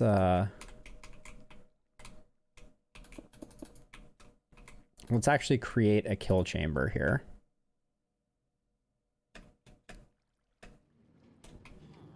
I mean, so iron golem farms are pretty slow, just generally speaking. Like the, you know, this one's going to be decently fast, but we may actually be able to also test it using carpet mod to see how quick it is. 12 iron since you started standing next to it. I mean, that would probably get you a few hundred iron overnight, maybe more even. That's not terrible, terrible.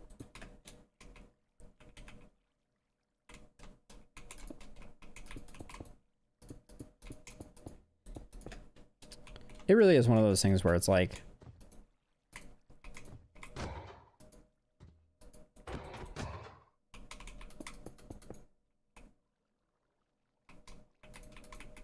$11 to 12 minutes is how long you've been sitting by it, and you've gotten. So how much iron have you gotten, and how long have you? A stack an hour? Yeah, I mean, it's not great, but when you think about it, if you're going to sleep and, you know, leaving it running for 8 hours a night, like, that's not bad. Okay, so we're gonna do a collection system, so I'm gonna need signs.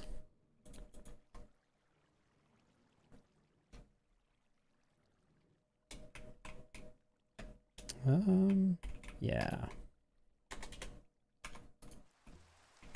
Oh my word. Why does the weather always... Okay, so I want my golems to...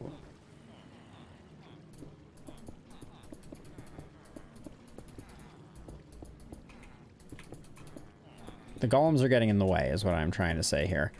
This is another thing. Building this farm in the right order is mucho important, because the golems being around is super annoying. So I'm just gonna ditch them, even though I will have to rebuild this again. This will solve it.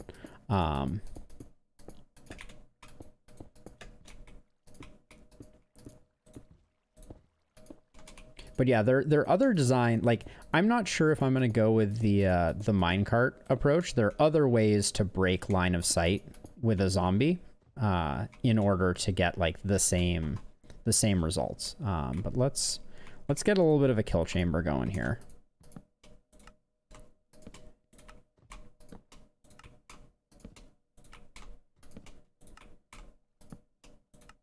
Actually, I don't need to do it. This is a little excessive.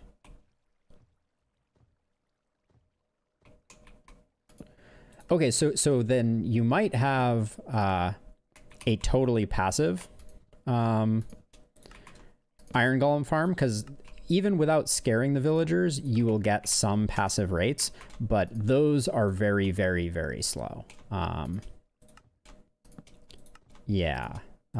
So you might think about improving it if that's the case. So this is the classic lava blade, by the way.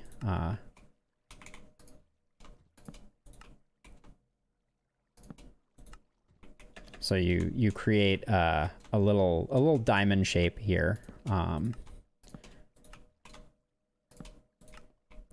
with 3 in the corners, like a so.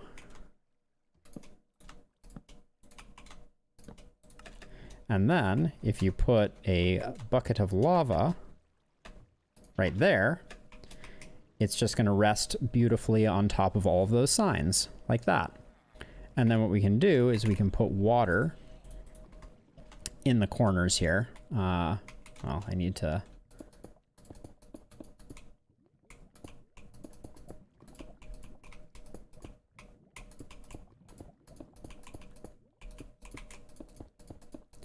There we go. Now we can actually put the water down. Water there. Water there. water there, and water there, and then... Oh no, I made a terrible mistake. Okay, so this is not something... Am I going to fix this now? I think I'm going to fix this now. Oh, this is the worst. So the mistake that I made is signs are like dependent on one another. And what that means is when I break this bottom one, and I should get some night vision going on here. Let's see. There we go. So at least I can see now. So when I break this bottom one, I think they will all break. Yep. Bummer. Okay. And then grab this. So I should have put that hopper there in the first place. That was my big faux pas. Oh, and now it's so annoying having the water here. Okay, but I can...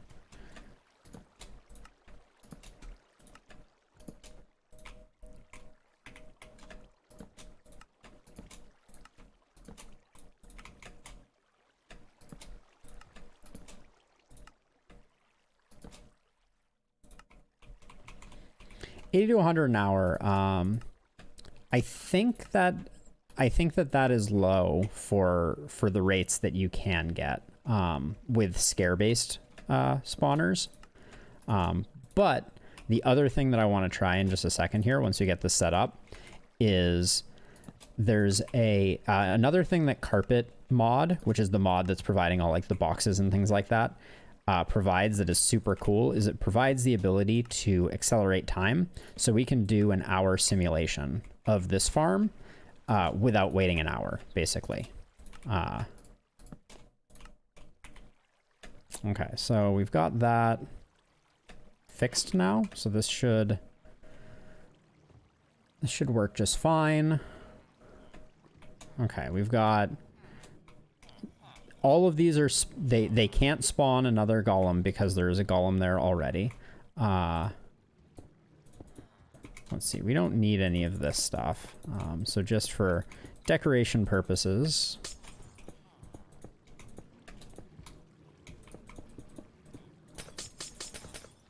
And the one that I make in the world, I want to be beautiful. So we'll figure out how to gussy it up.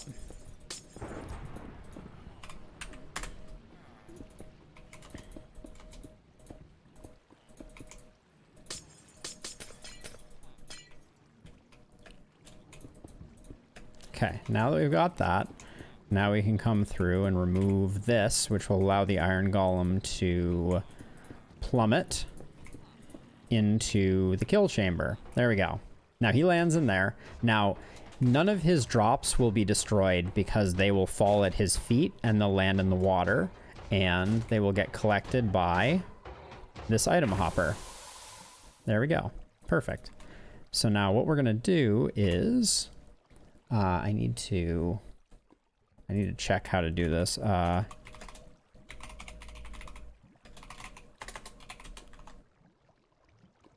So the way that carpet handles this, oh, that's loud and annoying. For me, at least. I know it isn't for you.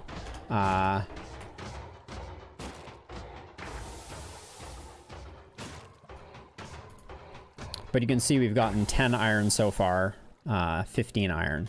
So yeah, this is moving pretty quick. But what we want to do is we want to let's just see. Carpet, anti-cheat disabled, combine XP orbs, command distance. I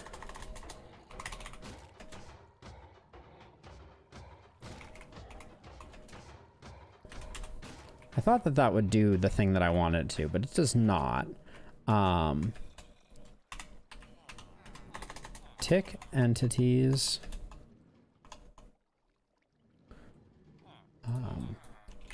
Carpet mod, how to simulate iron golem farm.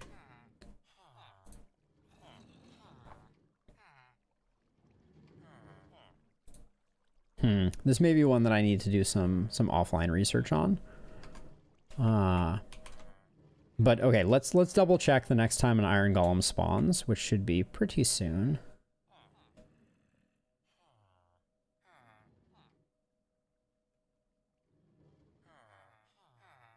What? So it seems like the attempt is hitting 0 without a... Okay, so there goes 2 iron golems that spawned there. They fall out. Yeah, they lose tracking. So we saw the lines disappear, which means that now their golem timer is reset. That one's at 200. Okay. So that seems to be working. And we've done half a stack in the time that we've been here, which is pretty decent. But I want to figure out if we can do...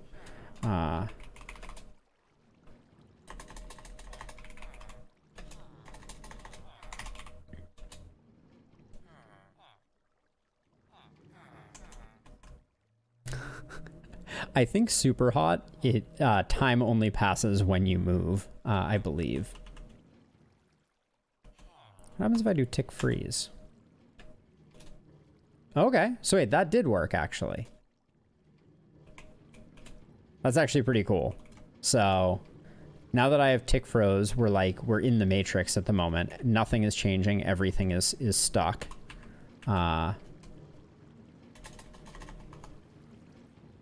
So if we try tick rate 20, is that gonna... Okay, we may need to unfreeze. Okay. So we're tick rate 20. If we go to tick rate 200, that's 10 times speed. There we go. Ah, now we're working it. Okay, cool. Oh, because my face is in the way? I'm sorry. That's better. Yeah, so what I did here is tick freeze freezes the game, so it stops all simulation for the game. So we got that, and then if we do tick rate, or if we do tick freeze again, it unfreezes. And say if we go to 2000, so okay, we can go up to 500, I guess.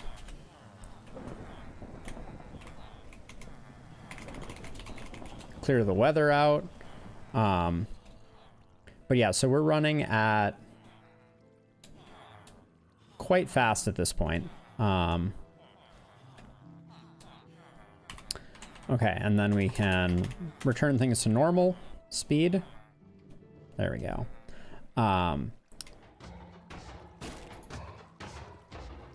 We only got a stack and change from that, so that's not that much. Another really cool feature of carpet is, I believe, let me see if that worked. One of the cool things is you can set up counters in carpet. So I don't remember.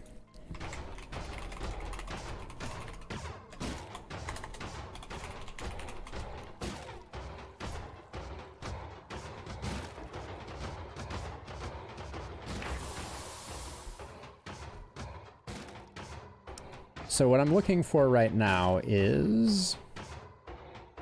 Oh, that's carpet mod is what I wanted.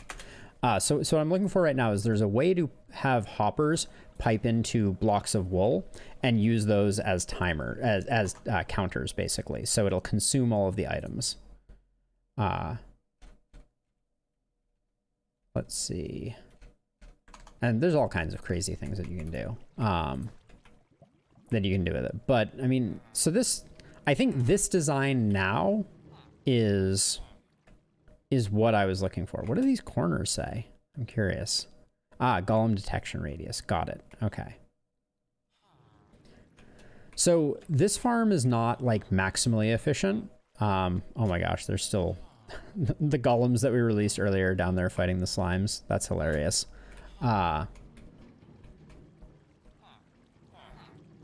But yeah, so we can set this up and we could be more efficient, right? Like right now, wow, we got 3 golems on that. That's pretty damn good. Yeah,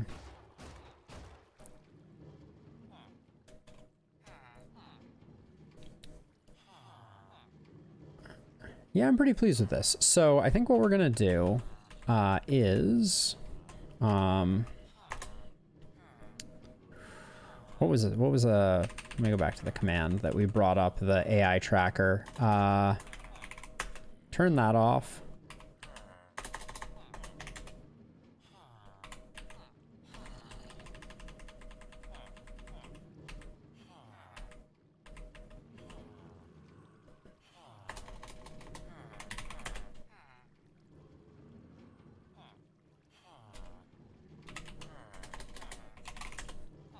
Oh, I don't actually know how to turn off any of these things, so I'm just gonna leave and go back in. Because there's one other thing I want to try. Ah, there we go. That's better.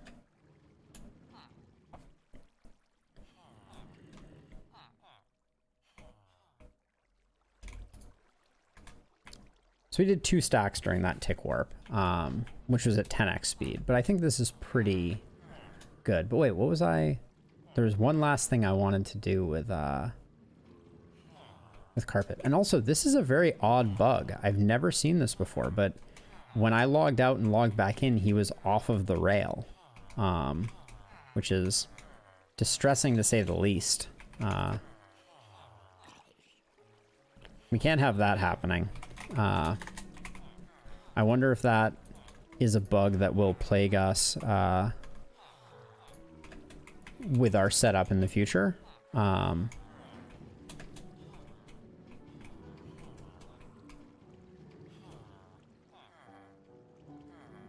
there's one other carpet thing I wanted to do, and now I've forgotten it. Oh, no. It wasn't a carpet thing. Ha! That's what it was. It was Lightmatica. So you'll get a kick out of this, Fletch, as well. If I can figure out how to use it effectively. This is another mod that I have seen used to great effect, but not by me. And I need to figure out what the commands are. MC. Okay, so MC. MA to add a selection box. Okay. So this is a schematic mod for Minecraft. So I need to figure out how I change modes in it.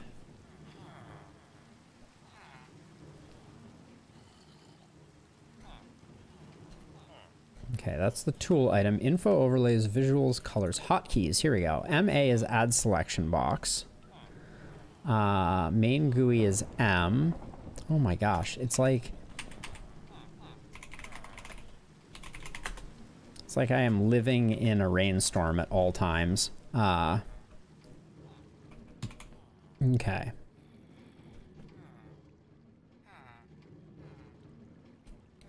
So what I'm looking for is tool selection. Oh, left alt, is that what's going to do it? Nope. Ah, there we go. Okay, here we go. Area selection. Good. So what I do here, if I understand correctly. Yeah, okay, I want corners. This is correct. How do I...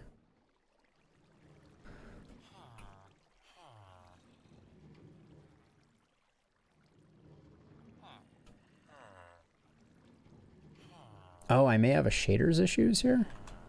Interesting.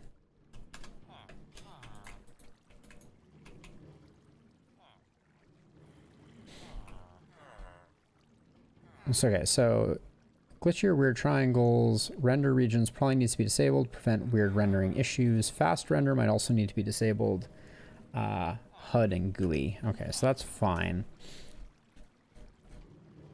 M plus A, okay. So if I do M plus A, and then I do area editor.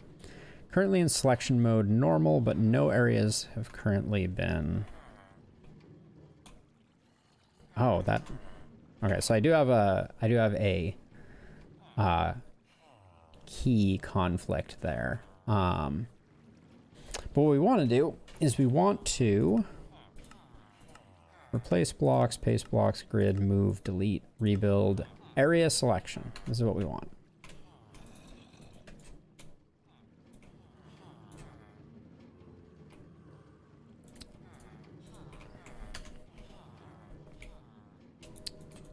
So what I'm trying and failing to do right now.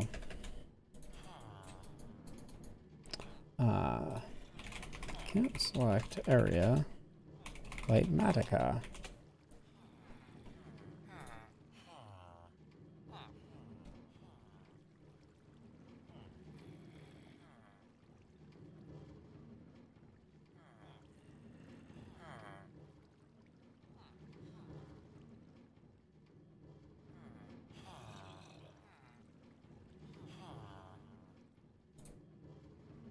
Yada, yada, yada.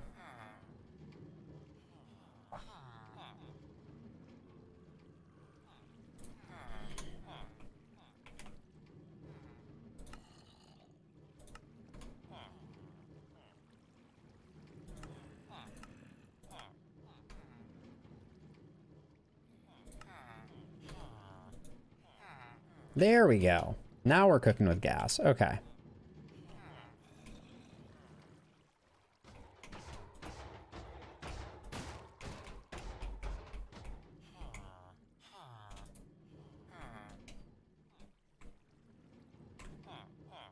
Yeah, okay, so we can use Alt and mouse wheel to move around the bounding box here. So we're gonna get this to be the appropriate size.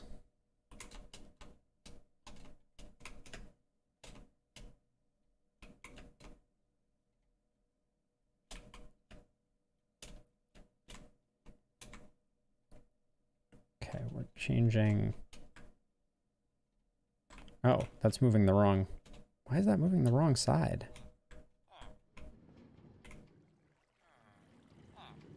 Yeah, I wish I was demonstrating this one better, but is that still gonna? Okay, so now it's moving the box in that direction. So I'm going to be able to create it. The short version is with a little bit of finagling, I will be able to create a create a version of this schematic that I can load into my world and build block for block exactly as I've built it here, and it'll provide me a hologram that I can use. Oh, is that how I do that? Okay, slowly learning. Okay, oops. There we go, and now I should be able to go this way. Okay.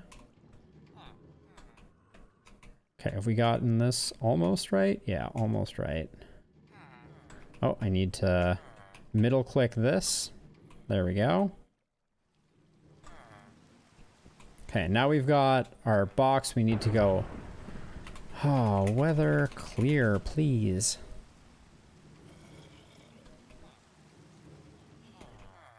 Okay, I need to increase the height, which means I need to middle click on this one and then go up one.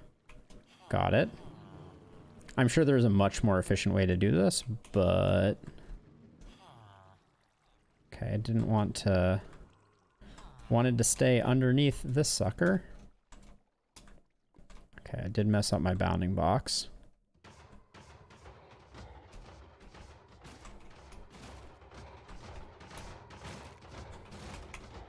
There we go. So now we need... Oh, we need to go one more block this way. Let's make sure everything is contained now. Yep, good. Everything is good. We've got our hopper and everything. So now we go MA and we go... How do we save a schematic? MC.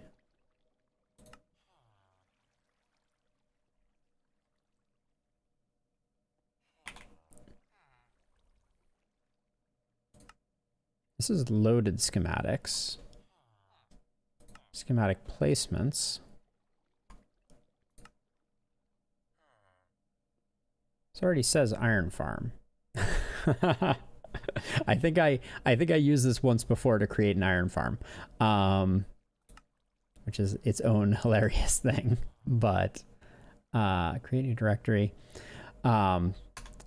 Iron farms are very particular, so many moons ago I think I did that. So area editor. Oh, here we go. Okay, cool. So this is 1.16 zombie iron farm.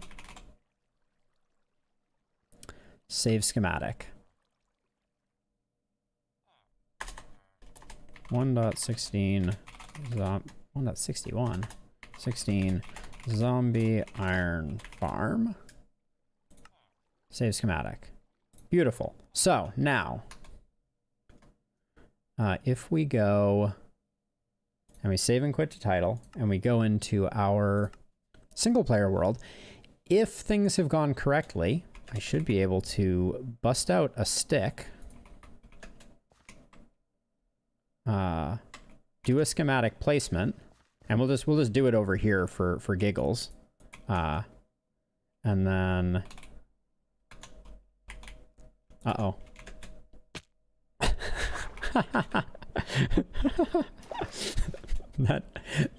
I took shockingly little damage for how far I just fell.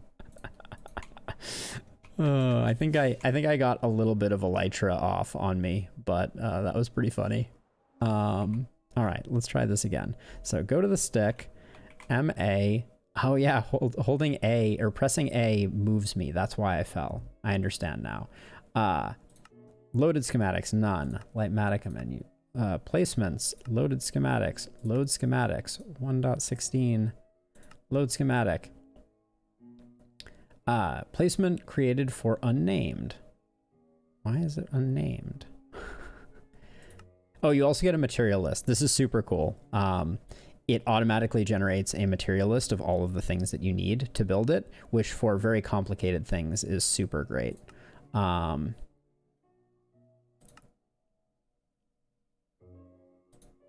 So I think now, yep, there you go. So there you have it. There is a schematic that I can, I believe, move around through some process. But what's really cool is it will give you a whole bunch of information. Like the pink boxes indicate that the wrong block has been placed in a location, and the blue outline means that the items have not been placed at all. So, you know, this is non-tangible, right? Like this is client side only, but it allows me to make sure that the thing that I am building is correct and is going to look good and be awesome in the place that I build it and stuff like that. And this is not where we want it, so now I need to figure out how we move the preview, because the place that I want to build this thing, I think, is off in this direction. So let's make a new dirt bridge. New dirt bridge. Oh yeah. I think the height on it is just about right though. I want it to be loaded when we're at home, obviously. So. And I don't want it to be too close to my house. So let's do that, and then placement none. How do I schematic placements? Do this. Placement on, configure, so I can move it around manually this way. Oh,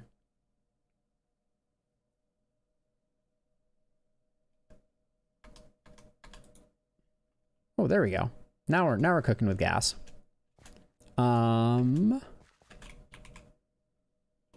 Seems too high to me. I think I like the idea of the zombie villager part being about eye level, but I also want it to be way further away. It's like way too close right now. Still, I didn't realize how large it was, what an eyesore it was. Maybe I nestle it in this cove here and lower it down a bit. That could be good, because I'm not loving having this giant thing in the way. So let's try a different spot. So let's see. I'm gonna slowly kill myself by jumping off of cliffs. That's the plan. So maybe we'll come down about here, and then I'm gonna go out in an L shape.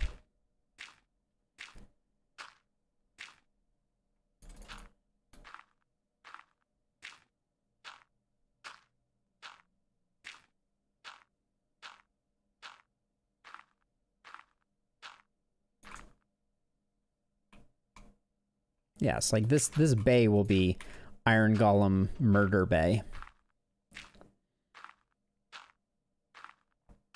Okay, so if we grab our stick and do...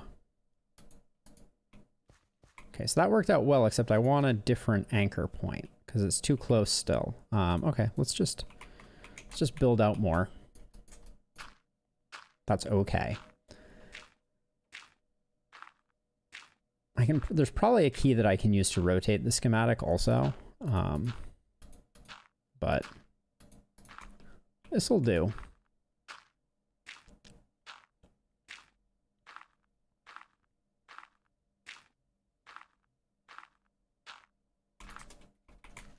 Okay, where's my stick?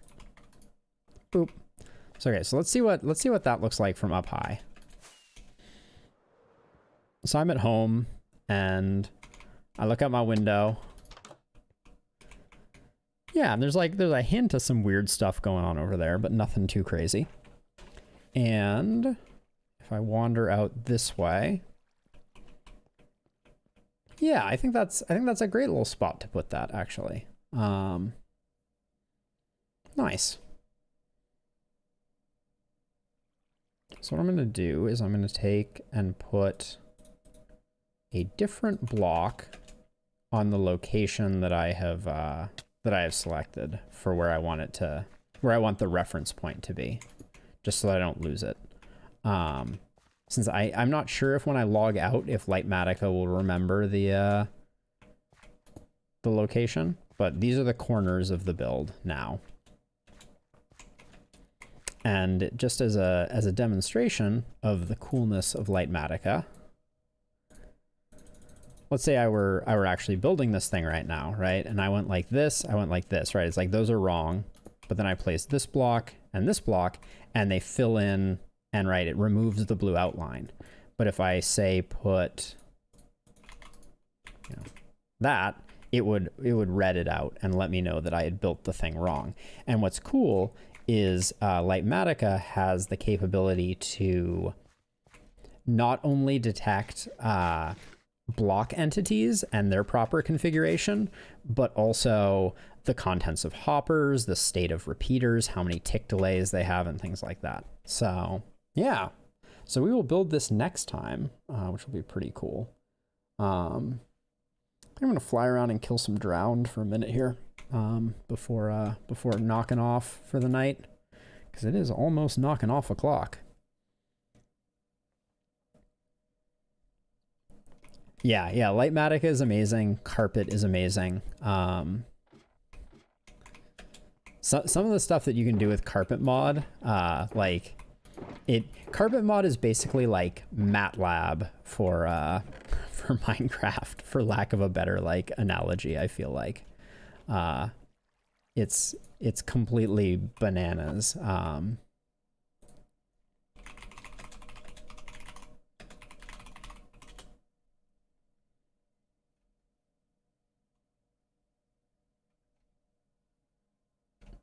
You can use it like a graphing calculator too, which is exactly as ridiculous as you would expect it to be. You can plot 3D sine waves in Minecraft and stuff like that. Actually, let's log out and see if when we log back in, if the schematic is still there. For some reason, I think that it stays.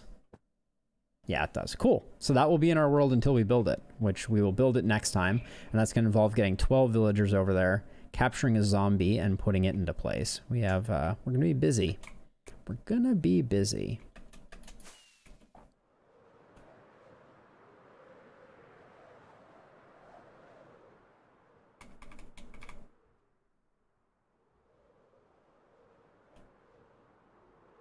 Hello, dolphins.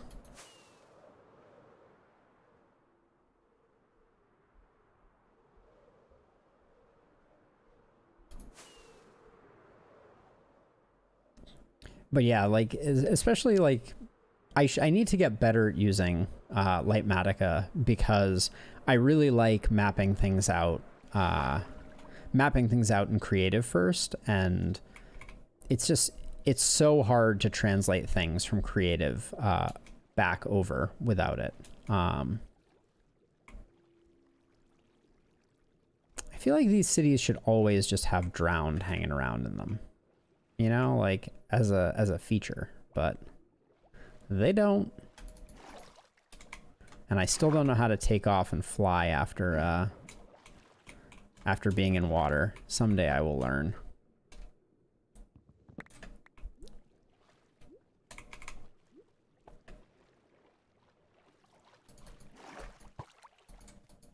I shot my bow there. That was not the plan.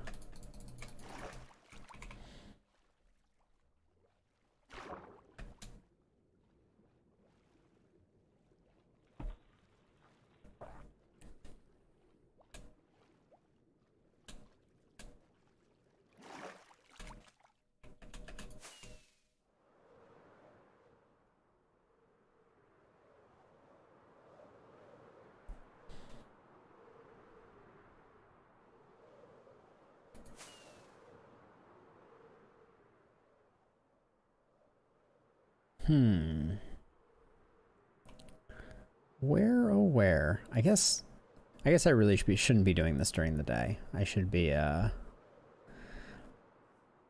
hunting for drowned in their natural habitat. Nighttime.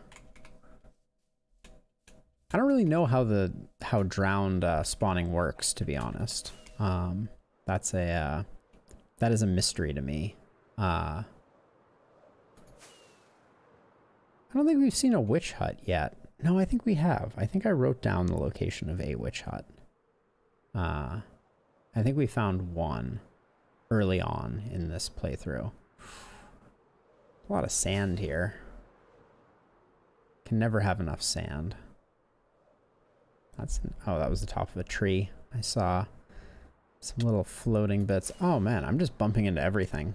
My motor skills are failing, clearly.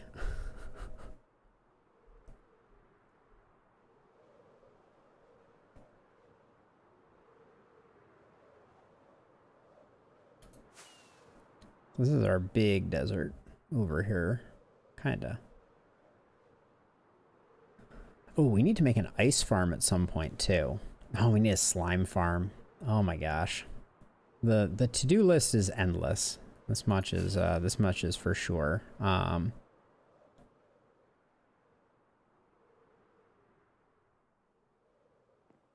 sweet pirate ship.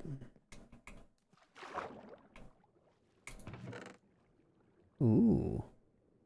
Ooh, Frostwalker boots. Frostwalker is a cool enchant. I feel like it doesn't get enough love. Okay, we did get a buried treasure map. We like that. Paper and feathers. That's all I've ever wanted is paper and feathers. Okay, nothing in there. Let's see if I can... Can I swim out? No. Alright, this is my home now. I'm trapped here forever.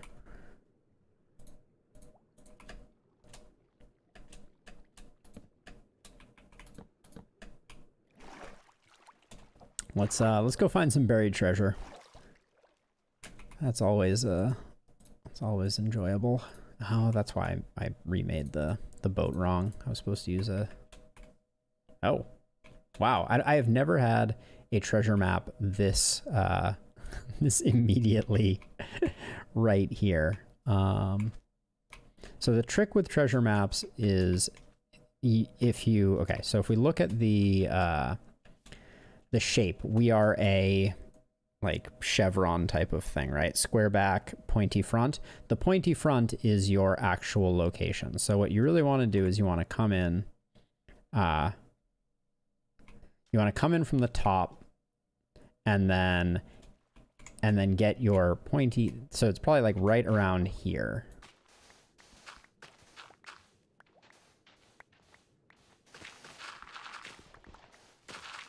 They're always under sand. Wow,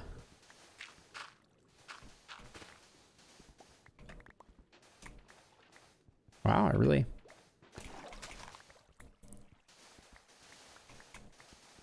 Well, the trick apparently is not working. Wait, I'm way off now, right? I'm supposed to be like right here. It could be up behind these suckers. No? Hmm.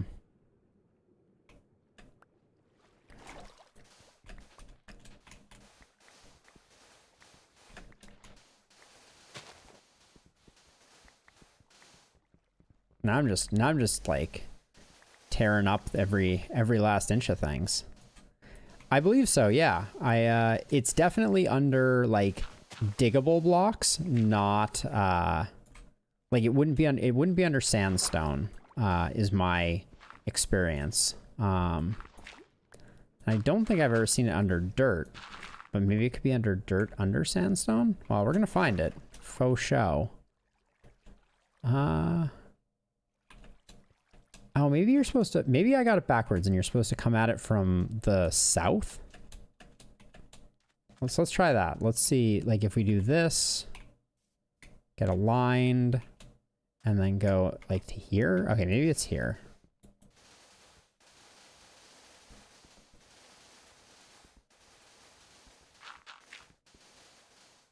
That's a big... It's a big load of not here either, I don't think.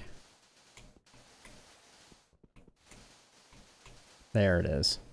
You're the worst. Hold on. What am I looking at? Okay, so it's more like, I guess, when your white triangle is directly over it. What do we got here? What if these resources are precious? I really made a mess of things. That's the spirit. Let's see. Oh, my sticks are very valuable now. Oh yeah, and I wanted to put the Frostwalker boots on because they're fun. Yes. Frostwalker is awesome. I do think Frostwalker is like one of the coolest enchants. Another fun... Wait, why did I fall through? Aren't I supposed to be able to stand on the water forever? No? Is that not? There's a trick to making the ice from Frostwalker permanent. It's a bit of a glitch. But what you can do that's really cool is you can set up slime block flying machines with armor stands with Frostwalker boots on the armor stands, and you can create infinite ice roads using that method. And that, I think that's a really cool application of things. Let's see, what are we going to pick up here? Or what are we going to leave behind? Well, we don't need the map anymore. We have found what we were looking for. Sand is a precious resource. We don't want to lose it. Kelp is worthless. We can make more sticks. Because we want the hearts of the sea. We want the gold. I don't care about the emeralds particularly. The iron actually is useful. Oh, and then I can put my shield back on and take the emeralds. Why not? There we go. Successfully treasure mapped. But yeah, it looks like I had it backwards. You should start from south of the X and then walk until you are like 2/3 covered by the X, and aligned pixel wise with it. The more you know.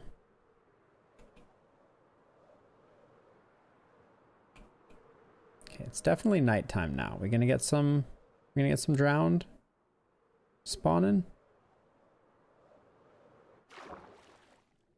Hello? Anybody home?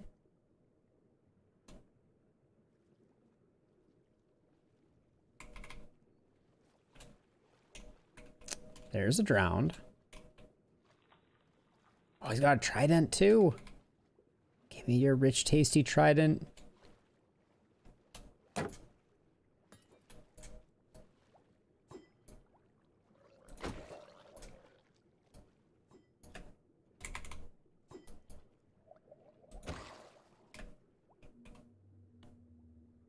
Did he drop a trident?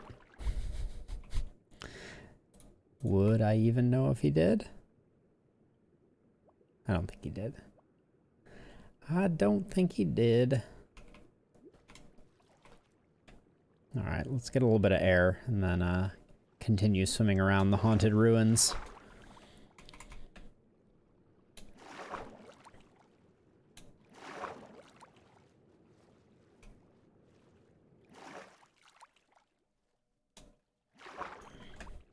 That's just zombie flesh over there, right? Yep. Okay.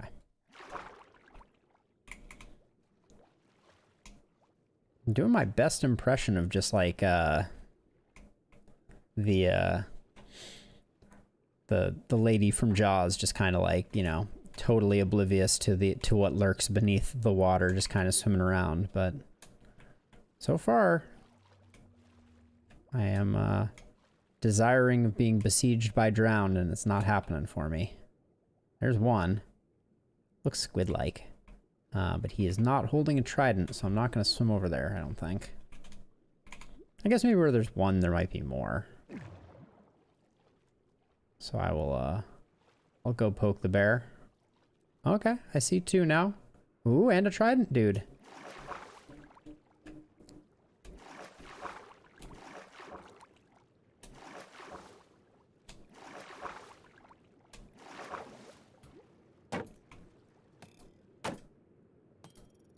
They throw those tridents so fast.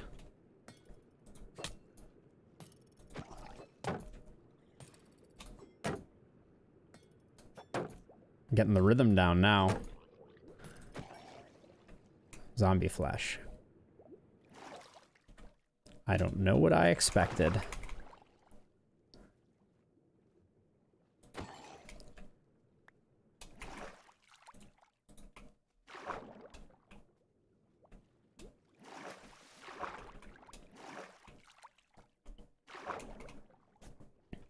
I think drowned with tridents in the early game are the most dangerous mob. Singularly deadly. If you get caught in the water with a drowned nearby, you're gonna have a bad day.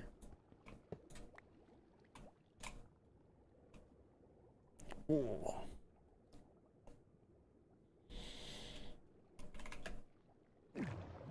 Oh, there's a drowned.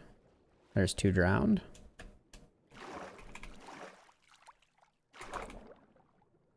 I have the heart of the ocean. Serve me, mer-zombies.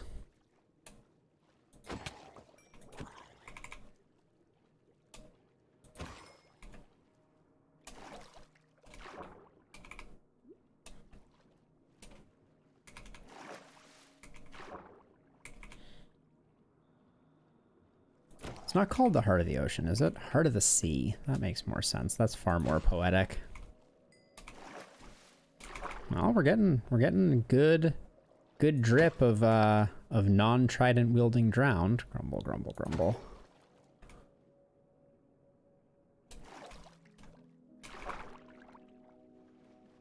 Should bring night vision potions when I do this too.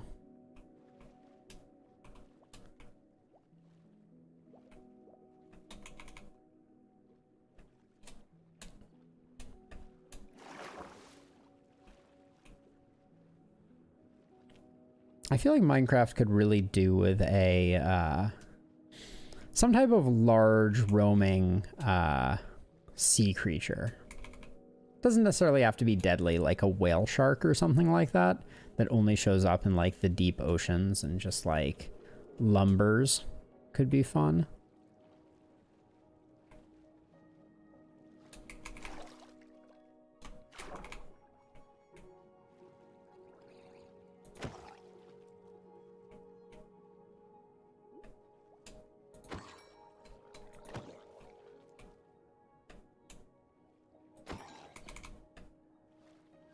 A lot of drowned, not a lot of tridents. Also, having knockback on my sword is kind of a pain in the butt. I kind of regret putting it on.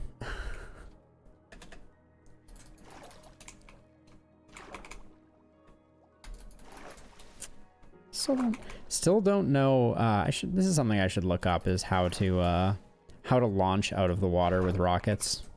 There is a way. There is. I know there is. There we go. I got it there, but I'm not sure what I did. Okay, positive Z is a good direction to go. So the heart of the sea can be used to create what is called a conduit. And a conduit, we can probably just build one quickly with the last couple minutes that we have left here. It's basically an underwater beacon. So it makes the water more hospitable to you, and also does damage to enemies in the area. So we'll build one.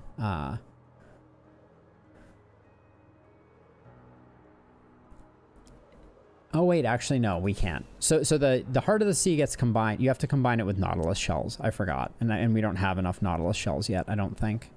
But yeah, basically you build this thing that is called a conduit, and then you build a multi-block structure around the conduit, and that will give you night vision, and it does damage to enemies in the water around you and gives you water breathing. So it's kind of like a cool, you know, for the area around your base, or if you can make yourself an underwater base using conduits or things like that. Just a fun little thing. Positive X? No, I want negative X.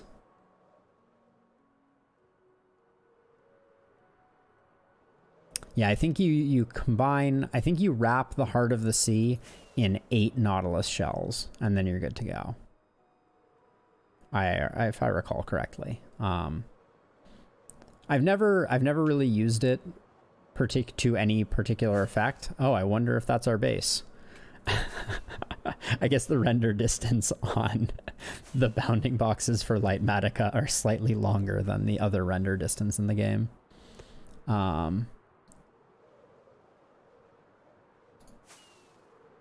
Yeah, let's see how many nautilus shells we have. I think I've gotten a few.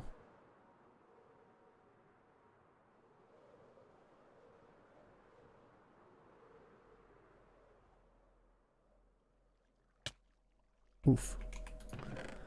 Yeah, we have 3. And if we take a look really quickly, conduit. Yeah, so the conduit is made with a heart of the sea and 8 nautilus shells. You make the conduit, and then you ring the conduit with prismarine blocks, and that creates that makes the conduit take effect. We will likely get more nautilus shells over time as we continue hunting for that trident that I want so badly.